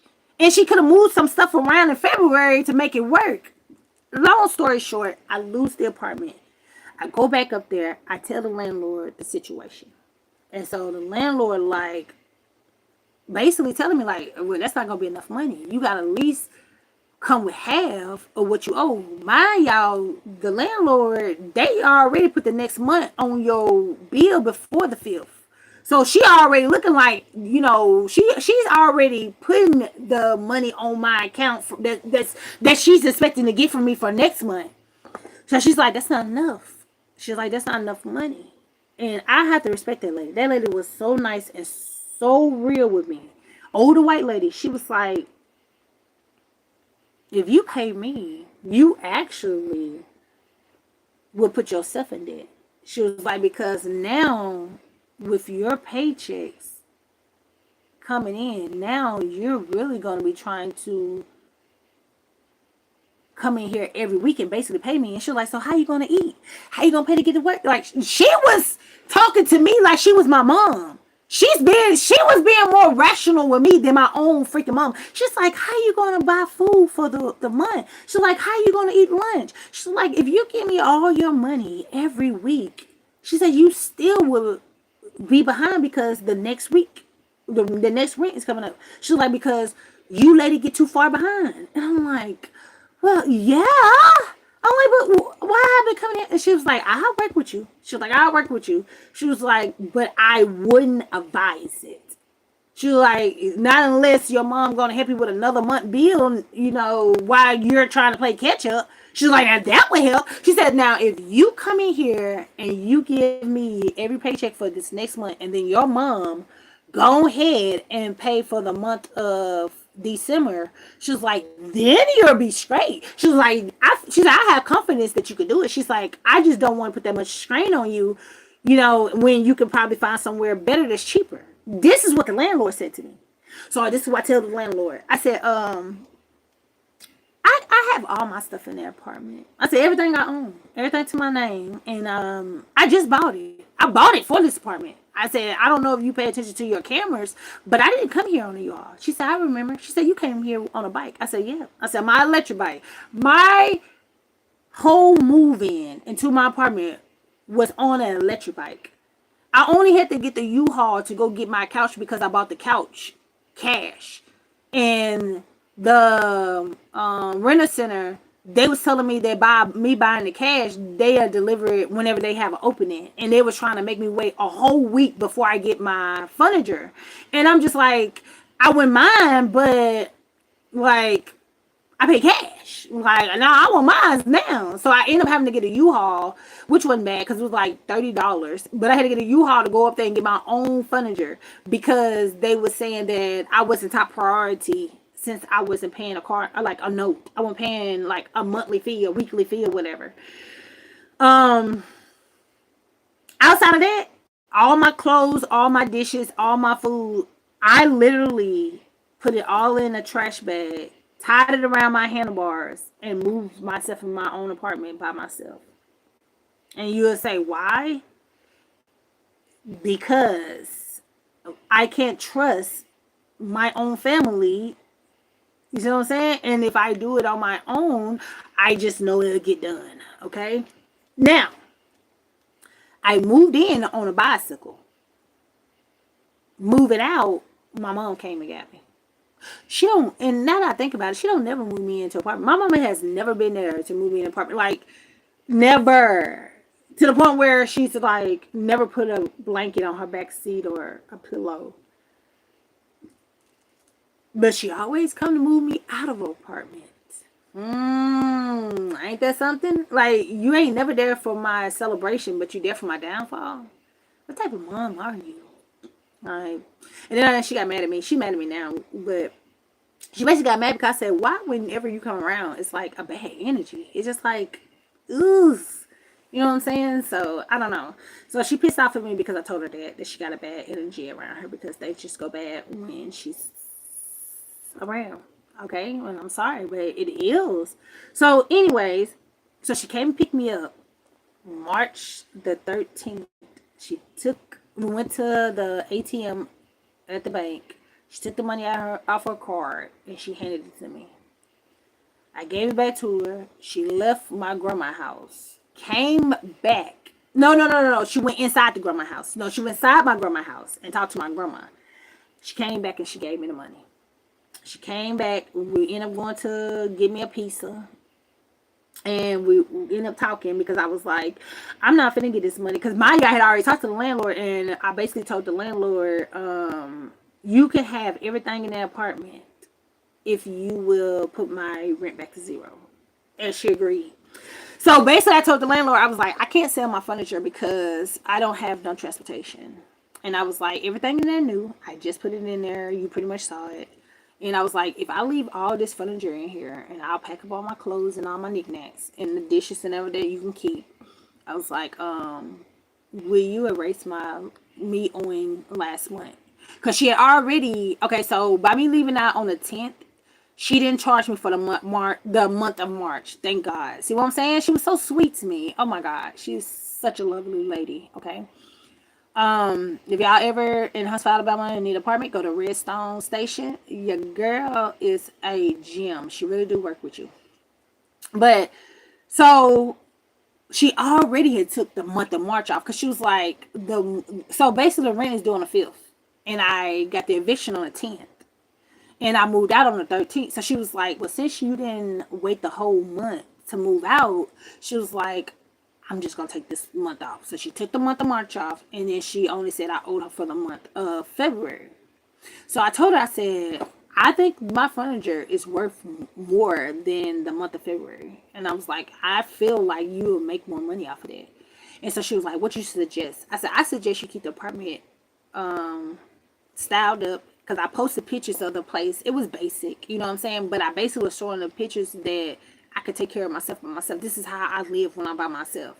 So why is my mama coming to get me to take me over my grandma's house to live with 5 or 6 grown people in one house? You see what I'm saying? And then how big that apartment was. Like, I posted pictures of this apartment with just the bare assessments. And understand me that I had all the essentials I needed and it was fully furnished. And this is me living there for, I want to say, like 7 months. I didn't make it all the way through my contract, so I didn't do it for a whole year. And my landlord also helped with that. She said she wasn't gonna penalize me for that. But I fully furnished it. I lived by myself, kept my house clean, and I'm just looking like, why is my mom packing my shit up to take me to live with my grandma? Like I'm some addict just came from rehab, when this is my apartment that I'm moving out of. Like, so many people would be so grateful to have that apartment. So the landlord was like, okay, well, you don't owe me nothing. She basically was like, you don't owe me nothing. She was like, I'm gonna keep the furniture in there, and I'm gonna do what you told me to. She was like, I'm gonna rent it out as fully furnished apartment, and she was like, whatever money I make, I'm gonna knock that off of your thing. So I told her, I said, thank you so much, and she was like, she wasn't gonna put me that way, so it wasn't messing my credit. Basically, I just didn't want her to put it on my credit report. You know what I'm saying? So I had to wheel and deal. Plus, I had to explain to her that having a mother like mine, sometimes everything is not black and white. So it's like the gray area is, can I talk to you and explain something to you and see, can we come up to an agreement? Because you're seeing that my mama is not mentally stable. Like, she's definitely off.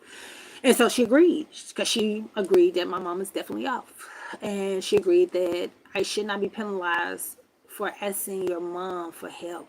Like, she just felt like it's already hard enough out here, but then for you to get the balls to ask somebody for help, and then they kind of like really just make you feel vulnerable and make you feel belittled for asking. She was like, definitely my mom is the problem or whatever. Because she was like, my mom should have never let me feel comfortable with failing. Like, you should want your kids to be comfortable with coming and asking, even if they're not doing good in life.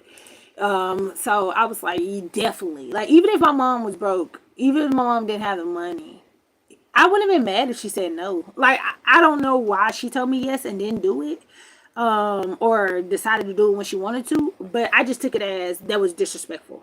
You know what I'm saying? Because she wouldn't want me to do her like that. Anyways, March the 13th, she brought me over here. So we moved. So she literally came to my apartment. I didn't even call her, y'all. Oh, her timing be so perfect. I didn't even call her. She came to my house to give me the money. So she just pulled up. She came and got me from my house. She gave me the money, and she brought me. She didn't take. She brought me back. She brought me over here. She brought me to my grandma's house. But this is what she gonna say. You might have to go and live in the country. You probably won't be able to live with your grandma. So I told her, I was like, I'm not gonna pay my rent, because I feel like you're teaching me how to be irresponsible by teaching me to pay my rent late.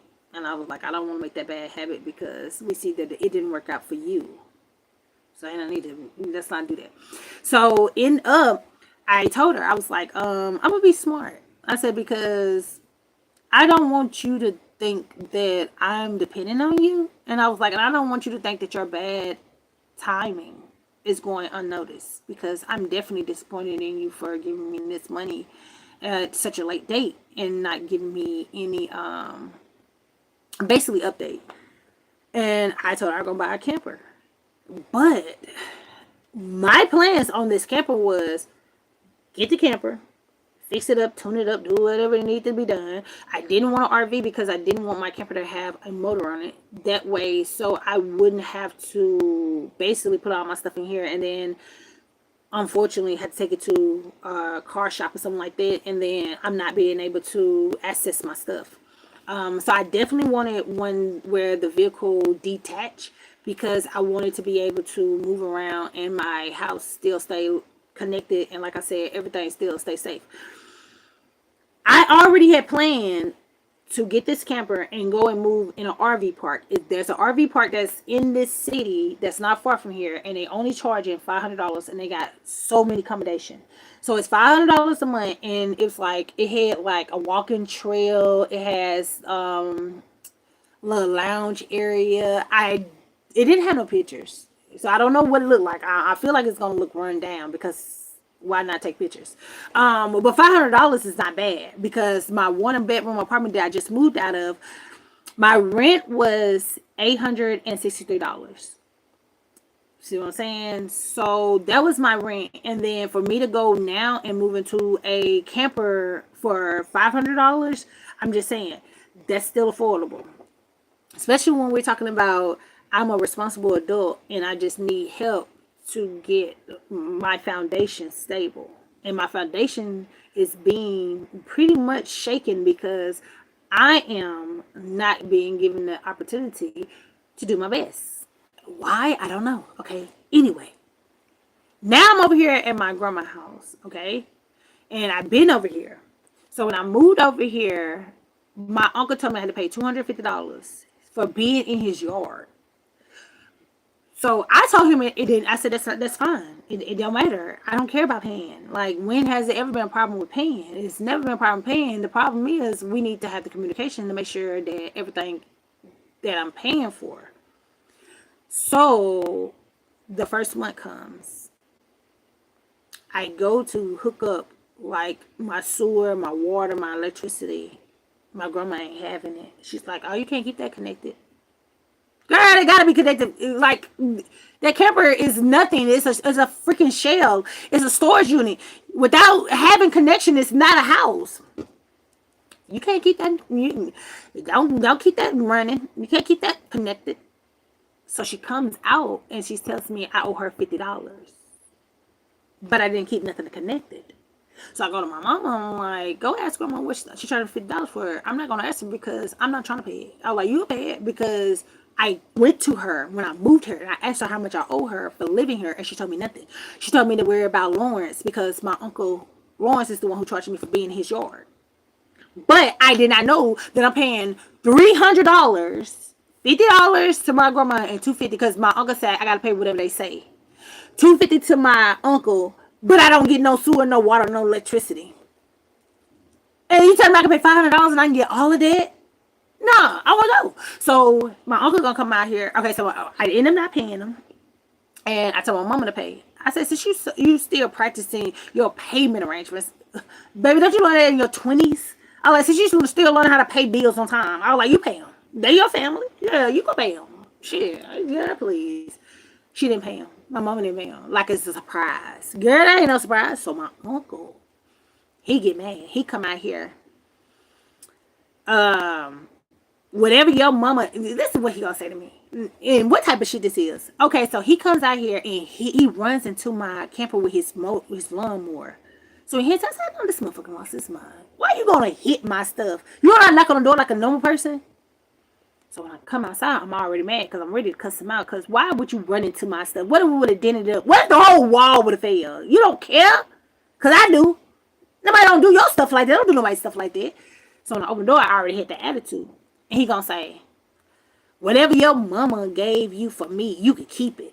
You can have it. So I'm standing there stupid. I'm like, huh? He was like, I see y'all ain't paid. I said, I told you my mama was gonna pay you. I said, that's your sister. I said, maybe you need to teach her how to pay bills on time, because if she would have paid the bills on time, I wouldn't have been here. I said, honey, don't get mad at me because my mom keep bringing me over here. I didn't ask to be over here. Yeah, like this a theme park. Get the hell out of here. Who asked at 40 years old to go and hang out with their old cousins? We didn't want to play with them when we was kids. And they old uncle and auntie. And you want me, at 40 years old, you want me to go hang out with my grandma? Yeah, what we finna do? Yeah, that's what I thought. So this is what he gonna say. Now, this is what I said to him now. Baby, please don't ever insult me and think I want to be over here. You know what I'm saying? It's basically what I'm saying. And so he gonna come to me and say, well, I want you to leave. So I said, I gotta leave. I said, because you think my mama gave me something? I said, this is what my mama gave me. My right hand guy, my mama had brought me some stuff from Dollar Tree. She bought me, I think I did a live. She brought me a little single use of Tide dish detergent. She bought me 6 single use fabric softeners, a jug of Awesome, a glove, a pack of gloves, and then one of those fabric gloves that you use for the wash your car. And she brought me some tissue. I threw everything on the ground. I said, "This is what she gave me." I said, "If you want it, you can. This is," and I said, and then she brought it over here. I didn't even ask her. Brought it in my house, and I didn't even tell her to. He gonna say, "My son, if I was you, I wouldn't take nothing from your mama." I said, "Ah, oh." And here you is out here trying to hit me up for some money that comes from my mama. I said, that's good advice. Maybe you shouldn't take nothing from her either. How you out here asking me for some money that you think my mama get? So he thought my mama was giving me the $300 to pay them, and I was keeping it. I was holding it like I was being stingy. Baby, Torya pay her bills. I like that. I love paying bills. Okay, I love paying bills. I'm 40 years old. I don't have no other hobby other than paying bills. I don't think I ever did anything so much exciting. When you get 40 years old, baby, your excitement is paying bills. Okay? Anything else give me heartburn or got that on back pain. No. You thought I had some money and I didn't pay you?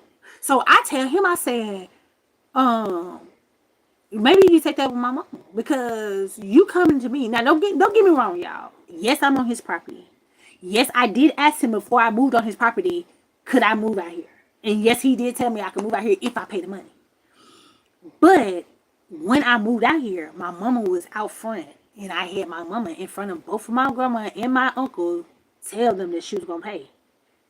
She said it because she knew they was going to make me leave if she didn't. Because I don't have no job. I don't have no money. She told me she was going to pay and she didn't pay. So now we back to square one now. My mama is a narcissist. Now we back to square one. How did I end up over here? Because she didn't pay my rent in my 1-bedroom apartment. Now you telling me that this heifer that came and dropped me off in my grandma's house and she ain't paid them either? Can we just say that this woman don't want to take care of me? And hear what I'm saying. I am not asking this woman to take care of me. I don't want her to take care of me. It's just what happened. She keeps popping up to take care of everything. And this is the end result. So today, I'm out here laying down, sleep. It was probably about maybe 8 or 9 o'clock. 8 or 9 o'clock.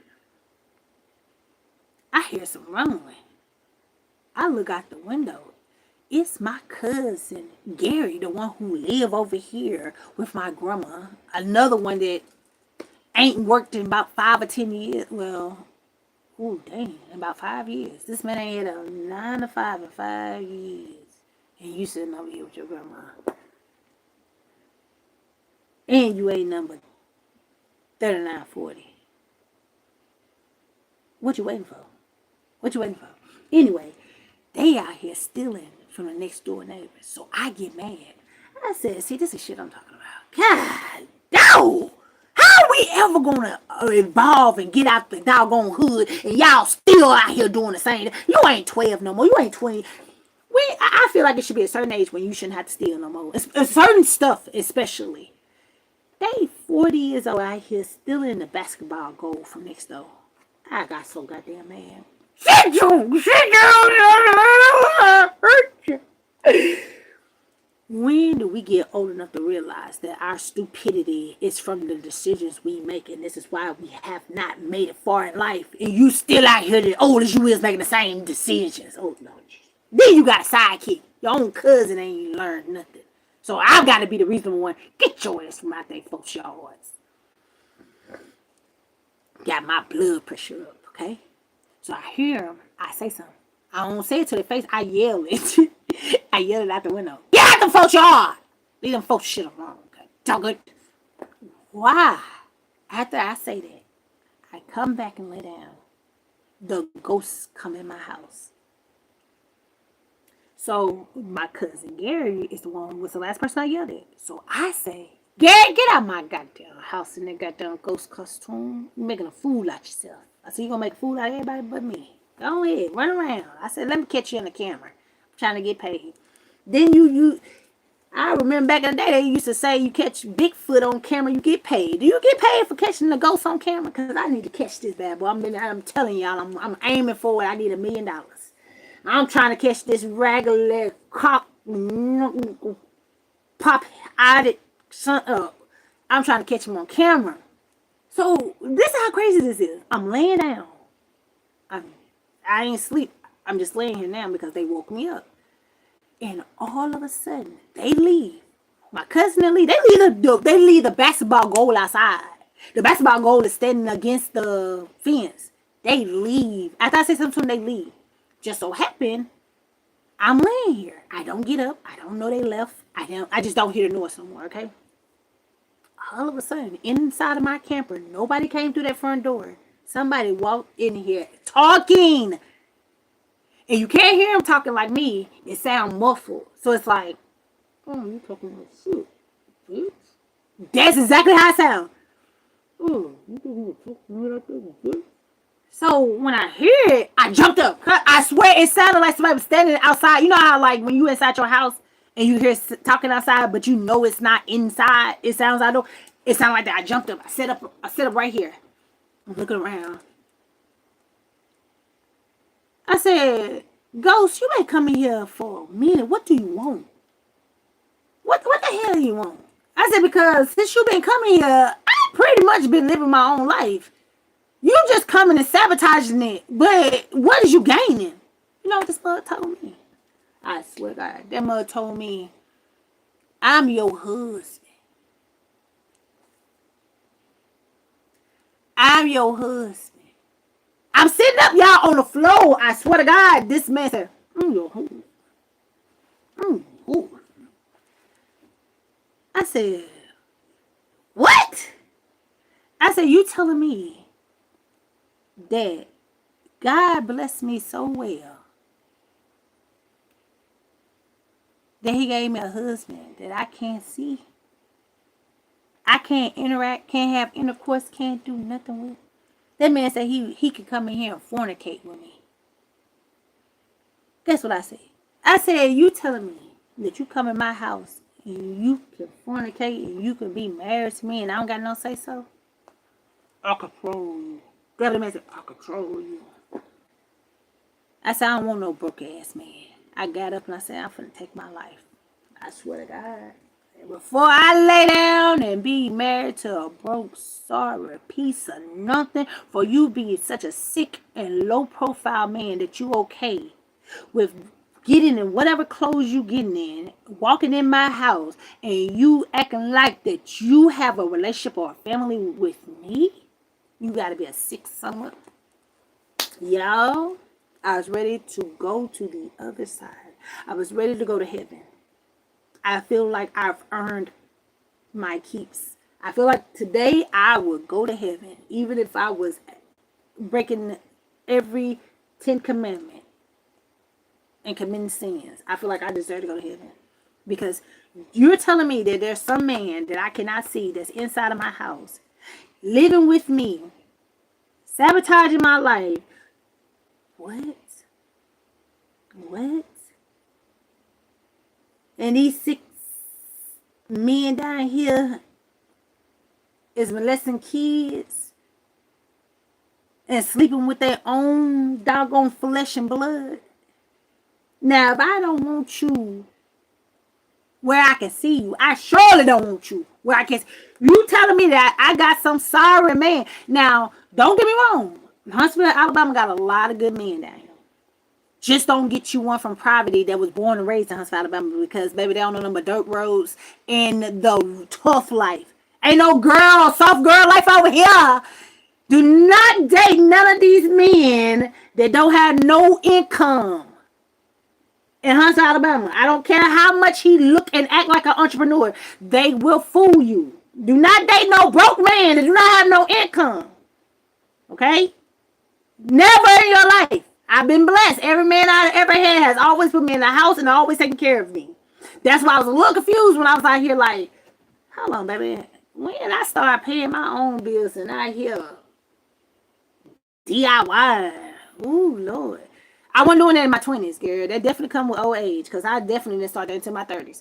But it hit me and I'm just like, when I start paying my own, when I stopped depending on the man, like, when that happened, I don't even remember. Like,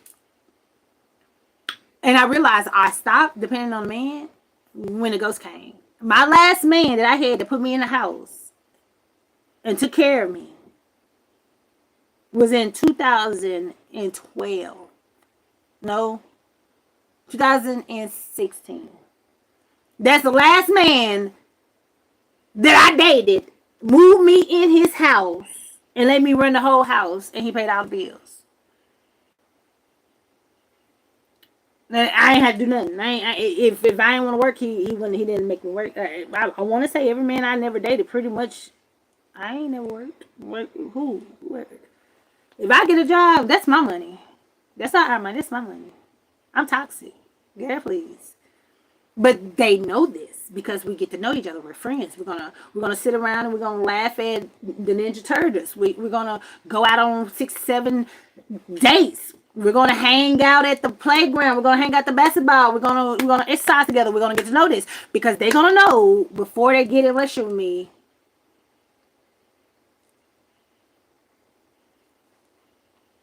I like to be pampered. I like to be taken care of. So I'm finna get off of here, y'all, because I can't even get the words out. Because when somebody told me that I was fornicating with something that out of government assistance, you can call yourself whatever you want to. This is government entertainment because they funny. When something broke, dusty, perverted, pathetic, come in my house where I can't even see them and tell them that they my man, I don't wanna be here no more. This place is not real. This is not real. This place is not real. So from this point on, I will not be living to do nothing. Absolutely nothing. So I told y'all my whole backstory just so y'all can understand why I gave up, why I quit, why I don't have no more fight in me. I really don't, because I think that's the most devastating news I have ever in my life heard. Ever.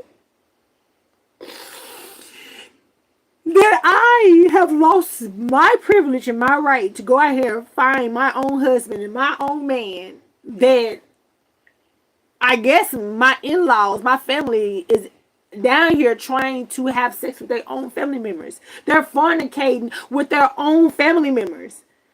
Because who needs to be in a visible suit? Tell me that!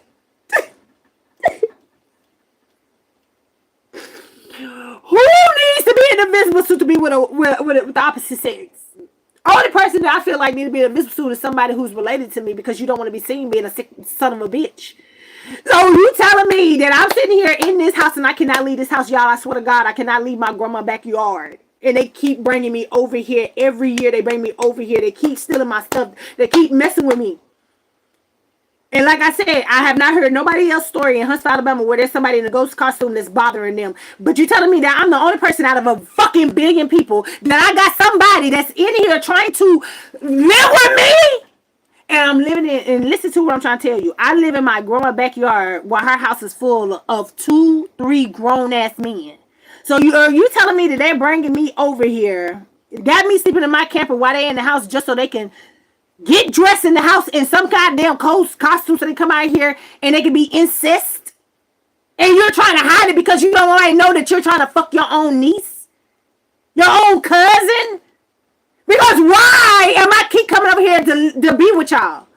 They was here last year. Listen, this year I just told y'all how I ended up over here. The exact same thing happened last year. And hear what I'm trying to tell you. The men that's in this house that's living with my grandma don't have no GED. They don't have no high school diploma. They don't got no degree. They don't got no job. They are completely unemployed with no possible prospects of any woman wanting them ever. You're my family member. I should not have to worry about. I feel lucky that all my family members are losers because I don't never have to date y'all. I should never have to sit here and feel like I'm being held against my will, and that's how I feel. I don't want to be around my family. I tell them, and they punish me. So now they done turned off my internet. Okay, so my phone was already messing up, which I feel like, okay, so basically by me not being able to see them, mind y'all, I live in a place that called Space and Rocket Center in Huntsville, Alabama. So we do have a lot of high tech, military grade personal items, and those items are not protected. I hope one day I can film and show y'all what our military base look like. It's basically a whole bunch of high tech equipment, uh, uh, ammunition, artillery, and it's all surrounded by woods. So the only thing that's stopping you from getting to it is some woods. So if some little dusty nigga from the projects want to go inside of that high rated military base, it don't take much. It don't take much. And so this is what I'm thinking, okay? So my family, remember I told y'all they from the country. They from Tony, Alabama. In Tony, Alabama, there's nothing out there. There's no grocery stores, no restaurants, no nothing. So they, with that being said, that lets me know that they weren't raised with a lot of luxurious things, okay? Which is nothing wrong. It's nothing wrong because all them luxurious things started somewhere, okay? And those materials are usually accumulated from farmers, from wildlife, okay? So that's fine. What I'm afraid is by them being raised with midwife, we might have a actual human being that did not get a birth certificate. Okay, that's one of my fears. There's a fear that there's somebody that's running around in a ghost costume that the midwife did not report. Okay, that did not submit this person to get a birth certificate, and they're running around and they're basically stealing. Okay, so they basically coming and live with me or stealing people's stuff to live frugal while they inside of the ghost costume.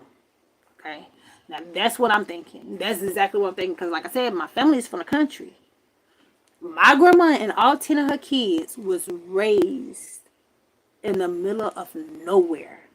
If I take y'all, ooh, I wish I could show y'all. Okay, so my grandma and them own land.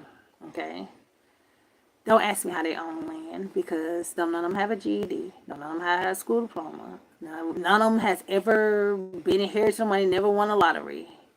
But and yet they own land and houses. Okay, but they did buy them when it was real cheap, like $20,000, $30,000. Okay, back then land was a lot cheaper, $2,000, especially like I said in this small area. If you wanted to, you can buy land down here for a little bit of nothing. Big land, okay? All I can tell you is don't trust the water because there is definitely some racism going on down here. This is a Republican state and they don't have no money to be a Republican. Like, how they work. Not saying that all Democrats are broke and all Republicans are rich, but I'm just saying how you end up a Republican. Exactly. But unfortunately, in my situation, I don't feel like it's the government, and I do not feel like it's white people. I really do feel like it's part of my family. And the reason why I feel like the ghosts are part of my family because they typically just keeps taking me from being successful and bringing me back here. So if it's not my grandma's house, they take me on my daddy house. They take me, well, my stepdaddy, because my daddy just got out of prison. They'll take me to my grandma's house. They take me to my daddy and my uncle's house. Like, they dropping me off at anybody's house. Like I said, my grandma take my, I mean, not my grandma. My mama take me to anybody's house and leave me there. And what I'm feeling like is the person who's in a invisible suit, you're using me. You're doing a Trojan method. So what I'm thinking is the ghost is coming in here in my house and they stealing stuff. but they're waiting for me to leave so they can be a Trojan. They meet, open the door, and they sit in there and they hide, and then they steal. So I'm not going nowhere. I have literally stopped living my life because I'm just not learning this. But my thing is, you're sitting here and trying to destroy me, but at the same time, you need me to help you. Like, where am I? Hold on. This place is not real. What happened to my shirt? This place is not real. Child, I try to make me a little shirt. And this thing look a hot mess. Y'all be cutting up them shirts and having them shirts looking all fancy. Girl, I cut up mine look like somebody wiped my tail with. I said, what did I think I was doing? I thought I was in craft class. So I'm not leaving my house because the only reason I've been walking around acting like everything was normal is because I literally did not know what was going on. I did not know what was going on. So I'm literally like every day fighting for my life in my house, trying to find my keys, my driver license, and all that. And knowing that somebody is stealing it, but I didn't know that they could just walk in my house. They can walk in my house with a visible suit. Like they're not coming through my door. They're not following me. Like, okay, so what I thought was they was in a visible suit, and when I open my door, they can get inside my house without me knowing it. Okay? No. No. They can walk through these walls. They can come straight through the door, and I'm not trying to scare nobody because I don't know what it is. But whatever high grade stuff they have, all I'm saying is I'm dealing with it right now. Head on. Okay? Now, at first I thought it was the boys that I shot at when I was in my 20s. So I was like, I was okay with them doing it. Cause I'm like, oh, y'all scared of me. Oh, okay. Little girl got y'all scared? One time and now y'all talk y'all now y'all learn y'all lesson. So at first I really thought that somebody was just literally playing a joke on me, okay, and that it was gonna stop. Once you scared me. I thought it was gonna stop. I literally thought that somebody playing around in a invisible suit, it was eventually gonna stop. Okay, it has been literally over 5 years, and they still here. But here's the catch: they only come in my house and steal my personal stuff. They only steal a social security card, debit card, ID, birth certificate. They only coming in my house and stealing nothing but personal stuff. Okay? Nothing but personal. They're tearing up my other stuff. I don't know if y'all noticed, but I don't wear jewelry. I don't wear jewelry because my mama, she used to pawn my jewelry when I was younger. When my daddy and boyfriends would buy me something, she'll pawn it. Now I don't wear jewelry because if I leave jewelry in here, it's gone or it's broke. Like, I had a necklace. They took the charm off of the necklace and bent it. So me, when I see it, I said, oh, dog, my charm fell and it bent. I'm like, dang, it must have fell real hard for it to bend. Why I go get some nose and needle pliers and try to bend it back straight and it wouldn't even bend? So I said, God, dog, I know I ain't crazy. I know this necklace charm, because it was a cross. I said, I know this charm wasn't like this when I bought it. It's a cross. They bent up the cross. So I don't know if that's a warning to tell me they crucified or they're... I don't know. I don't know. All I can tell you is I have literally given up on trying to live my life. I just feel like for the last 10 years, I really been busting my butt to get out of poverty. I feel like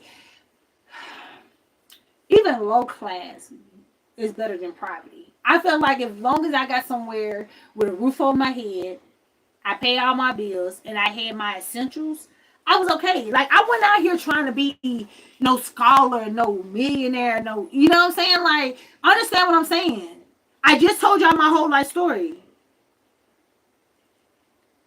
My career that I'm going into is transportation, because I do have more than one career, or it's office.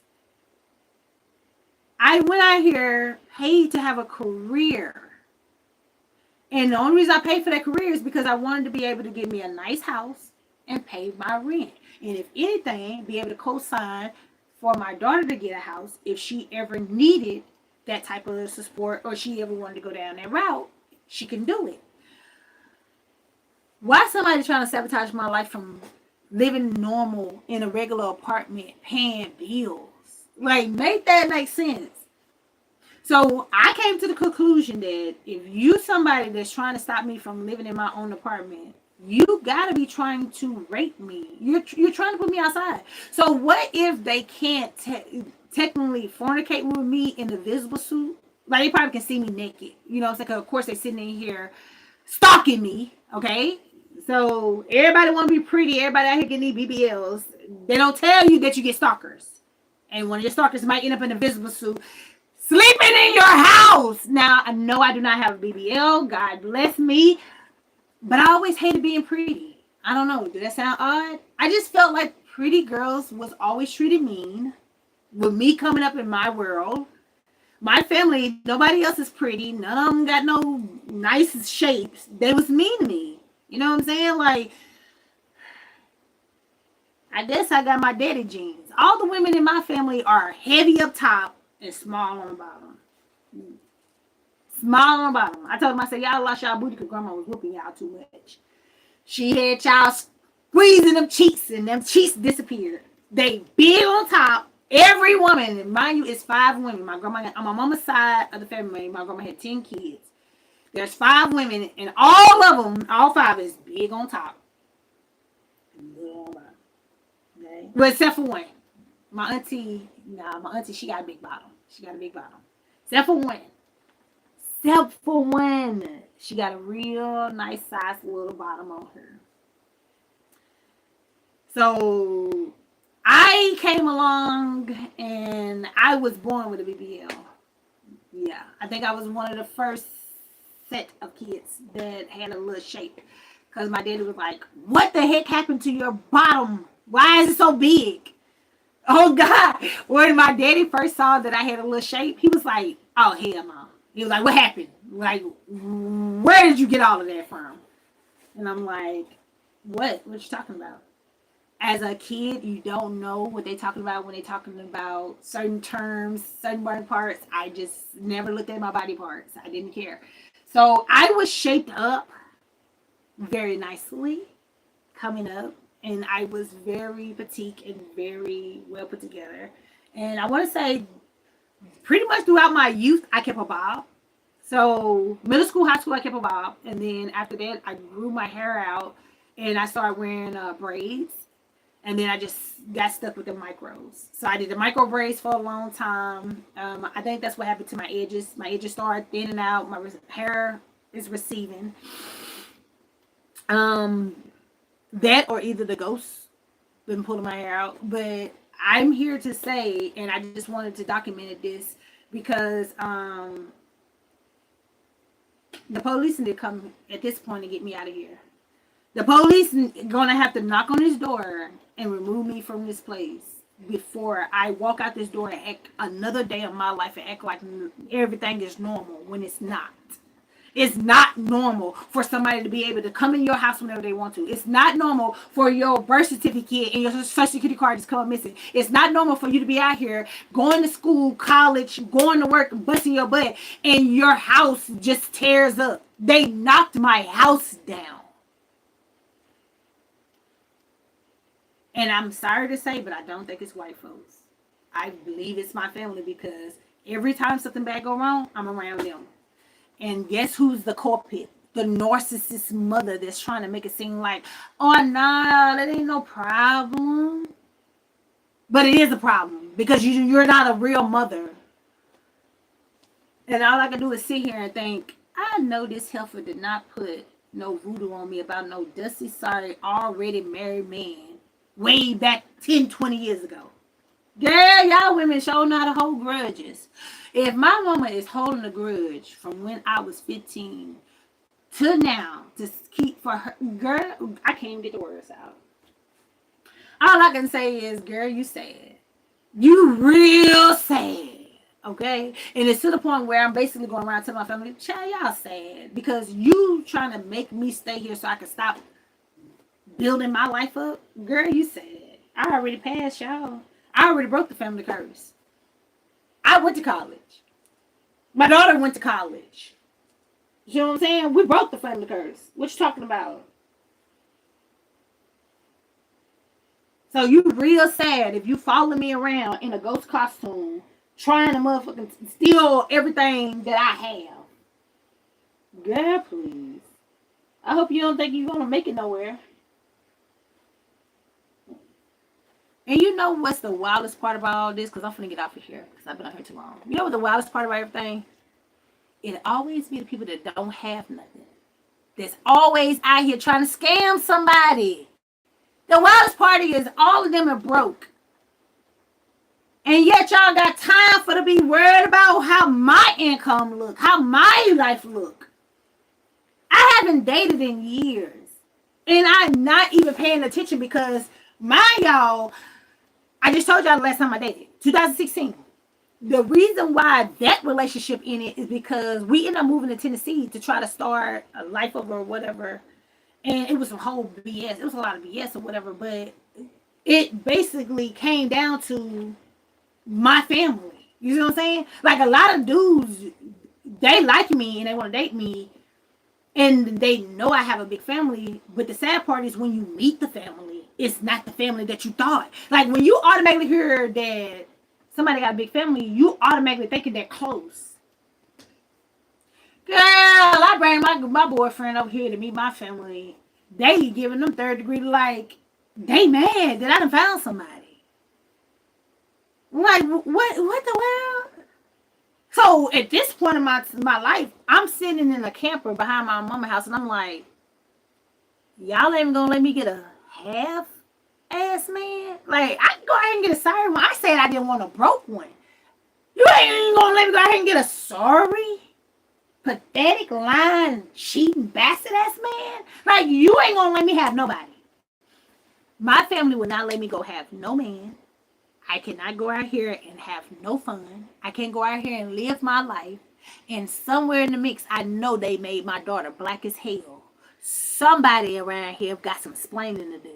Because now I'm to the point where I already called the police. If y'all wondering, you telling us this on live, what about the city? Baby, I called the police and told the police there's some Negroes.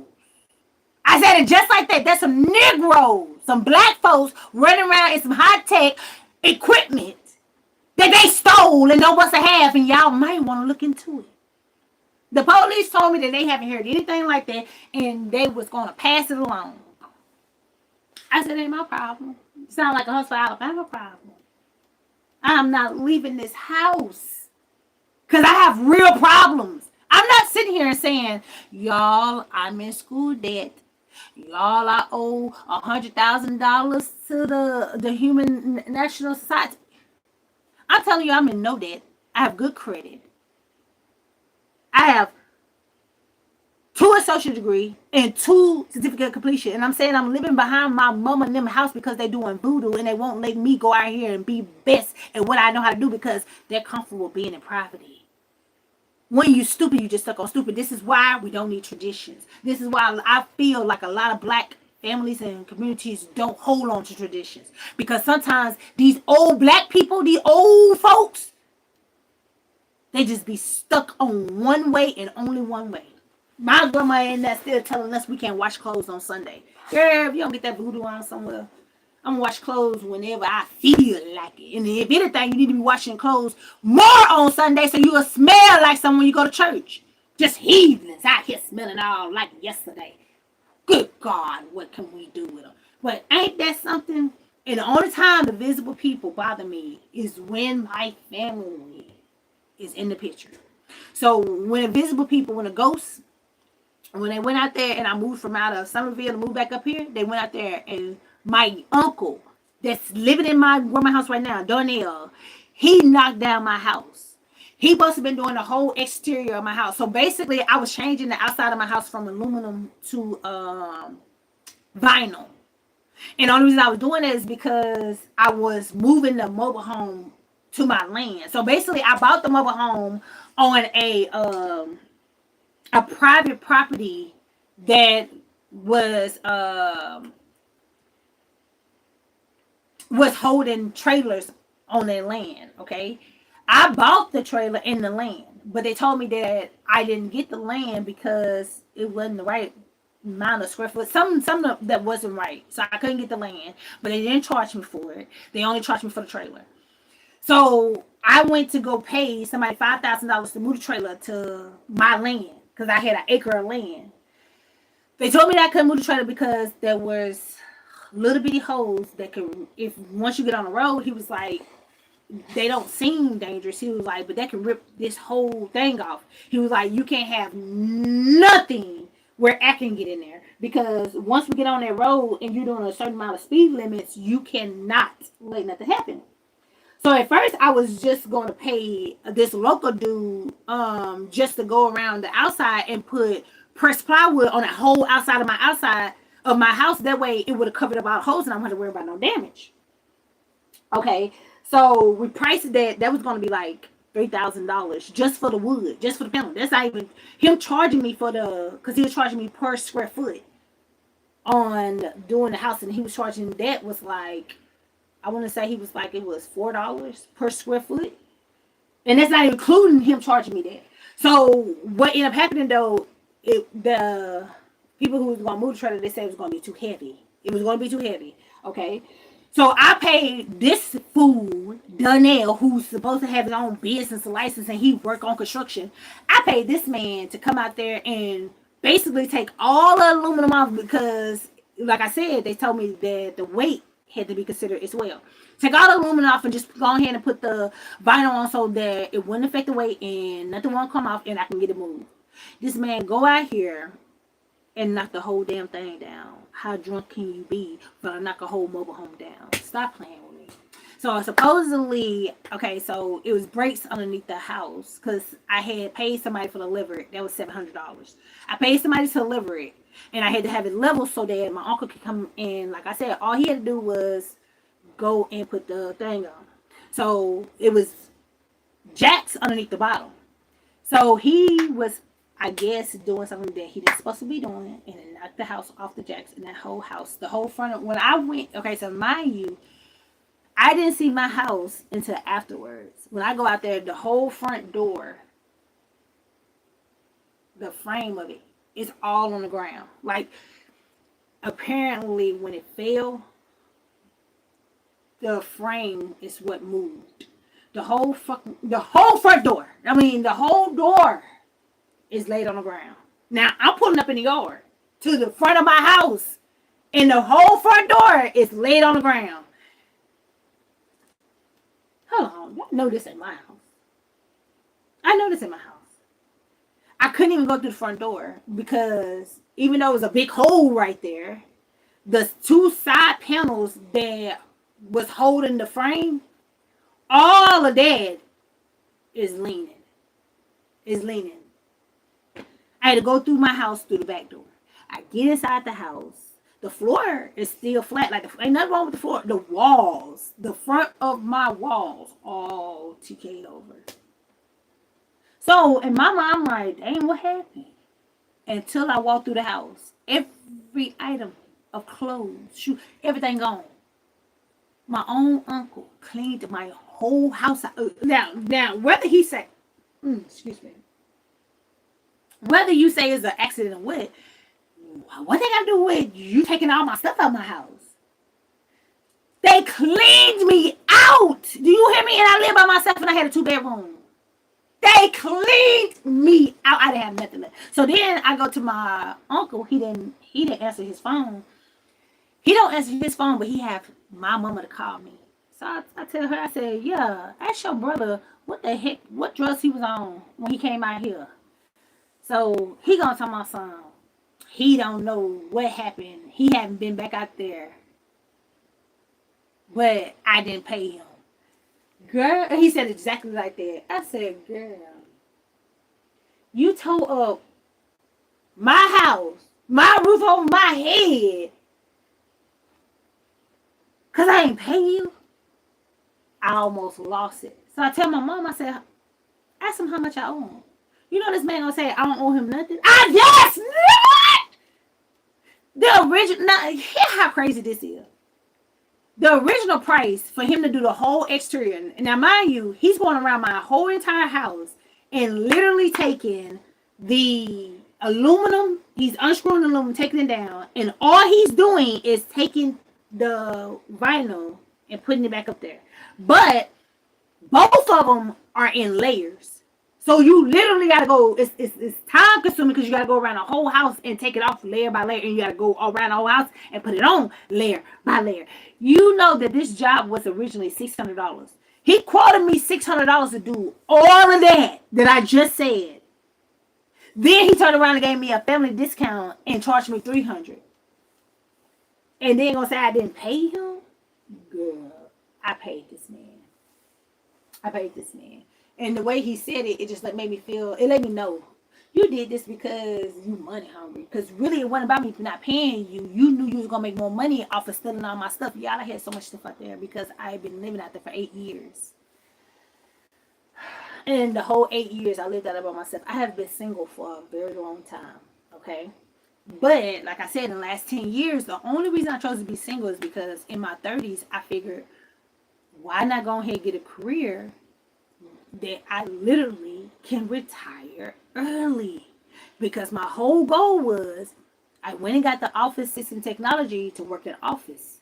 That was when I did not have the energy to drive no more because I knew I was going to eventually get old. I knew I was going to eventually not pass that DOT physical. So I wanted a job where I could play on a computer all day.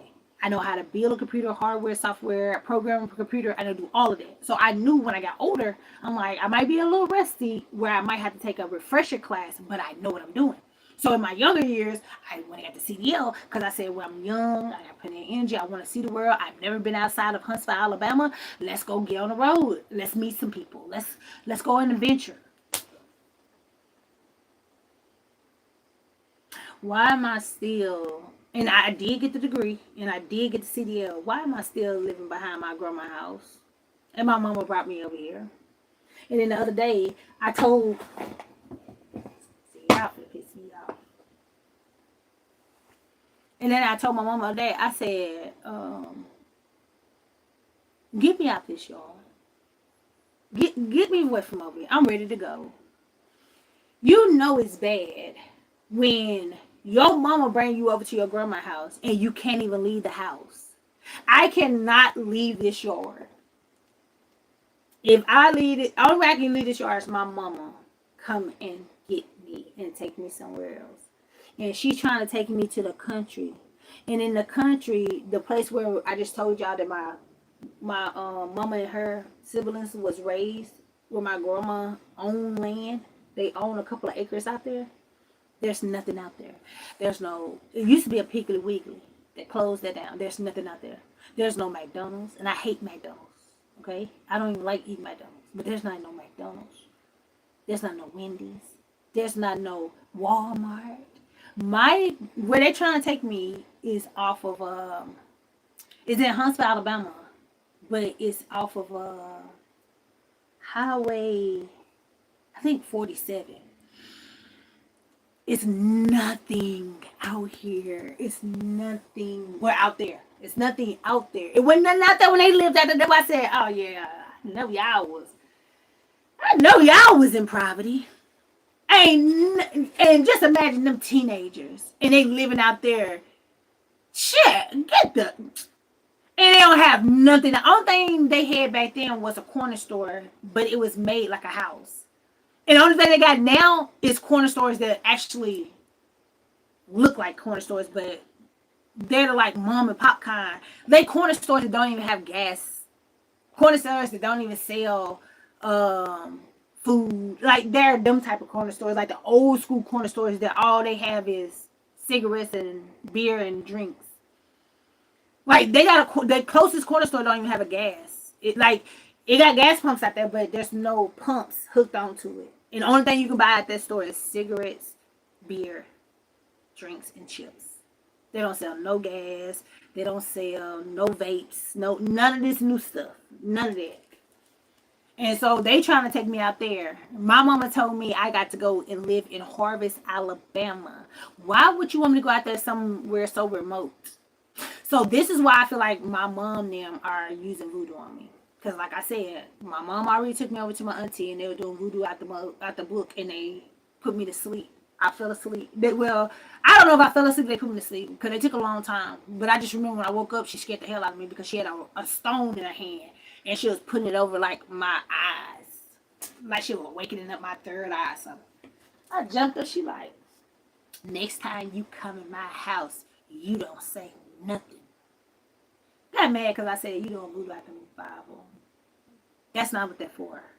But they do say in the Bible, you only serve one God. Do not be wavering. If you want to go out here and experiment with that other God, just understand that your God might not save you from the aftermath. Because all of this stuff got side effects, okay? So anyway, I'm stuck here. No lie. I'm stuck. And at first I was trying to make it sound cute, innocent, and I was trying not to be so alarming because I really didn't want a lot of people to think that like I'm just out here trying to like start a series of scary movies or trying to do like comedy or make fun of it, but I'm not. I'm dead serious.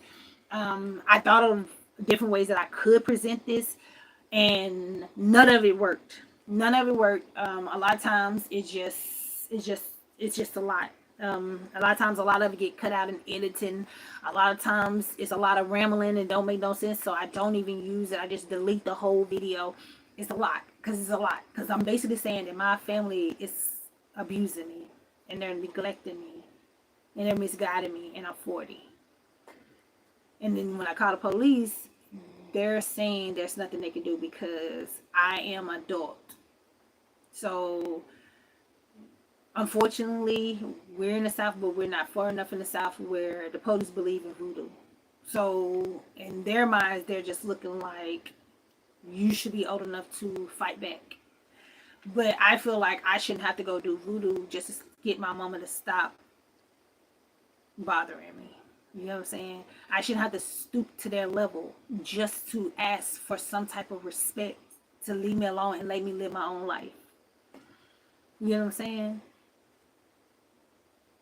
And then, especially for none of them to go to my graduation. None of them came to none of my graduation. My mama only graduated. She came to my mama came to my when I graduated high school, and that's it. Nobody didn't come to none of my graduations. And the only reason my mama came to my graduation is because my daughter. So my daughter wanted to come to my graduation, and my brother, he couldn't come or he didn't want to come. So he paid my mama to bring my daughter to my graduation. So of course when she came, she didn't take no pictures of me. She didn't have no graduation gift. She didn't give me no hug. And the only thing she asked me was how long was this ceremony gonna be? So she actually didn't have to come. My daughter was super excited to see her mom in that nice little gown, feeling all accomplished, you know. She was very excited, but my mom wasn't. So I'm gonna end this vlog because I've been on here a long time. But it was a lot to say. And just all honesty, I guess I can just finish this vlog saying, like, if you found out that one of your family members was using voodoo on you to try to control you or have sexual relationships, like, is that not a reason for them to literally end your life? Because if I can't take care of myself, pay my own bills, or be happy in a relationship, I don't want to be here. And I don't want to breathe and waste God's air, because why would I do that when I'm literally being attacked in every direction, in any form? I got my mama attacking me. I got ghosts attacking me. I got police attacking me. I got companies like, what am I supposed to do? And I have not done nothing wrong. I literally been fighting just to stay alive so I can be perfectly fine broke. Like, I have already been delusional enough to make it seem like I'm okay when I'm broke, even though I know I'm not. But the fact that I'm out here fighting ghosts to survive, just to live in poverty? Like, I know you lying. I know you lying. You telling me I'm out here playing hopscotch, jumping over mushrooms, shooting at dragons and bears, just to be home around my entire family in the state that I was born and raised? Come on now. So, like I said, everybody down here in Huntsville, Alabama already know my family are pretty much rotten. It's like a rotten apple. Man, it takes everything out. Unfortunately, down here in Huntsville, Alabama, I feel like a lot of people are scared of my family because we really don't know how to deal with people who do voodoo. And you really don't know. And then another thing is, from what I heard, is if you get in a battle with somebody who do voodoo, you're pretty much battling your whole freaking life, because it's like you're never able to let your guard down, because then you're going to allow your opponent to win. You know what I'm saying?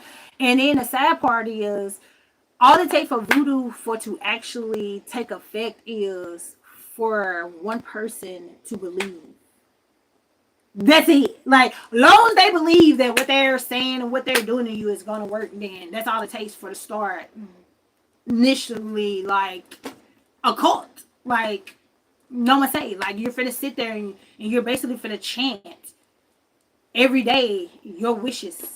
I just don't have time for that. Like, I do not want to learn voodoo and witchcraft just to teach my mama a lesson to not mess with me. Like, no. I shouldn't have to do that. And I shouldn't have to sit out here and get punished for doing right.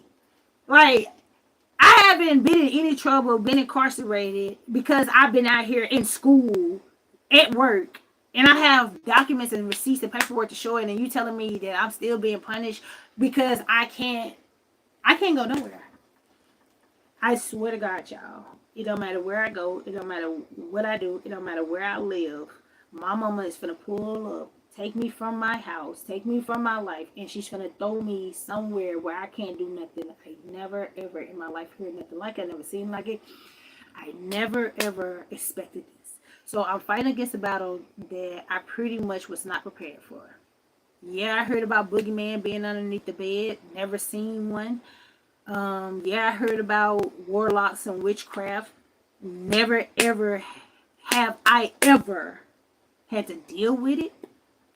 But now I'm 40 years old, and unfortunately, people who don't have an education or do not choose to further their education to pursue a actual career, they use their education to learn how to manipulate and destroy other people. So my mom is the only person I know that lights candles all the way around the house. She's the only person I know that walks around with stones and seasoning and seeds and hair in her pocket.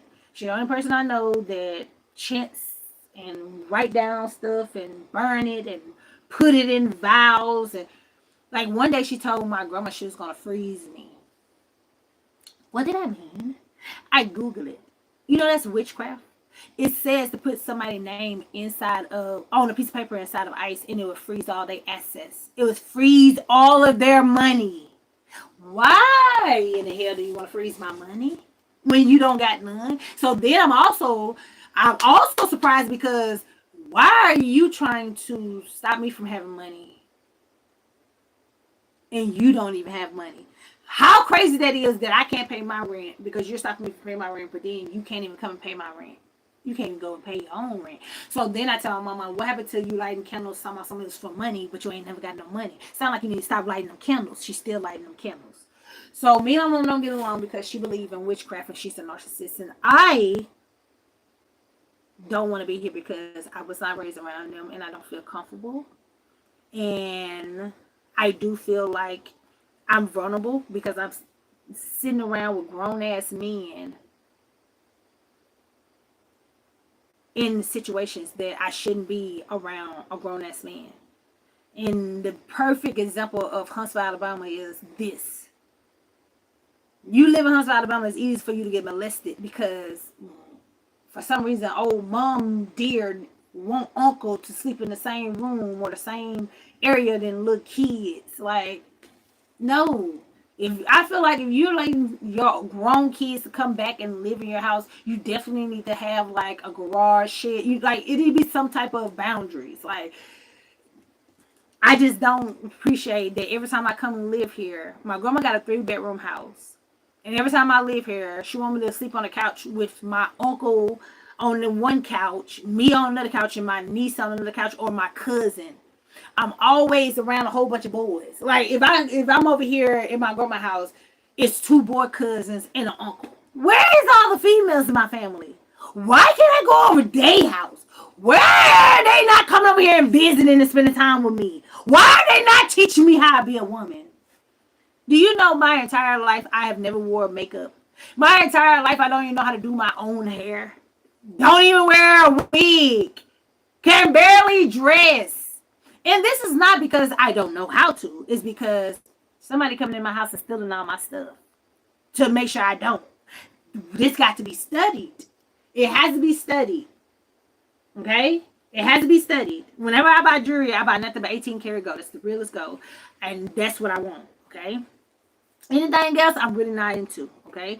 Not unless it's white gold. White gold, I like. Platinum is pretty straight. I just don't like that platinum. To me, it looks like stainless steel. It looks too shiny. You know what I'm saying? White gold, I feel like it's a little more subtle. It's a little more mute. It's a little more matte. It's a little more low gloss. So it looks more realistic. I love those two. I love those two. I can't even wear jewelry because they're going to punish me. And then when I come on my family, they talk behind your back. They don't teach you nothing. They don't talk to you. And they always talking about me. They always talking bad about me. They always talking bad about me. Who gave you the right? Who gave you the right? And then the funny thing is, my grandma used to be in the church heavy. But I'm just to the point now, seeing how she acting now, I just feel like the only reason you went to church so you can learn how to do voodoo out the Bible. I don't even feel like she's a real Christian, a real saint. It's questioning my religion. I wouldn't even start trying to be a Mormon because I'm just like, is me praying to God helping them with their witchcraft? Because my mama keeps telling me to read Psalms 23. And I'm just like, if they're doing witchcraft out the Bible, then do I really need to be saying these scriptures? Like, am I helping her to put a spell on me? Because why, I swear to God, why this woman only know one scripture? And I told her one day, I said, dang, you was raised, my granddaddy was a preacher, okay, and a deacon. You was raised in the church. And all you know is one scripture? They said the devil know the Bible better than the doggone angels. So how you only know one scripture? Psalm 23. Though I walk in the shadow of the valley of death. Why do I keep having to walk in the shadow of the valley of death? Somebody please ask my mama that. If y'all ever see my mama, my name is Patricia. Ask why your daughter just keep on having to walk in the shadow of death. Because it's the only scripture she ever tells me to read. Read something. I said, God, dog, you don't know no other scriptures?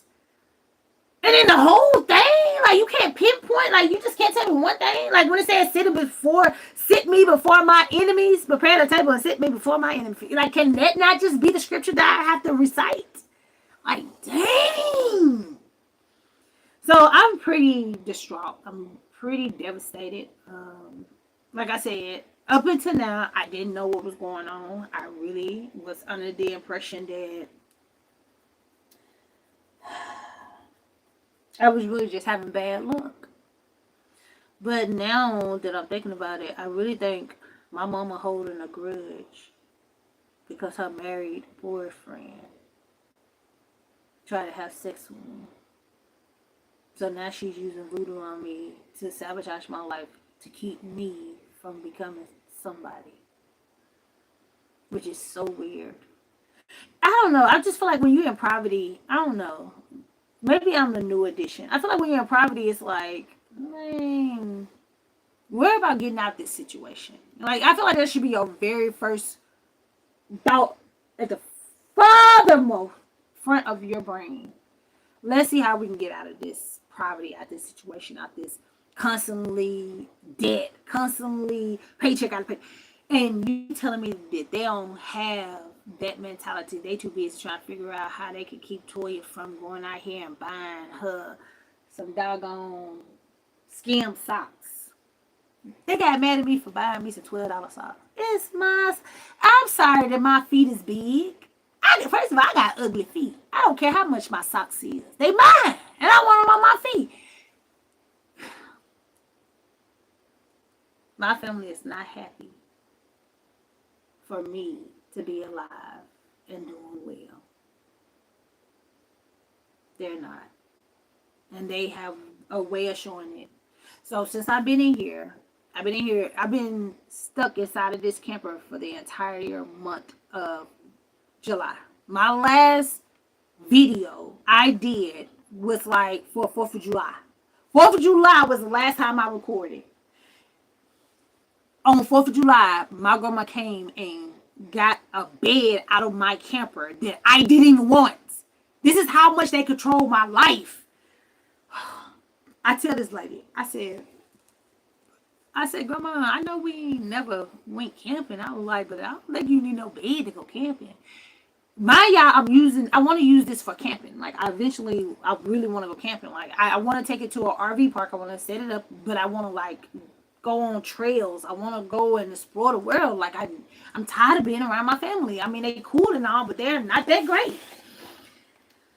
And so, I tell her, I said, Grandma, I don't think I need that bed. You know, I'm being nice. I'm laughing. I'm like, Grandma, thank you, though. You know what I'm saying? But I don't think that woman would not let me go without getting that bed. But the day she took out the bed, that's why I said they doing voodoo now. Listen to this. Listen to this voodoo. This woman told me when I brought this camper over, she said, I had to get that bed. She said, it's a full. She said, didn't you say you need a full size bed? Now, what I said was, I said, the bed, the frame that was already built in there that was for to hold a RV mattress, I said, it probably was a size 4. That's what I said. So she comes and she unlocked that. And when she unlocked the garage, I was in the house. I just heard she made a loud bang. I just heard it. So when I went outside, she just started talking to me. She was like, didn't you say you need a full-size mattress? And I was like, yeah, Grandma, I need a full. I think if a full-size mattress was inside of that bedroom, because the bedroom was kind of small. Because even my daughter, she was like, that room kind of small, man. I was like, it is kind of small. I was like, but for a 30-foot camper, I was like, it's kind of perfect because I have so much room. You know what I'm saying? Like, I literally have room in my camper for to move around. It's not like that's the only place I gotta live. Now, if I only had to be in that room and that was the size of my camper, like it was like a 16, then yeah, I probably would be like, oh yeah, this is too small. I can't really, move around. But girl, 30 feet, I'm not worried about that little 2-3 feet of bedroom. I'm not gonna be back there. I got all of this space in here. And so when she gave me the bed, I was like, oh my, that ain't gonna fit in there. The woman took the bed and put it back in the garage, and she made sure that I gave her every piece that she gave me. After that, I swear to God, I have not been able to leave this yard. I can go outside of my camper, and the farthest I can go before I get sick. That's why I'm sitting down. I've been sick. That's why I said I have been sick. But it's not like I have diarrhea, flu, all this stuff they've been talking about in the news. The sick I'm talking about is if I get up and try to walk out this yard, I get real dizzy and my head just starts throbbing. So it's like they got a rubber band on my head. I don't know if that's what they got on the voodoo doll, but it's like if I walk out this yard to like leave just to go somewhere, my head just start hurting. My vision get blurry. My head, it's like it's squeezing me. I get so dizzy that I have to hold on to something and bend at my waist. Like, that's how dizzy. Like, I feel like I'm finna pass out, but I'm not finna pass out. And I get so dizzy. Last time I tried to leave out this yard, I fell. I swear to God. I fell in the yard and I fell in the grass, but I fell. I got up and it was hard. It was hot outside. So I was like, oh yeah, I don't need to be playing with this heat like that. So I got up and I came back here and I have not left this yard. Okay. That only happened after she took the mattress out of this camper. And here's what I was saying. Why you wanted the mattress back if you was giving it to me? That means you didn't need it. Why you didn't let me sell it or throw it away? Because you are any giver. Now, that's what I said. When she got the mattress, I wasn't mad because I said I didn't want it anyway. But after she got it, she stood and sat outside waiting for me to do what she wanted me to do because she wanted me to throw away a bed topper. But in my head, I'm like, yeah, that bed topper can sit there because we might need it for something else. But I said it when she was sitting there. I said, you ain't nothing but an Indian giver anyway. Because how you going to give me a mattress?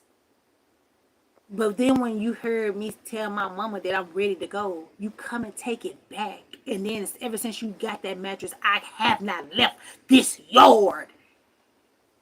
That's a whole 3 weeks. I have not went nowhere in 3 weeks since you took that mattress out of my house. That's voodoo, and I don't care what nobody says. That's voodoo. I ain't left this place. And I supposed to left this what I supposed to do.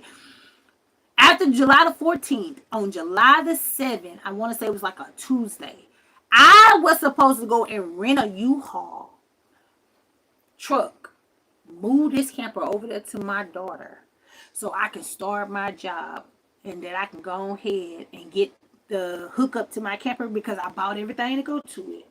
So I wanted to hook it up so that I can double check to make sure I had everything before I move to the freaking RV park. Because the reason I want to go to the RV park is to get familiar with how this thing runs, because I've never been in a camper. How you hook it up, how it runs, and everything like that. So I know what I need in it when I'm on the road. So I didn't want to just like fix it up and leave here and go straight to the road. I actually wanted to go to an RV park, talk to some of the people out there and see how their experience is and stuff like that. But not only that, I wanted to practice hooking it up and unhooking it because since I had it, I haven't been able to hook it up. So I wanted to do that before I actually got on the road. But while I was out there, I kind of just really wanted to just explore. You know what I'm saying? I'm like, let me just go on some walking trails. Let me just look around. Let me see stuff. I have not left this yard since July the 4th. And July the 4th, my grandma took the mattress out of here. And for some reason, I cannot leave this yard. I've been sitting in this house throwing up. I wish I could show y'all the bowl. It's nasty. I got a bowl right here that I've been spitting in and throwing up in because I get so nauseated I can't even walk to the bathroom.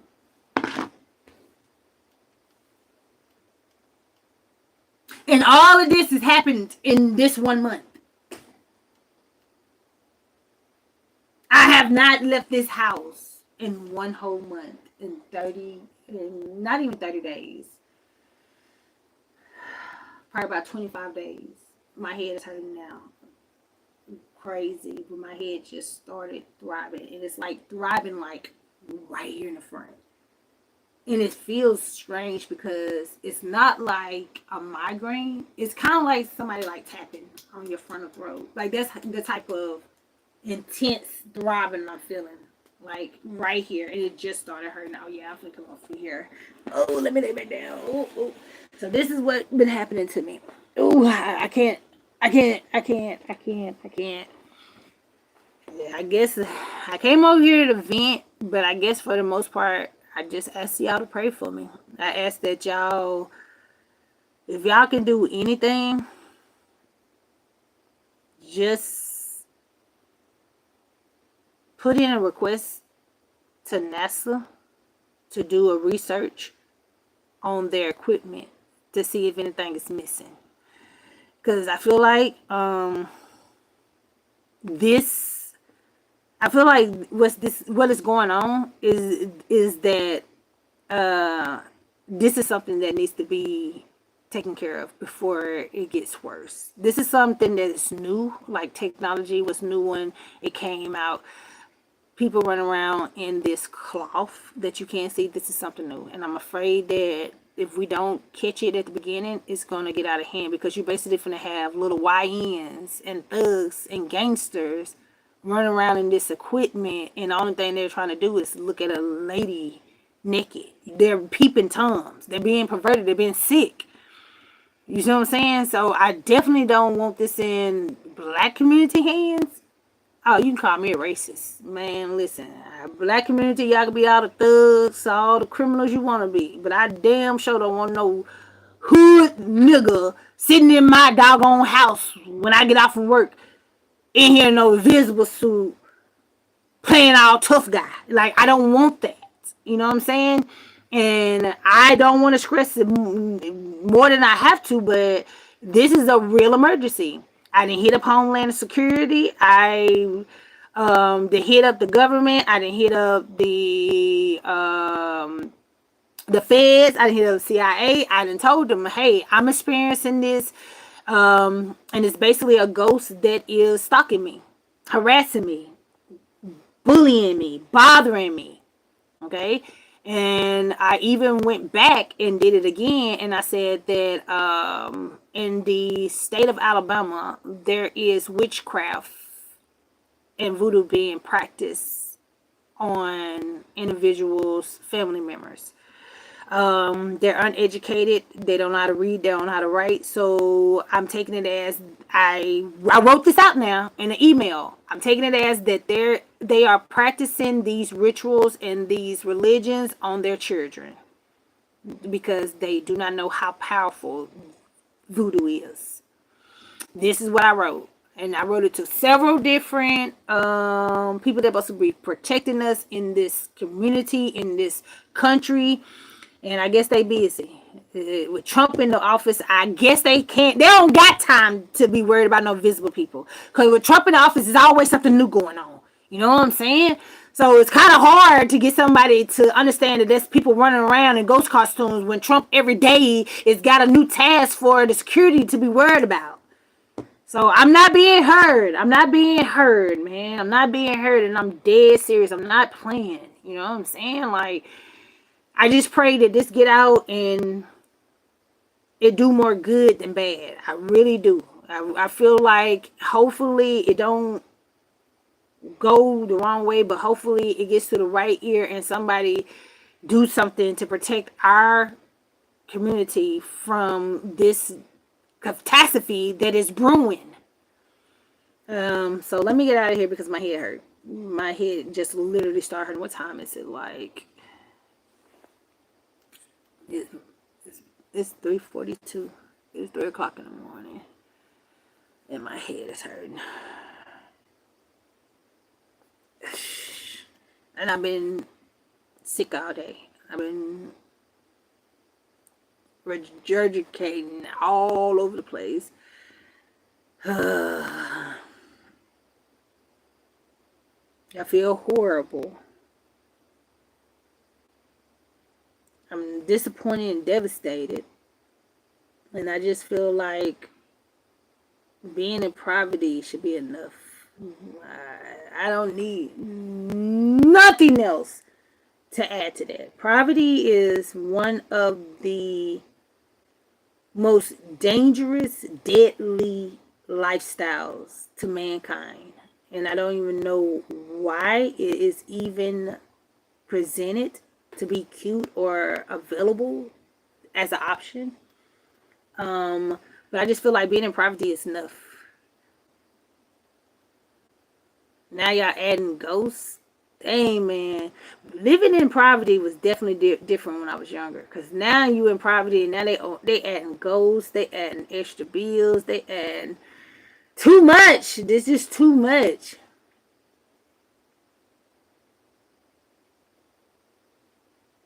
I just want the ghosts to leave me alone. I just want them to go away. So I can live my life. And wouldn't it be something? I'm gone, y'all. I promise you. But wouldn't it be something if the ghost was my mother's ex-married boyfriend? Think about that. Think about that. Think about that. Because whoever is in the ghost costume, you definitely don't got no morals, and you don't care. You don't care. Think about that, because you're running around here and nobody can see you, and you definitely think you're getting away with something. You definitely think you got power and you're doing things, but you just don't know, honey. You showed me your shoes. The ghosts showed me that they had on some all white Nike low top Who the hell wears some all white Nike low tops? I said girls. It's the only people I know. You know what I'm saying? I ain't saying there's no boys, but them boys better be younger than 18. But the ghost did show me their shoes. So it's not an actual ghost. It's a human. They showed me their shoes. They had on some tennis shoes. They was all white. There was a Nike. They was low force. And I swear to God, this was a couple of years ago. But when they showed it to me, I literally, ever since then, I've been contacting Homeland Security and everybody. And I guess now it's just time for me to start recording, because the more I'm trying to get out of it, the more I'm getting stuck in it. So now it's pretty much turning into spider web. Like, I'm stuck. I'm literally stuck behind my grandma's house, living in a camper. Stuck. At 40 years old, I just had a grandbaby, never been married, don't have a job. No way in hell would I just sit back here. And I'm just sitting in their yard. I'm just sitting here. Sitting here. I'm just sitting here in the yard. And I have no AC. I have no connection. I have no power. I have no water. They trying to kill me. They trying to, if that ain't abuse. And what's so crazy is they have elder abuse, child abuse. What about me? What about me? What was this is? What is this? This ain't domestic violence. This is not a stranger trying to kill me or abuse me. This is my mother allowing something to come in my house and take advantage of me. Now, all this happening underneath my mama care. See what I'm saying? So, not only that, it's just the fact that I don't have nobody to protect me. There's nobody to protect me. There's no one that can see me in this situation and be like, Torya don't belong there. Let me go help her. Let me guide her. Let me be there for her. My own mother is leaving me out as bait. She's leaving me in a camper with no air that she purchased. Might I add, she purchased this damn thing for me to sit in to die. And she's leaving me here. She's not checking on me. She's not calling me. She's not making sure that I'm okay. So I told her the last time I saw her, I said, y'all bold. I said, you just gonna let me die in y'all yard? Like, y'all ain't gonna do no time? Mind you, my grandma already got away with child abuse and child neglect when my granddaddy went to jail, to prison for beating his kid to the point where she had to have her skin grafted. He beat the skin off of her. So I told my grandma, I told my mama, I said, y'all like y'all ain't got no history of neglect and child abuse, and you just gonna leave me out here for the die? I said, I promise y'all make sure y'all do time. So that's why I'm on here. To make sure that if I die back here in this camper in my grandma's backyard around my own sorry family, make sure every last one of them do time. Because I did not kill myself, and I surely did not sit back here and give up after I just paid $3,000 to go and get my CDL. I had to pay for my own college. Like, come on now. Be so for real. I'm spending my own money. Usually people who spend their own money on bettering their future, they don't go out here and just throw it all away to sit in the backyard. Like, it would have made sense if they would have gave me a man. I done seen some women do some stupid stuff for men. It would have been made sense if I threw everything away running behind some sorry, ugly man. But you're saying I threw away all of my future, all of my life, all of my goals, all of my prospects to live behind my grandma's house in a camper and go nowhere? Who I supposed to be? What sister that make?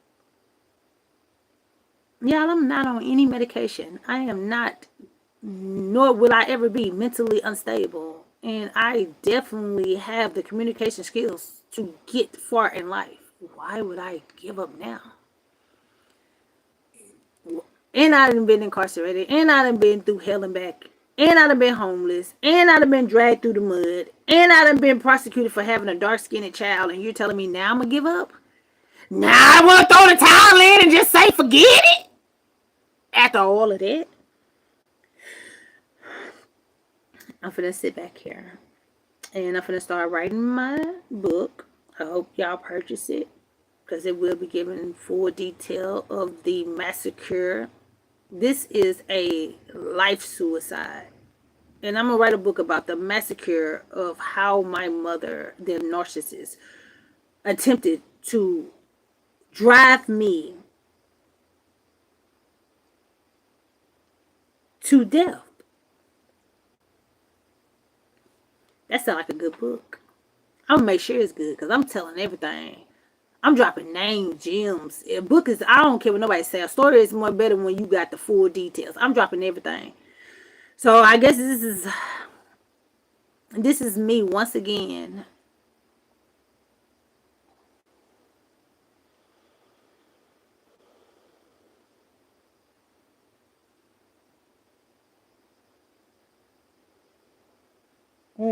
That headache getting very intense.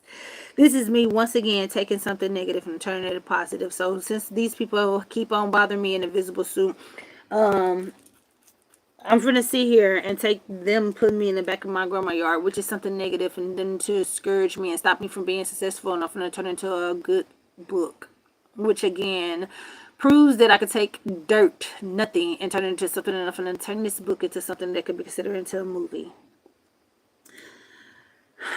Oh, my head is definitely okay. Bye, y'all. Y'all, please have a wonderful and blessed day, and keep me in your prayers.